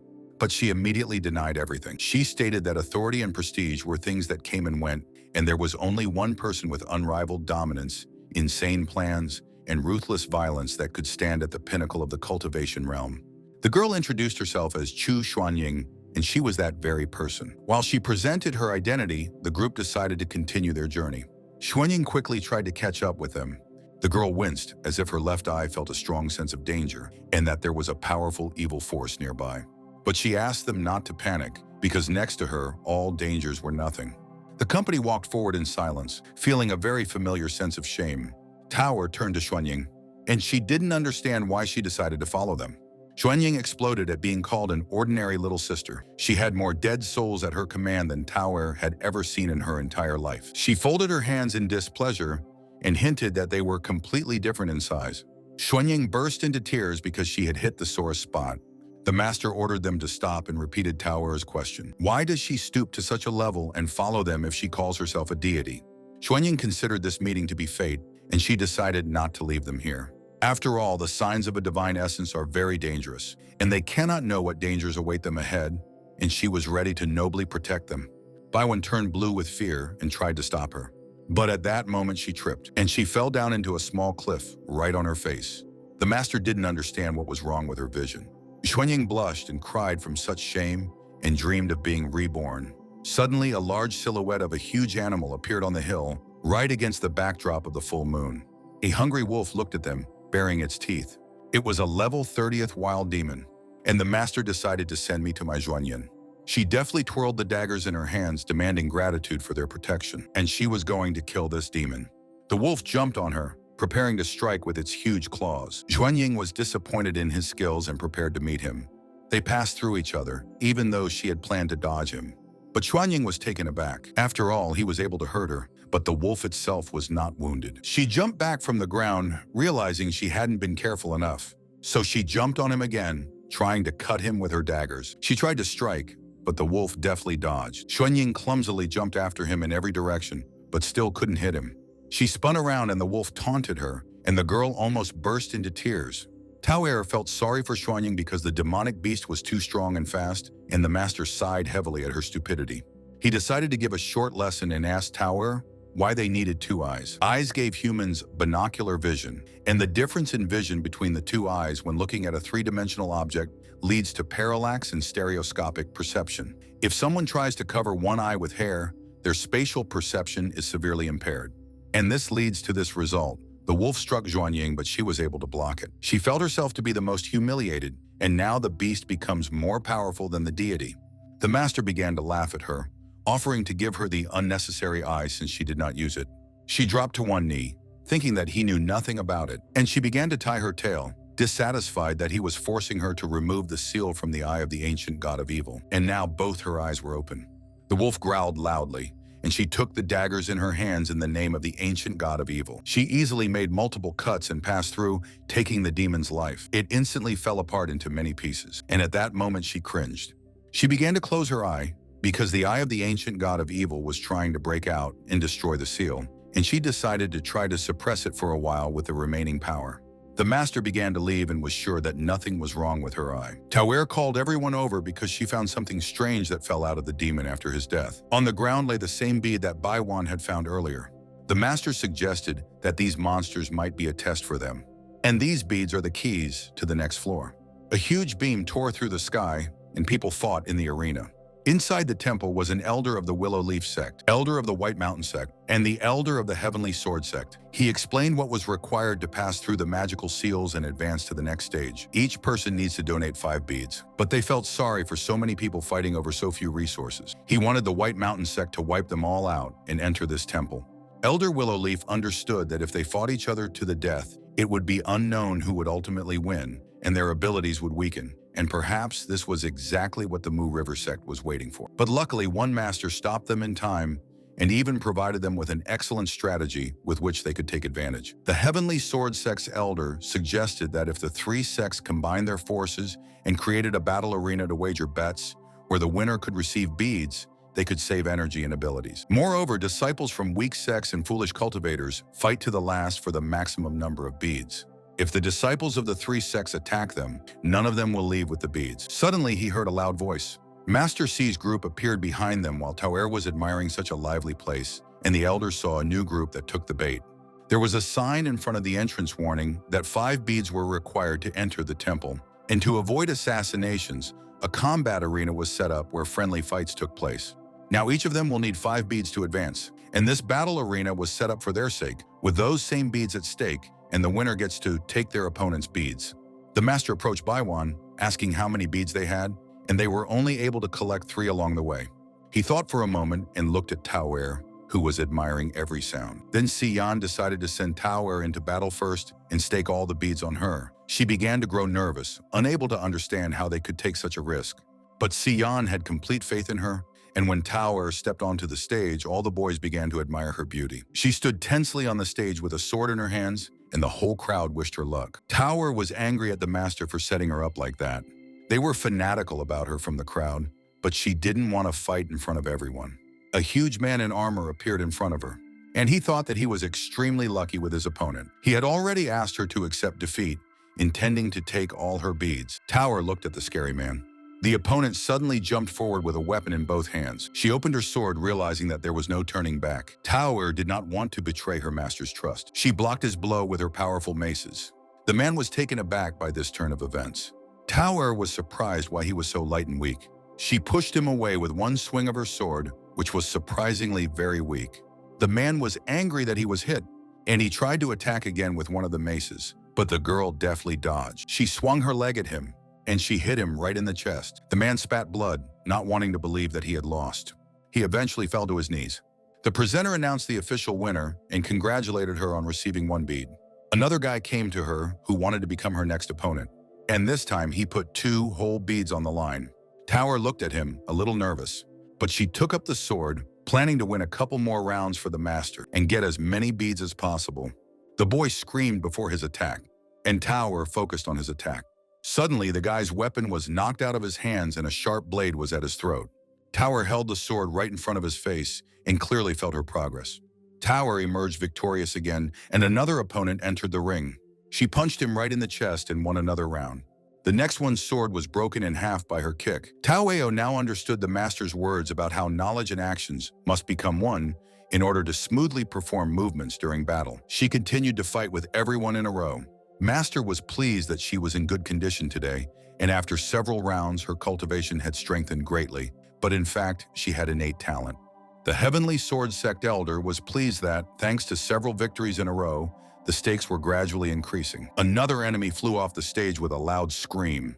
Tauer giggled and twirled her pink sword in her hands. She assumed a heroic pose and waited for more enemies. Liuya King of the Willow Leaf Sect appeared at ringside and bet 5 beads on her victory. Tauer looked at her in surprise. She was going to trample her into the ground and asked not to consider those worthless people as enemies. Tauer looked at her and wondered where they had seen each other before, because Liuya King seemed extremely familiar to her. The girl squeezed the metal spikes between her fingers and sent them to destroy the newcomer in just a couple of moves. Tauer clumsily dodged them all. One of the needles cut off a strand of her hair, and she was surprised by its speed. Liu Yeking beckoned with 2 fingers, announcing that she was not finished yet. The needles quickly began to return back and almost caught Tauer in the back. She was quickly able to defend herself with her sword. With powerful speed, she beat off all her needles. Master compared Tauer's opponent to a mid-stage 7-spirit realm, and for her age, she was an exceptionally accomplished cultivator. But fortunately, Tower had advanced to the seventh spirit realm, and everything depended on her experience. Xuanying was dissatisfied, not seeing anything interesting. Liu Yeqing activated the willow leaf sword array. The needles swirled in a whirlwind towards the enemy. Tara was unable to dodge them, and they pierced her skin. She couldn't hold back a cry of pain, and her sword sank into the ground. She fell to her knees, bleeding profusely. Liu Yeqing approached her to humiliate her up close. She imagined what would happen if her clothes didn't have the protective effect. And I dreamed of enjoying her expression of rage after public humiliation.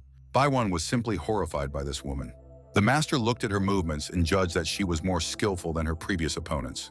He advised them to experience everything for themselves, as those who cultivate swordsmanship in the Pavilion of Fate must remain focused on the future, even when facing powerful opponents. They must possess greater pride and arrogance than others. The master ordered her to never retreat and to speak with her sword.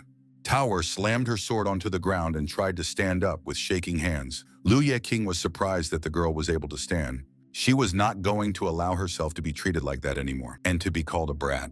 She suddenly remembered seeing her on the ship, and now it was clear why she seemed familiar to her. Liu Yeqing gritted her teeth in anger. Tower continued to laugh at her for enjoying her time in the hands of the mermaids, so she suggested the Antomaniac sect. The girl's face twisted into aggression. She quickly pounced on her with a bunch of needles, and she was going to hang her in the air and then tear her into pieces. Tower was surprised at how quickly she was able to bring her to her senses, and now she would never let her win. She had practiced swordsmanship for so long, so now was the time to show the master what she could do, and she closed her eyes. Tower opened her eyes and activated the 36 movements of the ash sky, the first technique. A shield formed in front of her, which pushed back all her needles. Liu Yeqing was stunned by this turn of events. Then Tower used the skillful heaven move. The shield was torn into pieces, and she struck out. She then spun the sword in her hands and activated the second technique. She twirled the sword and controlled the disc.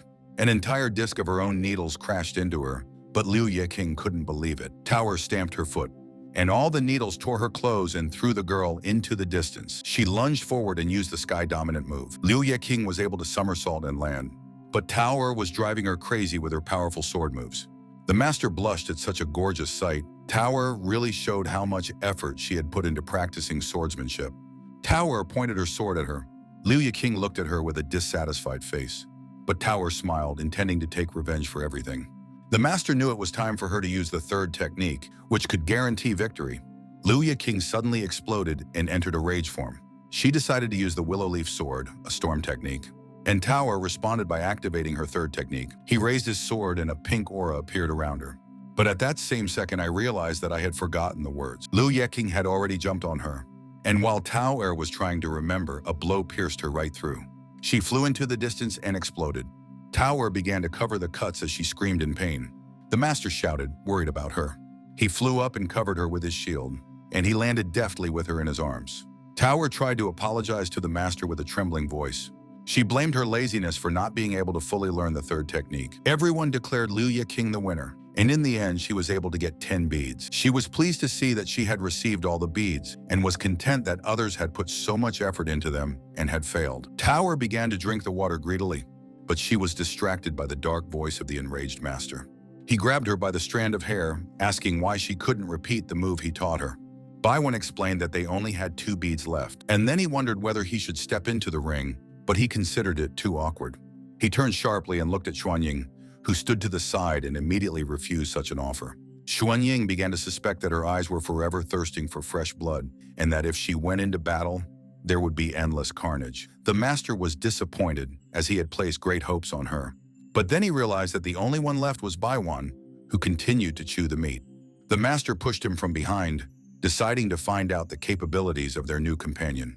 The guy fell into the ring and entrusted everything into his hands. He began to cry from fear, but they were all counting on him. He was blocked by a huge silhouette that did not sense any cultivation in his opponent. It was a man in a pink kimono, which was funny from his opponent.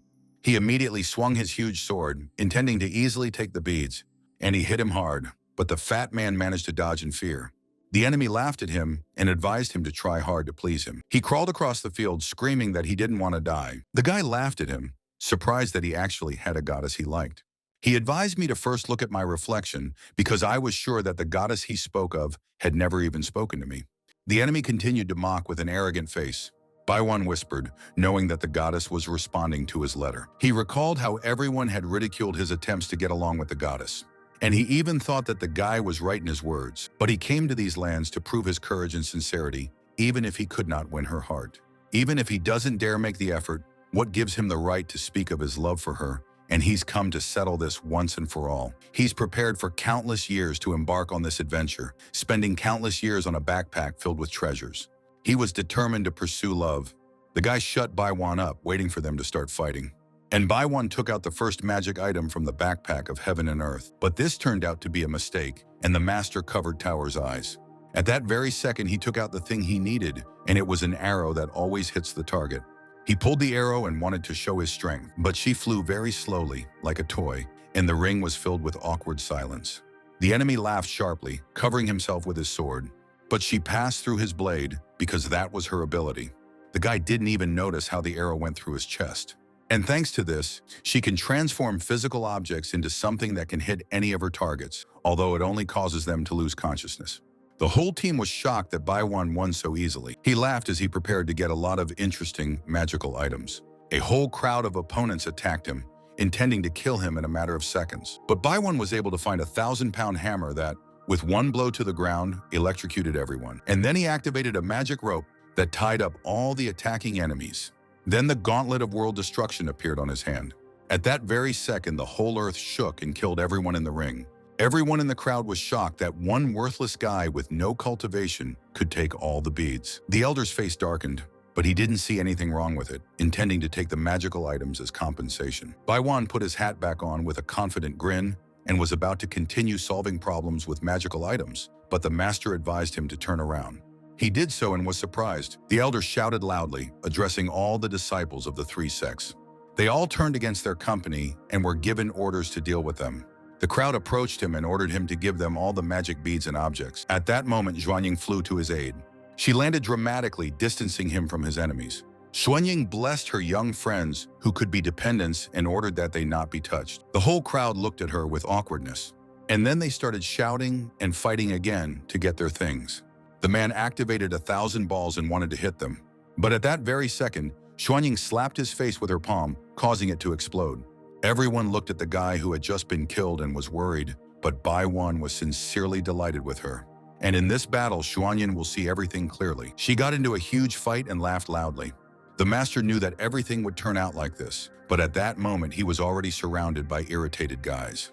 He sighed and decided to do it, but no one understood what he was talking about. At that very moment, a whirlwind formed around him, throwing away all bystanders. Tower deftly dodged the blow, and Baiwan ran away from his enemy. She kicked him in the face back, realizing they were being so brazen because there were more people. Tower stood there and complained, but a familiar voice interrupted her. She immediately recognized her past opponent, Luya King.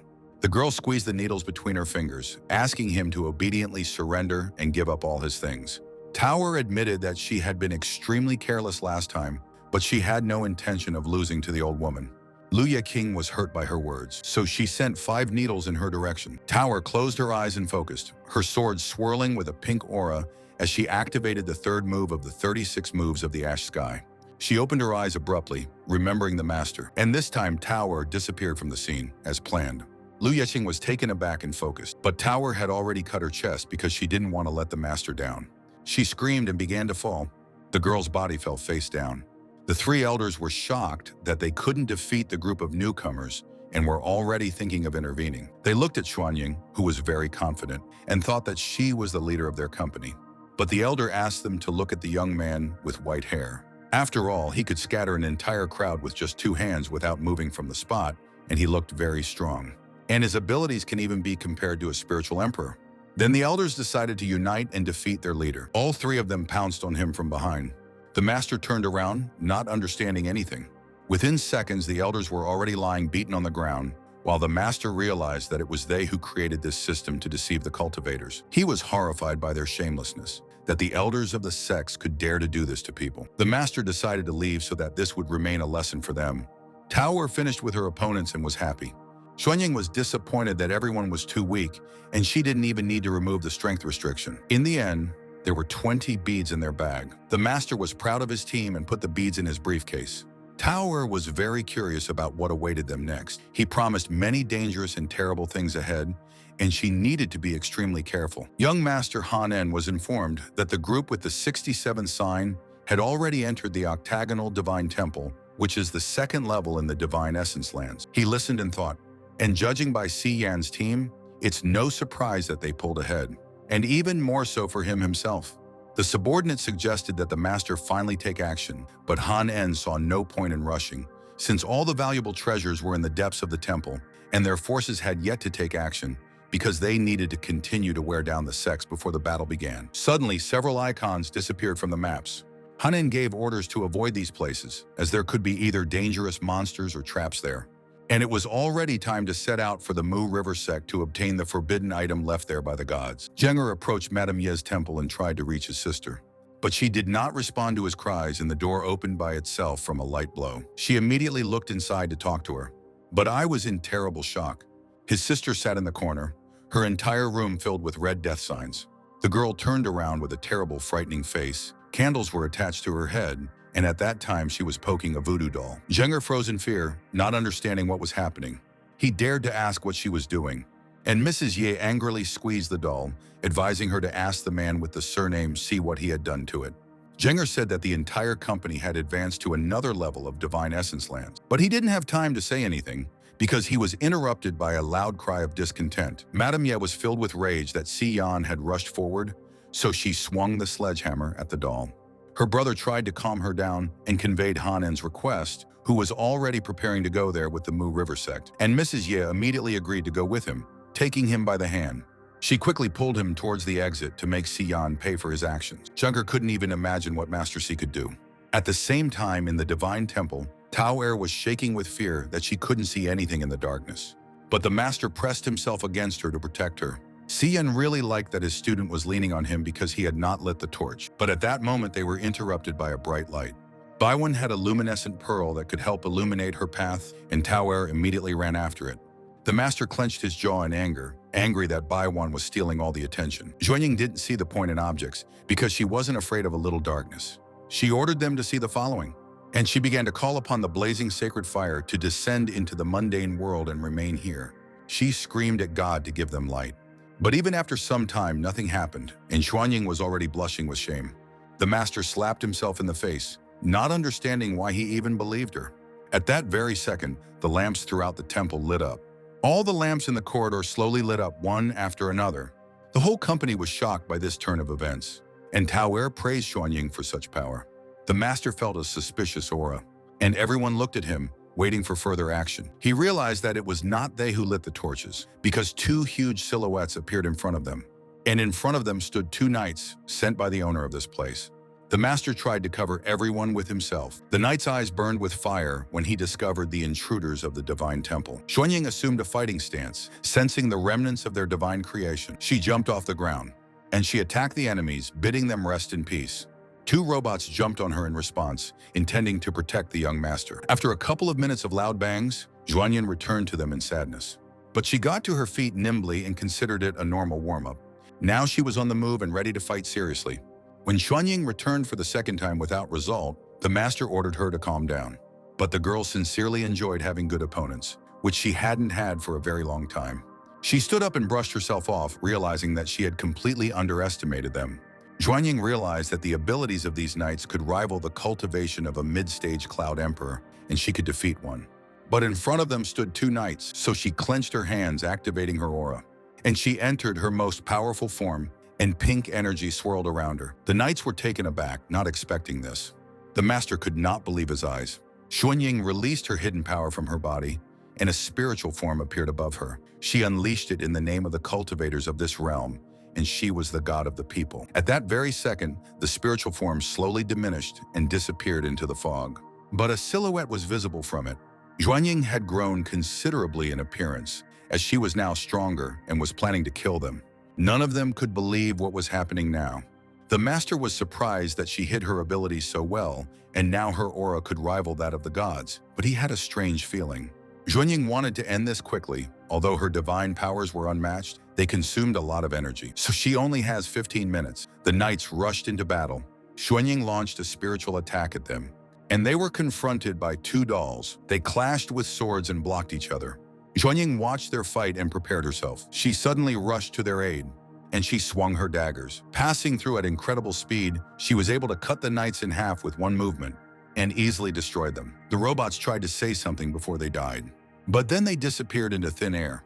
Xuanying looked at the light particles in the air with bewilderment. Tower noticed that it was ordinary snow.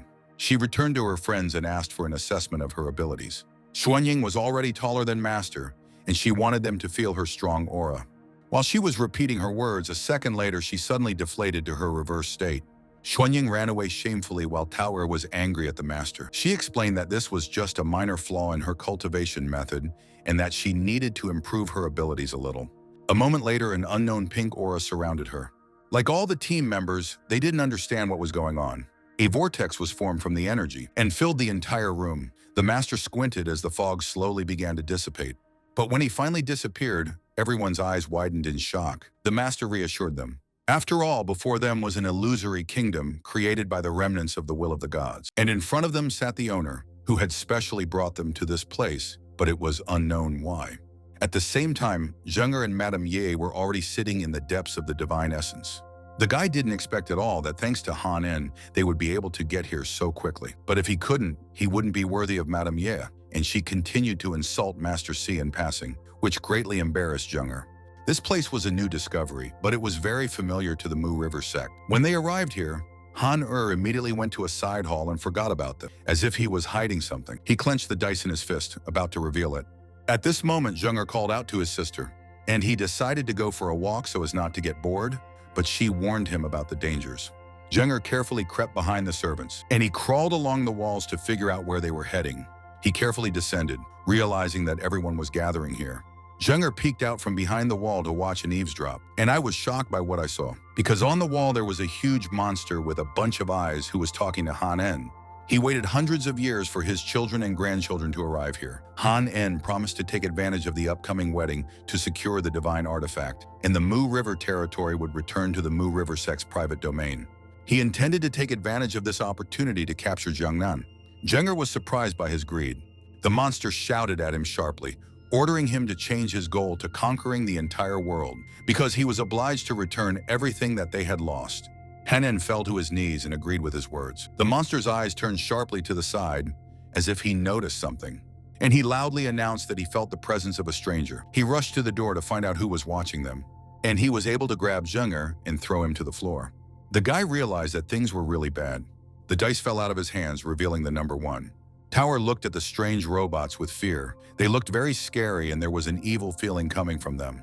But the Master reassured her. Even though their cultivation level was very high, their souls had dissipated, but the desire to remain here still existed, and before them was only an illusion. Tower was reluctant to approach them, afraid they would attack.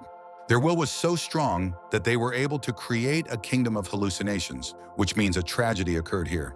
Tower looked carefully at the man sitting on the throne and guessed that it was their young master. But in his hands were strange chains that protected an unknown object. The master was surprised that there was a jade plate inside it and a wheel of life around it. It was formed by the primitive spirit of man after his divine ascension upon reaching a certain level of cultivation. And this is a sign that the ordinary person has left the mundane world and now has the ability to control his own destiny. Baiwan was shocked that an ordinary person could achieve divine ascension, and even he could do it. But he considered this impossible, especially since he himself had never heard of an ordinary person becoming a god. The master reasoned logically that if an ordinary person entered the divine realm, he could become a god and escape worldly life. As long as he has enough willpower, patience, and generosity, although there are many human gods in this world, none of them have become a god. Junheng had every chance of becoming a god, but he still couldn't condense the wheel of life. He was very curious about what had happened to the divine kingdom, since all the gods who lived here had suddenly died. He looked at the carving on the jade plate. Suddenly, loud laughter was heard from behind. Xuanying jumped on the plate, recognizing that it was the Wheel of Life jade plate with the divine ascension formula. She reached out to it with her hand, wanting to take possession, but when her hand approached the chains, a strange explosion occurred and everything turned red. The master tried to protect everyone when the walls were covered in blood. Red liquid poured down from the ceiling, and the kingdom of hallucinations began to collapse. The master activated the barrier, and he protected them from the influx of strange liquid. Xuanying froze in place as her hand was wrapped in red liquid, and she realized that they were seeing hallucinations of the dead and that the gentleman had turned into a terrible monster. At that moment, a wave of blood began to cover her. She understood that she had no chance of escaping death, and at that very second the blood rushed to her face, and she only had time to scream.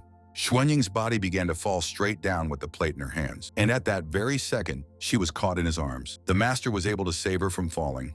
Tao was surprised that the realm of hallucinations disappeared so quickly. But then she noticed something. She was unhappy that Xuanying stole the jade plate from them, but the master didn't react to anything. Looking up, spiritual birds were flying above them, and a magic array seal appeared on top. It was the seal of the 9 heavenly phoenixes. The phoenix approached them, and the master tried to protect them. The bird touched Tao. She slowly opened her eyes, and I found myself in a strange space with stars. You could hear her name being called, and the master hid it in his bag of heaven and earth, intending to release it when he destroyed the magic array. She looked at the beautiful, huge space with shining eyes and watched the beautiful balls. Tao decided to look into one of them to see the treasures, but a large volcano immediately appeared in front of her. A beautiful fiery leaf emerged from it, and Tao was delighted by this power. She continued to touch each bubble to examine everything. Inside one of them was a treasure chest. Various women's things came out of it. It was full of women's clothing, which hinted at the master's strange hobbies. Tao closed her eyes and blushed, not wanting to invade his personal space. But another bubble appeared before my eyes, and inside was her thing, and she didn't understand where he got it from. She pouted, disappointed in the master. But at that very second, she noticed how there were many flying balls inside, and there might be something strange in them. As Tao thought, there were other women's clothes inside. She was already crying in horror at how extensive his collection was. Suddenly, one of the balloons began to release cold streams of air. She touched him slowly, but he suddenly emitted a bright light that blinded her. A huge coffin appeared from the bubble, and when it opened, inside was the same girl from the underwater temple. Master and Xuanying defended themselves from the phoenixes. He asked her to fight fire with water and freeze them, but Xuanying didn't want to hear his advice. The water began to wrap around the fire phoenixes. They turned to stone, but at that very second they were able to break free from the shackles. The master realized that this was too ineffective. Xuanying recounted a legend that the 9 celestial phoenix seal was crafted from the essence of phoenix blood. If they couldn't destroy the array with its feathers, they would be trapped. The master looked at her with bewilderment, but Xuanying asked him to focus. Suddenly, he took out a phoenix feather from his backpack, and the girl froze in shock. She couldn't believe that he was holding a rainbow phoenix feather in his hands. Baiwen also found himself in the star space and could not understand where he was. He suddenly noticed the furious Tower. Tower looked more like a monster with red eyes and fangs. Baiwen cried and screamed at the terrible sight, thinking it was a ghost. The dice on the floor were covered in blood. The monster was surprised by the boys' courage, but they still had to achieve their goal, so they had to prevent unnecessary trouble. He turned to Han En, leaving the Ye family's future to him. He bowed nervously. He frowned, regretting that Zheng'er had left this world, but he blamed it on injustice. Madame Ye and her subjects ran all over the temple, trying to find her brother. At this moment, Han En called out to her. She immediately ran up to him to ask if he had seen her brother. But he lied with a smile that Brother Ye had gone to look for Master Si. Mrs. Ye was shocked that he went looking for this terrible man. The master frowned, holding the rainbow feather in his hands. With it, he could easily destroy this magical array, and then he activated it, after which the feather flew into the air. The feather began to be sucked into the phoenix, and a second later the bird began to flutter in the air, until there is nothing left of her. The master took the pen in his hands, glad that they had managed to figure it out. Xuanying blushed with rage that he had succeeded. He snapped his fingers and decided to release his friends from the backpack of heaven and earth. Baiwen fell to the floor and got up on all fours, and Tao landed nimbly. Baiwen's body shook with fear, and he immediately ran to the master. But before he could say anything, Tao's furious aura was visible from behind. She noticed so many precious treasures in his bag and had an amazing experience. The master screamed in fear, trying to explain everything, and only at that moment remembered that he had forgotten to turn on guest mode for the bag. She pouted and looked at him, waiting for some kind of explanation. The master pretended that he had simply come across these things by chance and wanted to put them in order before giving them to her. She didn't believe him at all and reminded him about the coffin in the bag. The master thought that she was describing some kind of iron shield, but she told him about the coffin, and the master froze in place. He froze in horror that Tower had even managed to discover Yingqing. Xian cleared his throat and told her that the remnants of Yingqing's spirit were still in her physical body. And if anything happens to her, her spirit will be torn apart and scattered. He yelled at her, explaining that by keeping her in his bag, he was protecting her body. Tower couldn't understand what he was talking about, but Baiwan didn't even try to delve into their private conversation. At that moment, he heard his name. The master awkwardly took him by the arm and decided to continue their journey, intending to go around the huge divine temple. This temple was just one of many buildings in this world. There were countless others besides it, and he planned to reach for the stars. Baiwan was amazed that even in his entire life, he would not be able to finish exploring the world. At that moment, a figure appeared in front of them. A dissatisfied Mrs. Ye came to them with her servants. Baiwan suddenly rushed into the goddess's arms, and he took hold of her, wondering how she found him. He thought that she came only for him. Mrs. Ye gritted her teeth in dissatisfaction. Now it became clear to them that Lady Ye was his goddess. She slapped his hands sharply, and she had no idea who he was, so she punched him in the face. Baiwan couldn't believe what was happening. She pointed at Mr. C, and she began to wonder where her brother was. It was now clear to Baiwan that Madame Ye was looking for Master C, not him.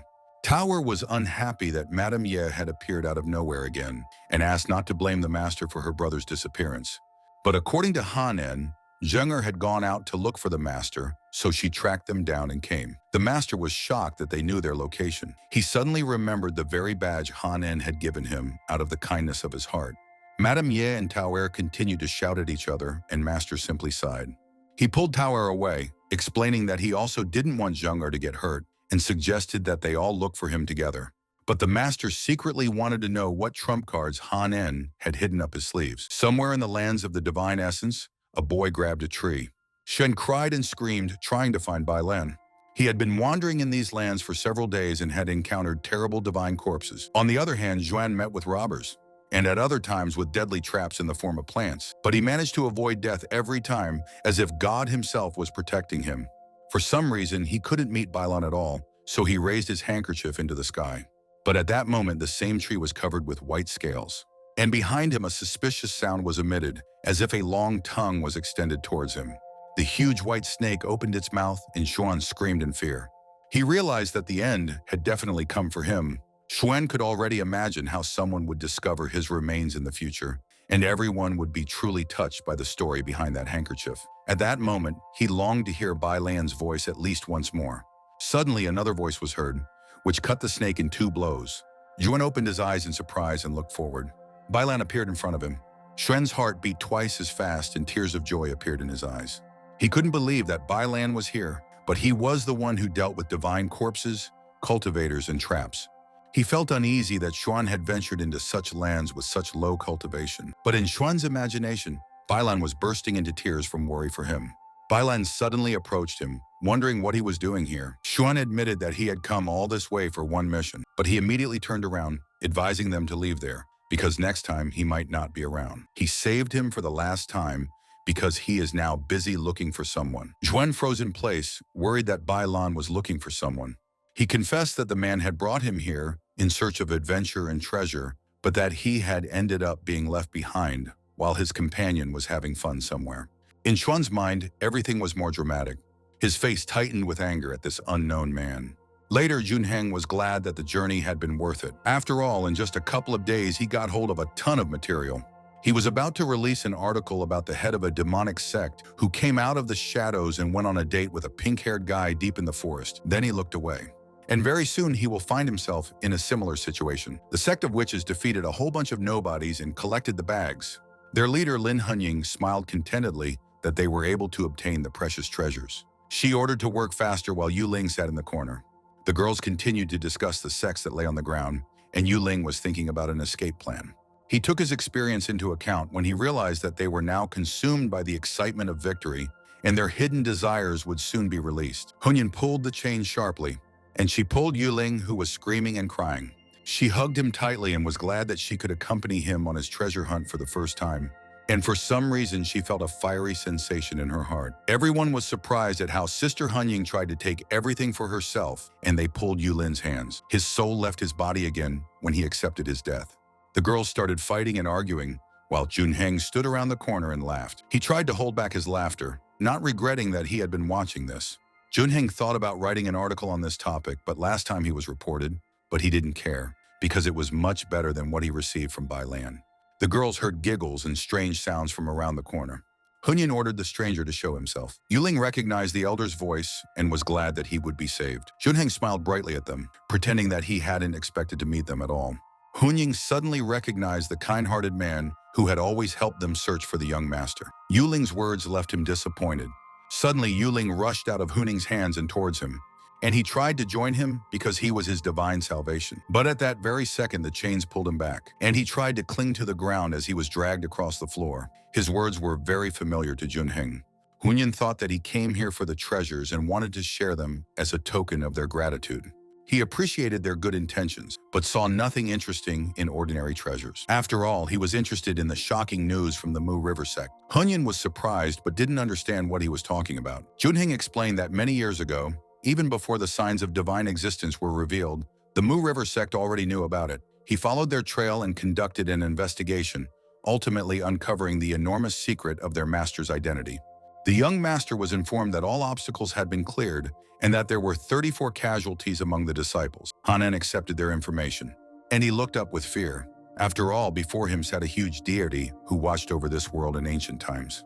The sword in his chest was not of the size of a weapon usually used by deities, and it was possible that the deity was killed by a human ancestor. At that moment, a dark essence appeared on his shoulder and cried out in displeasure. The monster was terribly unhappy that someone had arrived here before them, and therefore he could not sense the aura of the jade plate. His eye approached him, and he commanded him to help him escape from this world and become a true deity, which could be accomplished by obtaining a jade plate and a sword that slays deities. First, he ordered Han En to pull the sword out of the deity because time was running out, and they needed to get the plate back as quickly as possible. Han En reached out with both hands to the handle to carry out the order, and he began to try to pull the blade out of his chest. The sword began to emerge, illuminated by a light aura, but Han En had to put in incredible effort to do this. At the same second, there was an explosion and a bright red beam appeared. Baiwen couldn't believe that all this was actually happening, and that Si's older brother suddenly became his rival in love. But he thought it logical that a good person like Si Yan could be a match for Madame Ye. At the same time, they were arguing over Zheng'er because she held him responsible for his disappearance. Tower called out to the master because she was very tired from walking around the entire divine temple several times.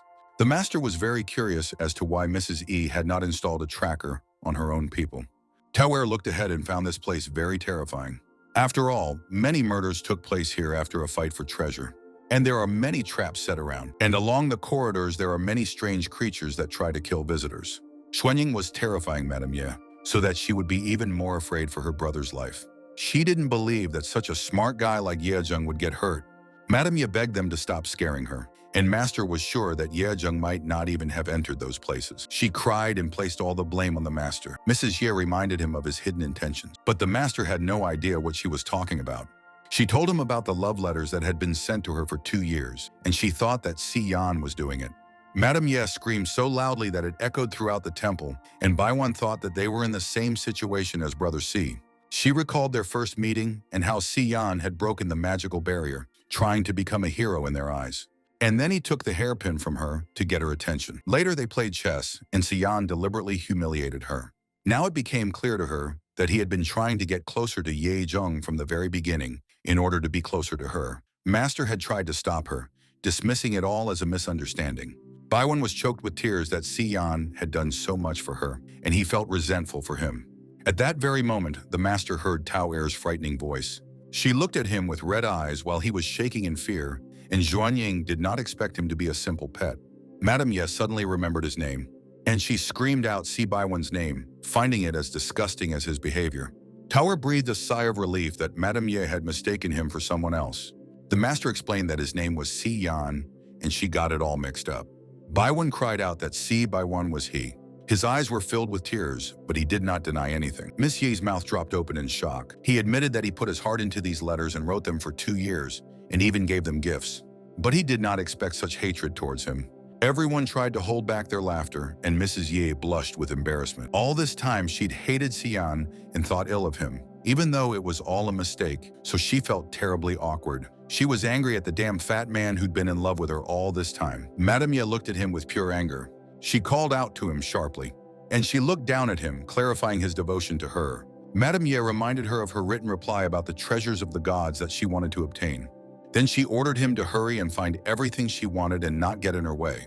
Baiwen's body shook, and he didn't know what to say or do. Master knew the instructions had been extremely vague, and Madame Ye was simply toying with him and his emotions. Baiwen fell in love with her because he found a ray of pure light inside himself when he thought about her, but he couldn't allow himself to be controlled like that. He had no intention of interfering with his personal choices, but his current move has special significance. Madame Ye smirked because she was confident in his pliable nature and that Baiwen would immediately obey her. In 1 second he stopped, and he loudly declared to the master that he would not do this. Madame Ye turned around indignantly, but Baiwen was planning to stay and explore the mysterious realm with Brother Si.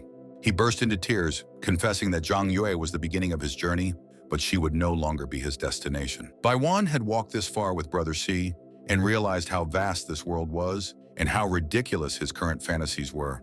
He didn't want to put his life on hold because of meaningless feelings. Mrs. Ye blushed with anger and shame, not understanding how he dared to refuse her. At that moment, she heard a loud sound.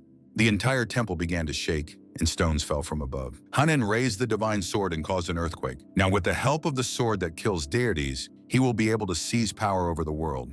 The divine temple was destroyed to its very foundations. Half of it was covered with ruins, and eventually all the treasures were lost. One of them was horrified that he was thinking only about treasures and not about the lives of his comrades. They had no idea what was behind the destruction of the temple, but they assumed it was connected to a demon sect. According to rumors from a kind-hearted person, a priestess of the demon sect was involved in this and wanted to cause trouble. And besides that, the mysterious priestess of the demon sect was a woman with white hair. It was also known that an ancient demonic deity was imprinted in her eyes. And for this reason, it is very dangerous. Rumor has it that she was able to find a lover during this journey, and he also had white hair. The master called out to the entire team to check on their condition, while Tower sat awkwardly in his arms. Xuanying had no doubt that she would be fine, and Baiwen was fine too, but he was worried about Madame Ye. She looked at the hole in the ground left by the divine temple. Tears streamed from her eyes as she remembered her brother. Tower hoped that Zheng'er had simply run away, since they hadn't seen him at the temple. The master hoped so too. Xuanying heard the voices of the demonic deity, and his voice may be a little unclear. Suddenly, fire burst from her eye, and she screamed as it glowed red. The girl was worried that the ancient deity might now break through the seal, but she could no longer contain this flame with her palm. Xuanying felt a terrible burning pain in her eye. At that moment, she heard strange voices. Those same guys saw a girl with white hair and a seal in her left eye and started whispering. She blushed and laughed maliciously, glad that she was recognized, even though her reputation was extremely terrible. The boys couldn't believe that she was the priestess of the demon sect because she was too young. She was filled with rage at their insulting words. The guy got scared and swore that they had no bad intentions. But I wanted to know for sure whether she was the same priestess of the Zhuanyan demon sect. Everyone looked at her with surprised expressions upon hearing their words. Madame Ye was also distracted and turned towards her with a hateful face. A smile appeared on Xuanying's face, and she decided to stop pretending.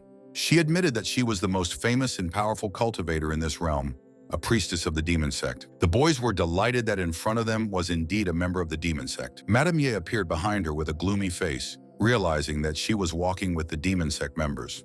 And now everything was clear to her. She realized that Zheng had always been right, as he hated all evil, and thought that they were the ones who killed him when Zheng revealed their identities. The boys were stunned by the words they heard and assumed that a demon sect was behind the destruction of the temple. Taoer was sure that her brother had simply disappeared and that they had nothing to do with it. At that moment, she heard footsteps and was distracted. Xuanying walked further and was unhappy with the unnecessary noise. She knew that all members of the righteous sects were actually filthy and treacherous creatures. Their sect was called demonic because those who did not commit the same dirty deeds all looked like demons in their eyes. She pulled back her hand and opened her red eye, intending to show which of them were actually demons, especially those who dared to fight against humans and go against the heavens. A huge red beam came out of her eye as she spoke about people who continue to resist the mistakes of this world, which are also considered demons. Everyone watched this with their mouths open. The master was surprised by her powerful aura, which was much stronger than before. A red aura formed around her, and demonic eyes began to appear, but the dirty feeling felt very wrong. The demon has taken over her, and now no one can stop her.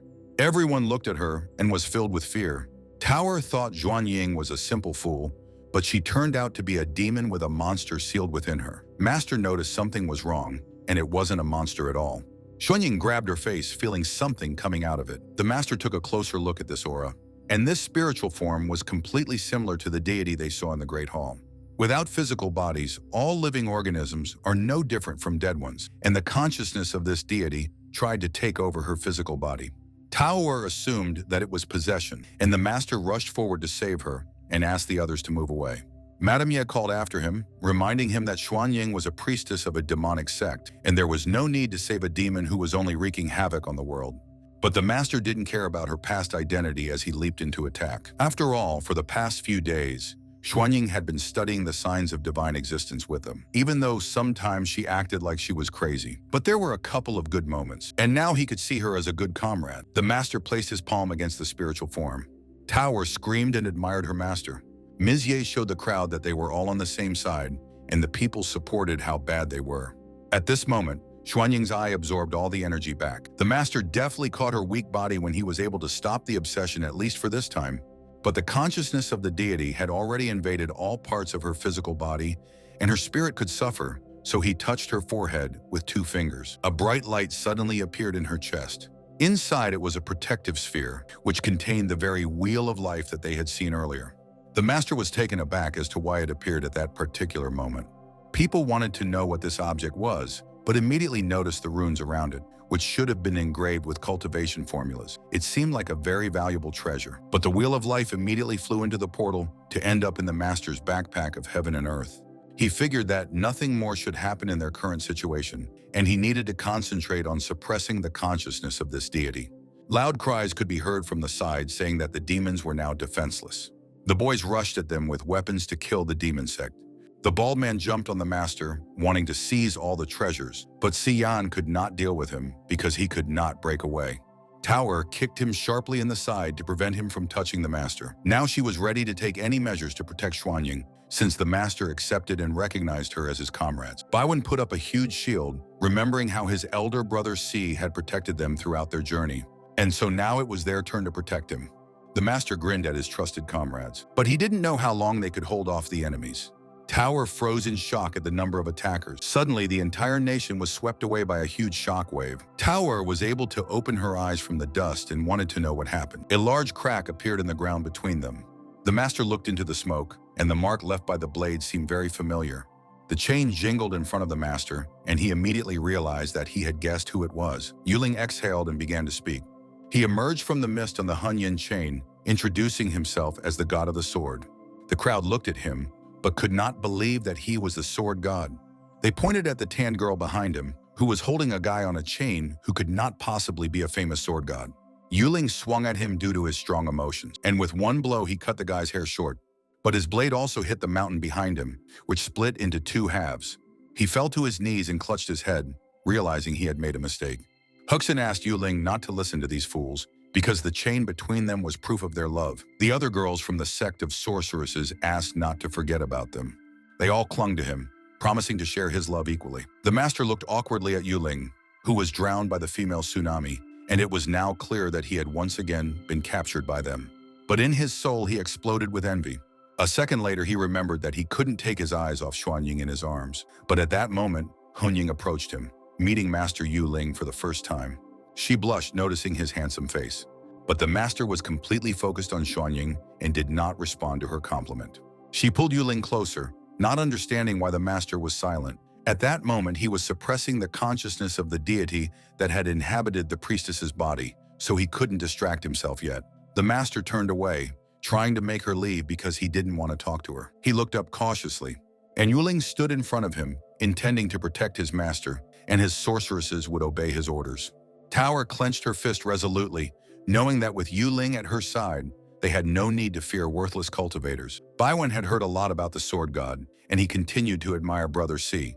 The crowd did not understand why the sword god would help the demon, much less call him a master. Someone had heard of a mysterious sect called the Pavilion of Fate, and the others also found the name familiar. They were shocked that this guy was a sword god master, which meant the Pavilion of Fate was also filled with powerful beings. Mrs. Ye eavesdropped on their conversation and clenched her jaw in anger. She turned sharply, not understanding what was so special about this sword god, and ordered them to attack just one person. The guys were surprised that she didn't even have a clue who the sword god was. She didn't know what to say, but she was overwhelmed with emotion. But she was interrupted by a voice from beneath the ruins of the shattered divine temple, begging Zhang Yue not to stoop to such a low level. The boys turned toward the sound, unsure who dared speak to them like that. A handful of stones was cut sharply in a couple of movements and instantly exploded. Below her appeared the young master of the Mu River sect, Han En, with his servants. Mrs. Ye burst into tears of happiness when she saw her fiancé. Everyone was surprised, thinking that Han En was a respected figure, but turned out to be a simple young master of the Mu River. But he made quite a flashy appearance, even without much of a reputation. He stopped abruptly in the middle of the road. He then confronted Xian, who had conspired with the demon and attempted to kill several cultivators. He also stole treasures and destroyed a divine temple. He came here to seek justice for the cultivators who had died unjustly. In this way, Han En attempted to retrieve the jade slab, attempting to incite hatred towards Xian among all the cultivators. Han En vowed to lead the Mu River sect and eradicate all evil. Tower stood up and began to complain, not intending to tolerate him shifting responsibility for his actions onto them. But his servant joined the argument, pretending that all the cultivators had seen their company enter the forbidden area and destroy the divine temple. Han En was glad that his plan worked, but from the crowd came a powerful voice that was genuinely enjoying the show. He laughed at Master Han's loud words, but they had no evidence at all. Jun Heng, who always appears at the right time, appeared in front of them with the wounded Zheng'er hanging on his shoulder. Tower was very happy when she saw her older brother. Mrs. Ye immediately rushed to her brother, who surprisingly turned out to be still alive. Junheng noticed that everyone was gathered in one place, so he decided to reveal the whole truth and asked Master Ye to wake up. Zheng'er carefully opened his eyes and groaned in pain, but his voice immediately began to shake at the sight of Han En, who was the reason he was seriously injured. He saw with his own eyes how Master Han awakened the monster, and he was the one who planned all this fuss and the destruction of the divine temple. Everyone's eyes widened in shock, and they couldn't believe it. Zheng'er abruptly picked up the amulet, on which was tattooed the symbol of Duke Ye's estate, which proved his relationship with the Duke, and if not for the amulet given to him by his father, Han En and his monster would have killed him long ago. Mrs. Ye clenched her teeth in fear and panic. Junheng chuckled as he recounted how he had discovered it by chance before the destruction of the divine temple. Han En was called out and turned around without shame. Zheng'er began to approach him closer, and could clearly hear everything he said to that monster, and how he wanted to capture the entire territory of the Mu River. He had long known about the signs of divine existence in the Mu River, and now he dreamed of becoming a god to take control of the cultivation realm. At that moment, blood started coming out of his mouth, and his sister started to worry and ran to him. She caught it carefully, and with tears in her eyes, she did not want to believe this truth. But Zheng'er saw everything with his own eyes and did not lie. The whole crowd exploded in discussion because too many events had happened today. They tried to extract the truth directly from Han En, wanting to know the truth about the Mu River sect. His head was full of emotions that there was no way they were going to share power, and if he could become a god, his sect would be invincible. He smiled slightly. And I was surprised how they wanted to take everything into their own hands. But behind him stood the usual bunch of envious losers. They were speechless from such a harsh insult.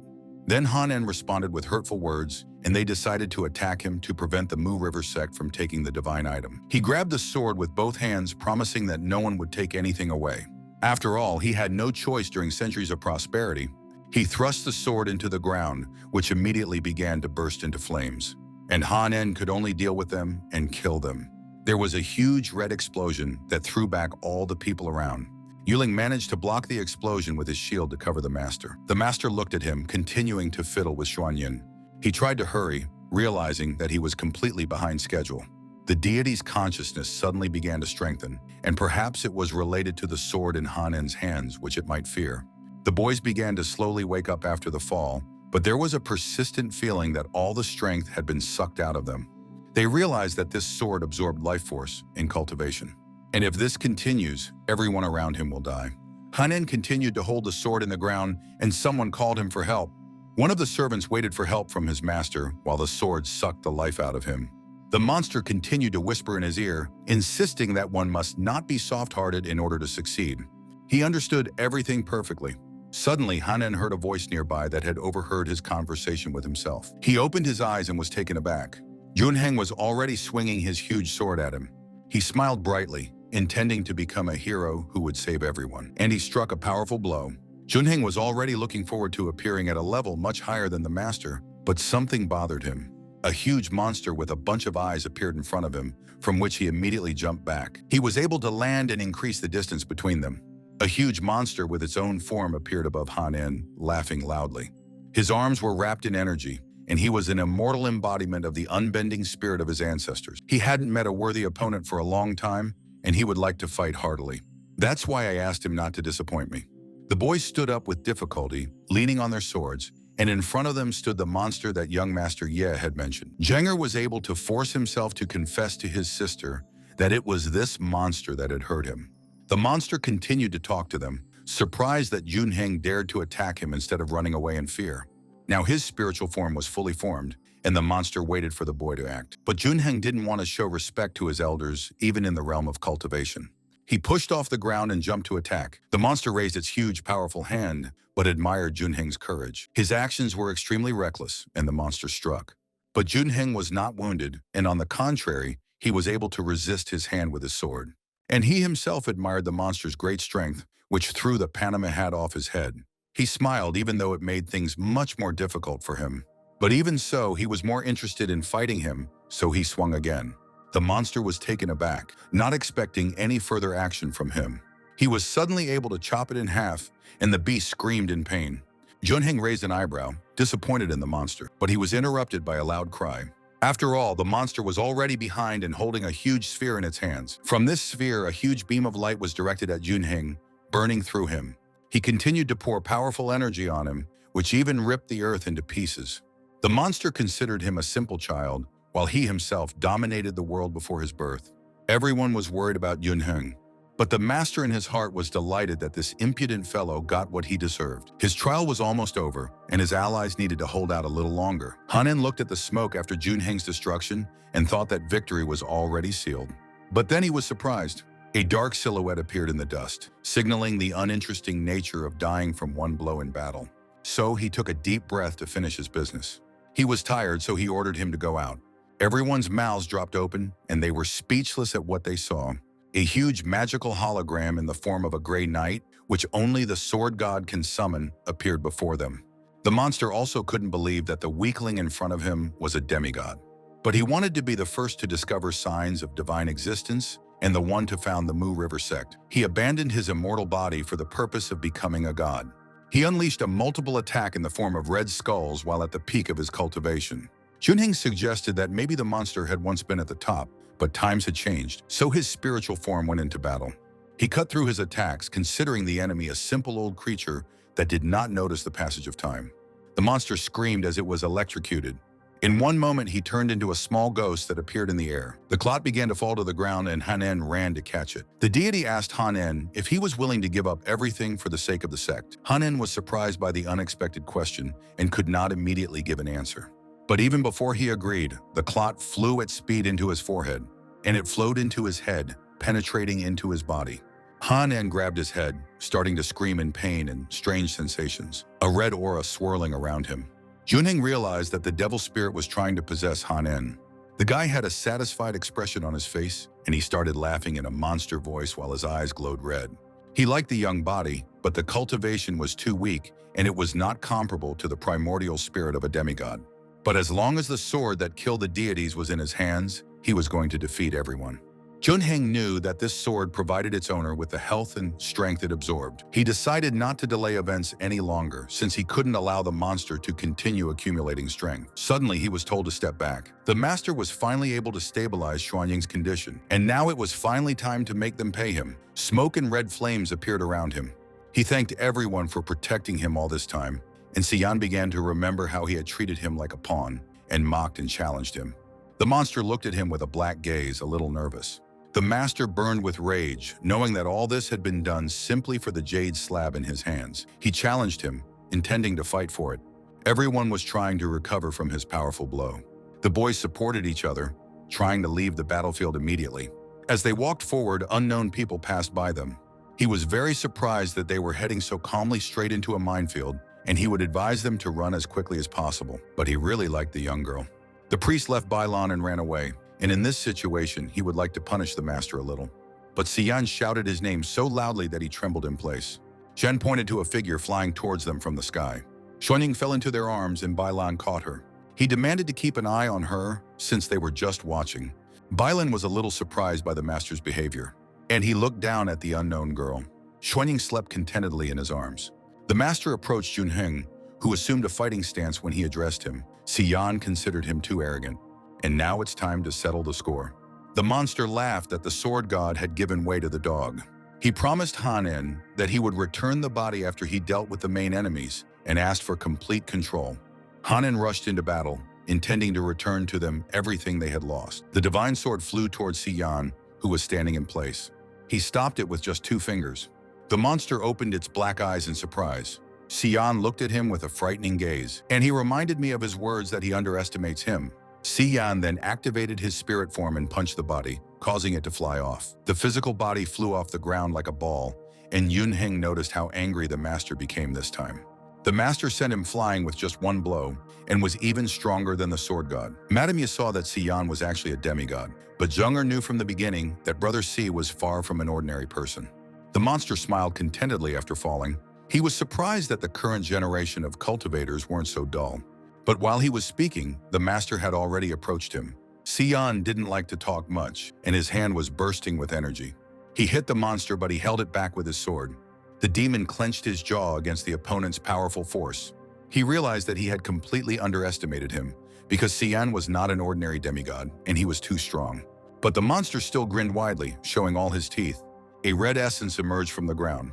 The divine sword also became coated in red particles, which covered Xian's hand. The monster held the sword that slays deities, allowing it to drain Xian's life. He looked at his hand and was surprised. But at that moment, the demon was pushed into the distance.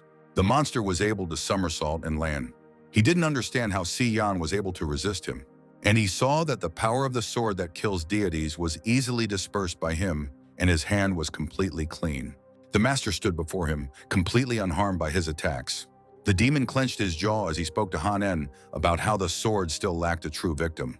The guy was scared, realizing what he was about to do, but the demon had already made his decision. Hanen hoped that he would keep his promise and give him his body, but the demon had already raised his sword to the sky and was ready to sacrifice his physical body and asked to direct all the power accumulated over the years into his body. The sword glowed and began to release all its power. Hanen couldn't believe that he had been deceived like this, and the pain from the process felt like countless thorns were piercing his skin. He screamed as the sword remained in the air. The demon was disappointed in Hanen, who couldn't bear even the slightest pain, yet wanted to consider himself part of their clan. He ordered him to sacrifice everything, as he had been chosen from among his many descendants. A huge explosion occurred in front of them.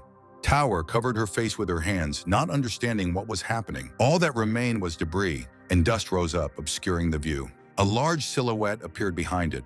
The deity-slaying sword was covered in roots, and its blade had turned completely red. The demon confessed his admiration for Xian's abilities.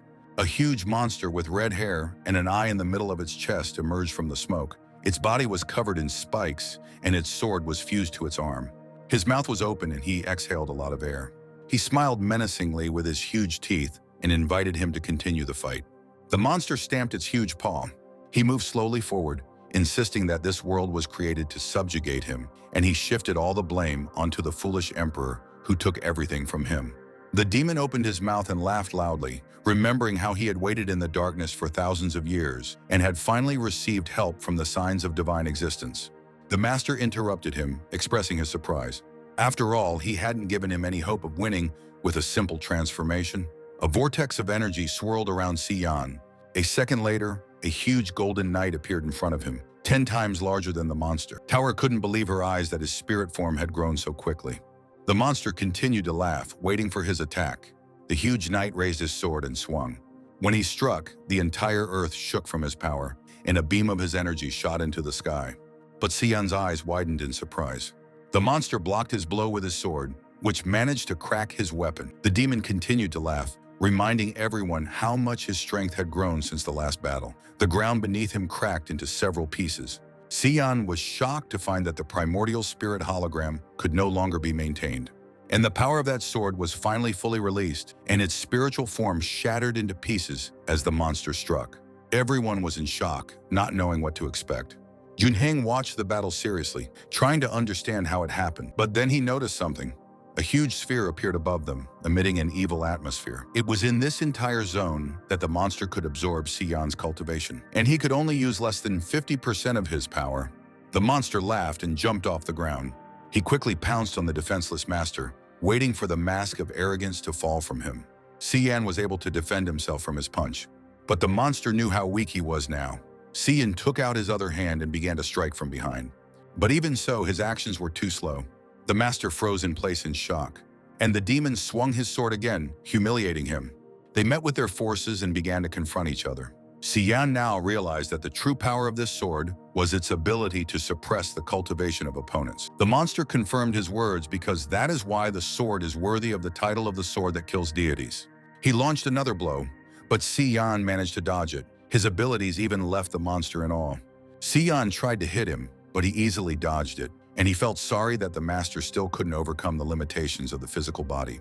He was angry that he was being prevented from obtaining the Divine Ascension formula, and he absolutely had to destroy it. Sion didn't anticipate the blow, and the sword appeared right in front of his face. The monster struck with a blow that released a lot of energy. There was a splash of blood, and a piece of the master's headdress flew into the sky. Sion screamed, worried about him. All three of his subordinates realized that now was the time to attack him and went to help. But then a voice distracted them, and the monster was surprised. The master still stood there, asking them not to come closer, and his hand was shining. He smiled, preparing to fight his opponent one-on-one. The monster was very surprised that he was standing in front of him. Tao was very happy that the master was okay, but his students stood there in shock. They had never seen such a look on his face before. Sion addressed the demon, and he suggested that he first look up. The monster's eyes widened in shock. The whole sky was covered with ancient runes. Tower's mouth opened in surprise. Yuling saw the formula for divine ascension there. Bailan expected nothing less from a master who could project a formula into the air. Sion offered him to take the formula if he wanted it so much. But then he grabbed his robe, and he pulled it off in one movement, not intending to give him full rights to the formula. The monster screamed in rage, not understanding what he had done. He believed that the formula for divine transformation belonged only to him. Sion laughed at him, reminding him that he wasn't the only one who wanted to become a god, as that would be too boring. Tower and Baiwan looked at his battle with satisfaction. The others sat tensely, listening to their conversation. Sion explained that regardless of a person's social status in this world, everyone would have access to the formula for divine transformation. His students expected nothing less from him, and Junheng immediately began writing down all the events on paper in order to later turn them into an article. The master smiled, explaining that only the first part of the formula was inscribed on the jade plate, and he offered him to become a god if only he could find his other half. The monster smiled knowingly, and he knelt down. At that very second, he took off into the sky. Sion didn't fully understand what he was doing and thought that the enemy had decided to escape. But the demon laughed in the air without even thinking about it, and he realized he'd overestimated Sion, who was far too stupid in his opinion. He repeated Sion's words about the jade slab, which only contained half the formula. But instead, he could kill everyone here and take the other half to get what he wanted. He sharply raised his sword into the sky, and everything was covered in dark energy. The whole earth began to fall apart into pieces and be attracted to him. The monster was really angry with him, and he directed a beam at them to destroy them completely. Everyone screamed, realizing that their end had arrived. The master suddenly flew towards them, and he stood up to defend himself, pushing away his blow with both hands. The demon laughed that Sion could no longer create the primordial spirit hologram and was left with only a mortal body. But what he saw made him shut up. Sion's hand began to be covered with strange energy, and he admitted that at this stage he stopped taking everything seriously. But something changed thanks to this demon, and he was able to recall many happy memories. The master's body was covered in golden armor as he parried his blow. Tower wanted to know what it was. Sion laughed at him, saying he'd forced him to merge with his physical body. He intended to destroy him in return, just like the demon wanted to destroy him. The monster cried out, sensing this powerful force. He thought Sion had already revealed all his abilities, but a beam of light was already breaking through his barrier. The master screamed loudly as he poured all his power into it. Then the demon could no longer withstand his attack. He tried to say something when the light destroyed him, and he could only say a few words, not expecting such a loss. Eventually, a massive explosion occurred. He was very surprised that Sion had actually managed to defeat him. Hanen's body fell from a great height, and now the consciousness of the spirit of the ancestors has fallen apart. His body fell from a great height to the ground. He screamed loudly in pain, and his whole body was covered in blood. Xian landed, declaring that the enemy was dead. And he turned to look at him with a condemning gaze, considering him a simple manipulator out of greed and hatred. He finished merging with the physical body, and the incident was over. Hanen began to laugh madly, thinking that he was about to be killed immediately. But then other people started to surround him. Although Xian forgave him, others did not have the same good intentions. Hanen panicked and asked them not to do anything.